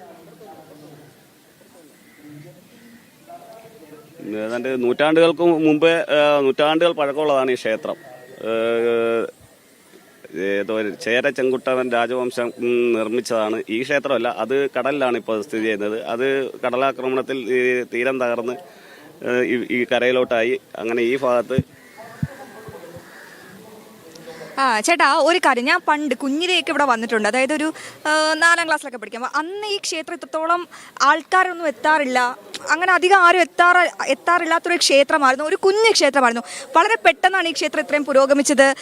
ഒരുപാട് പേര് വരുന്നു. ഈ മണി കെട്ടുന്ന ആ സംഭവം ഭയങ്കരമായിട്ട് ആൾക്കാരിലേക്ക് എത്തുന്നു. അതിന് പിന്നിലൊക്കെ എന്താണ്? 2013-14 ആണ് ഇത് ഈ മണികെട്ടിന്റെ ഒരു ആചാരമായിട്ട് എത്തിയത്. പിന്നെ ഇവിടുത്തെ ഈ പ്രകൃതി ഭംഗിയും തീർച്ചയായും അതാണ് അതൊരു പ്രധാന കാരണം. പിന്നെ നമ്മുടെ ഇവിടുത്തെ ജലത്തിന്റെ ഒരു നമ്മുടെ ക്ഷേത്ര കിണറുകൾ, ആ ശുദ്ധജലം എന്ന് പറഞ്ഞാൽ ഈ കിണർ കടലുമായിട്ട് വെറും 10 മീറ്റർ ദൂരമുള്ളൂ. ഈ 10 മീറ്റർ ദൂരത്തിൽ ഉള്ള ക്ഷേത്ര കിണറുകളിലെല്ലാം വളരെ ശുദ്ധമായ ജലമാണ് ലഭിക്കുന്നത്. അത് നമുക്ക് രുചിച്ച് നോക്കുമ്പോഴറിയാം അതിന്റെ ഗുണം. ഒരു പറയാം, വൃശ്ചിക മഹോത്സവത്തിന് സമാപന ദിനമാണ് ഇന്ന്. 1000-ഓളം കുടിലുകളാണ് ഇത്തവണ ഉയർന്നത്. അതിനെക്കുറിച്ചും ഒപ്പം തന്നെ ഇന്നുണ്ടാവുന്ന ചടങ്ങുകളെ കുറിച്ച് കൂടിയൊന്ന്. ഇന്ന് ഇപ്പോൾ വൃശ്ചിക പൊങ്കൽ, അതിൻ്റെ ഭദ്രദീപം കൊളുത്താൻ പോവുകയാണ്. അത് കഴിഞ്ഞാൽ അടുത്തത് അന്നദാനം, പിന്നെ അത് കഴിഞ്ഞാൽ സമാപന സമ്മേളനം, അത് കഴിഞ്ഞാൽ കഥകളി, പിന്നെ തിരുമുടി ആറാട്ടുണ്ട്. ആ തിരുമുടി ആറാട്ടിനോടനുബന്ധിച്ച് കൊടിയിറക്ക്. ഈ ഭജനമഠങ്ങളിലെല്ലാം ദേവി നേരിട്ട് എഴുന്നള്ളി അവർക്കെല്ലാം അനുഗ്രഹം വർഷം ചൊരിഞ്ഞിട്ട് ഈ ഭക്തജനങ്ങളെല്ലാം പിരിഞ്ഞു പോവുകയാണ്. പിന്നെ ചേട്ടാ, ഒരുപാട് നാളായി ഈ ദേവിയെ പൂജിക്കുന്ന ഒരാളാണല്ലോ. ഇത്രയും വർഷത്തിനിടയിൽ എന്തെങ്കിലും ഒരു അമാനുഷികമായ അങ്ങനെ അത്തരത്തിൽ എന്തെങ്കിലും ഒരു അനുഭവം ഉണ്ടായിട്ടുണ്ടോ? ക്ഷേത്രവുമായി ബന്ധപ്പെട്ട് ഒരുപാട് പേര് കഥകൾ പറഞ്ഞിട്ടുണ്ടായിരിക്കുമല്ലോ. ഒരുപാട് പേർക്ക് അനുഭവങ്ങൾ ഉണ്ടായിട്ടുണ്ട്. അതിപ്പോൾ അതിനെക്കുറിച്ച് വിശദീകരിക്കാൻ പറ്റത്തില്ല. ഒരുപാട് അനുഭവങ്ങളാണ്. പലർക്കും പല രീതിയിലുള്ള അനുഭവങ്ങളാണ്. സന്താനമില്ലാത്തവർക്ക് സന്താന ഭാഗ്യം, ജോലി ലഭിക്കാത്തവർക്ക് ജോലി ലഭിച്ചിട്ടുണ്ട്. പല അനുഭവങ്ങൾ പലർക്കും ഉണ്ടായിട്ടുണ്ട്. തീർച്ചയായിട്ടും. എന്തായാലും ഈ തിരക്കിനിടയിൽ കുറച്ചു നേരം നമുക്കൊപ്പം ചിലവഴിച്ചതിന് ഒരുപാട് നന്ദി. എനിക്ക് തോന്നുന്നു ക്ഷേത്രത്തിന്റെ സെക്രട്ടറിയായ സജിച്ചേട്ടനാണ് നമ്മളോട് സംസാരിച്ചത്, ക്ഷേത്രത്തെ കുറിച്ച് പറഞ്ഞു തന്നത്. നമുക്ക് ഭജനമടങ്ങളൊന്ന് കണ്ടിട്ട് വരാമെന്ന് തീർച്ചയായും ശില്പ. 12 ദിവസം മതിയായ വെളിച്ചം കുറച്ചേ ഉണ്ടാകുള്ളൂ. അതായത് സർവ്വ സുഖങ്ങളും ത്യജിച്ച് ഈ ക്ഷേത്രത്തിലെത്തുന്നത് അമ്മയെ മാത്രം ഭജിച്ച് അമ്മയുടെ ആ ശക്തിയിൽ. ഇനിയിപ്പോ അവരുടെ പൊങ്കാലയ്ക്ക് തിരി കൊളുത്തി കഴിഞ്ഞ് ശില്പ ഒരാളെ കാണുന്നില്ല. അതെ, മനോജ് ചേട്ടൻ ശില്പ ഒരാളെ കാണുന്നില്ല. മനോജ് മുങ്ങി. ഭജനമടങ്ങളുടെ കഥ എങ്ങനെയാണെന്ന് അറിയാമോ മനോജ് ചേട്ടൻ? അതെ, ഞാൻ നേരത്തെ പറഞ്ഞിരുന്നല്ലോ, അതായത് ദേവിയെ സ്തുതിച്ചുകൊണ്ട് അവര് ഭക്തരെല്ലാം ഒരുമിച്ച് ഈ ക്ഷേത്രത്തിലേക്ക് എത്തുന്നു. ഇത്രയും ദിവസം ഈ വൃശ്ചികോത്സവത്തിന്റെ ദിനങ്ങളിലെല്ലാം അവർ ഇവിടെ തന്നെ താമസിച്ച് അവരുടെ ജീവിതം ഈ ക്ഷേത്രവുമായി ബന്ധപ്പെട്ടാണ് ഇത്രയും ദിവസം. അപ്പോൾ അവിടെ സൗകര്യങ്ങൾ വളരെ കുറവായിരിക്കും. ഈ കുടിലുകളായിരുന്നു പണ്ട്. ഇപ്പം കുറച്ചുകൂടെ ഒന്ന് നമുക്ക് ഈ ദൃശ്യങ്ങളിലൊക്കെ കാണാൻ സാധിക്കും. അപ്പോൾ അത്രയധികം സൗകര്യങ്ങളൊക്കെ കുറവായിരിക്കും. എങ്കിലും അവർ ആ ഒരു ഭക്തിയിൽ തന്നെ അങ്ങ് 12 ദിവസവും ഈ ക്ഷേത്രത്തിൽ താമസിച്ച് വലിയൊരു അനുഭവം തന്നെയാണ് അവർക്ക് ലഭിക്കുന്നത്. അത് ഓരോരുത്തരും നമ്മളോട് അത് തന്നെ പറയുന്നത്. ഇപ്പം ഇന്നിപ്പോൾ വൃശ്ചിക പൊങ്കലാണ്. അതായത് ഓരോ നാടുകളിൽ നിന്നും ഭക്തർ ഇവിടേക്ക് എത്തി ഈ പൊങ്കാലയ്ക്ക് വേണ്ടിയിട്ട് പുലർച്ചെ തന്നെ ഇവിടേക്ക് എത്തി തലേ ദിവസം വന്ന് നിൽക്കുന്നവരൊക്കെ ഉണ്ട്. ഇപ്പൊ സജിച്ചേട്ടൻ പറഞ്ഞല്ലോ, ഭഗവതി എല്ലാ കുടിലുകളിലും എത്തി അമ്മ എല്ലാ മക്കളെയും അനുഗ്രഹിക്കുന്ന ഒരു കാഴ്ച രാത്രി നമുക്ക് ഇവിടെ നിൽക്കുമ്പോൾ കാണാൻ സാധിക്കും. അത് വളരെ മനോഹരമായ ഒരു കാഴ്ചയാണത്. തീർച്ചയായും അത് തന്നെയാണ്. അത് ഇത്രയും ദിവസം അവർ ഇവിടെ തങ്ങിയതിന് ശേഷം ഇന്ന് അവര് ഇവിടെ നിന്ന് പിരിയാൻ പോവാണ്. അപ്പൊ അവർക്ക് അതിൻ്റെതായിട്ടുള്ള ഒരു വിഷമം, അതായത് ഇവിടെ നിന്ന് പോവുകയാണല്ലോ എന്നുള്ള ഒരു വിഷമം കൂടെ ഉണ്ടാവും. കുട്ടികൾ പറഞ്ഞത് നമുക്ക് ഇവിടെ ഒരു ഭജനമഠത്തിലാണ് നമ്മളിപ്പോ ഉള്ളത്. അമ്മേ നമസ്കാരം. നമസ്കാരം. എന്താ പേര്? വത്സല. എവിടുന്നാ വരുന്നത്? ഞാൻ ഇവിടെ തന്നെ ഉള്ളതാ. എത്ര വർഷമായി ഇവിടെ? 44 വർഷമായി. ചേട്ടൻ ഇവിടുത്തെ വൈസ് പ്രസിഡന്റാ. വൈസ് പ്രസിഡന്റ് ആണ് ക്ഷേത്രത്തിന്റെ. ഞങ്ങള് പാരമ്പര്യമായിട്ട് ഇവിടെ തന്നെ വന്ന് പയനം ഇരിക്കുന്ന കൂട്ടത്തിലാണ്. ഞങ്ങളുടെ വകയായിരുന്നു, ഞങ്ങൾ നാട്ടുകാർക്ക് കൊടുത്തതാ.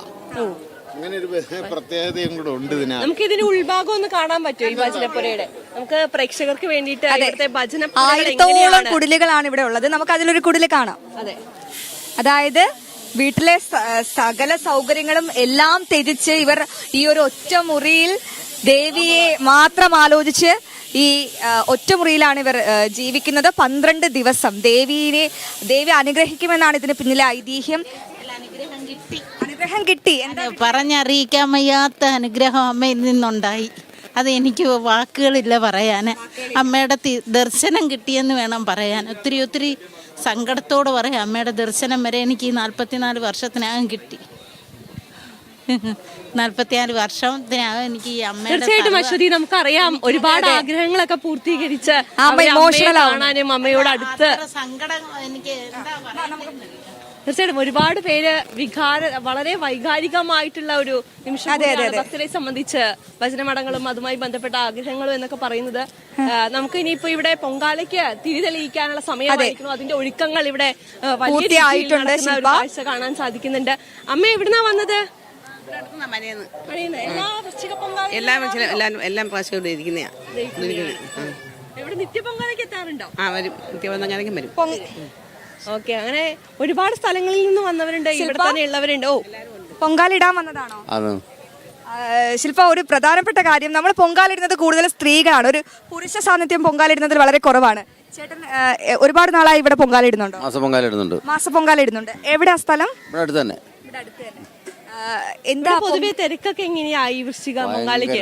ഭയങ്കര തിരക്കാ. ഇനിയും ആളുകൾ എത്താനിരിക്കുന്നു എന്നുള്ളതാണ് അല്ലേ? നല്ല തിരക്കാ ഇവിടെ.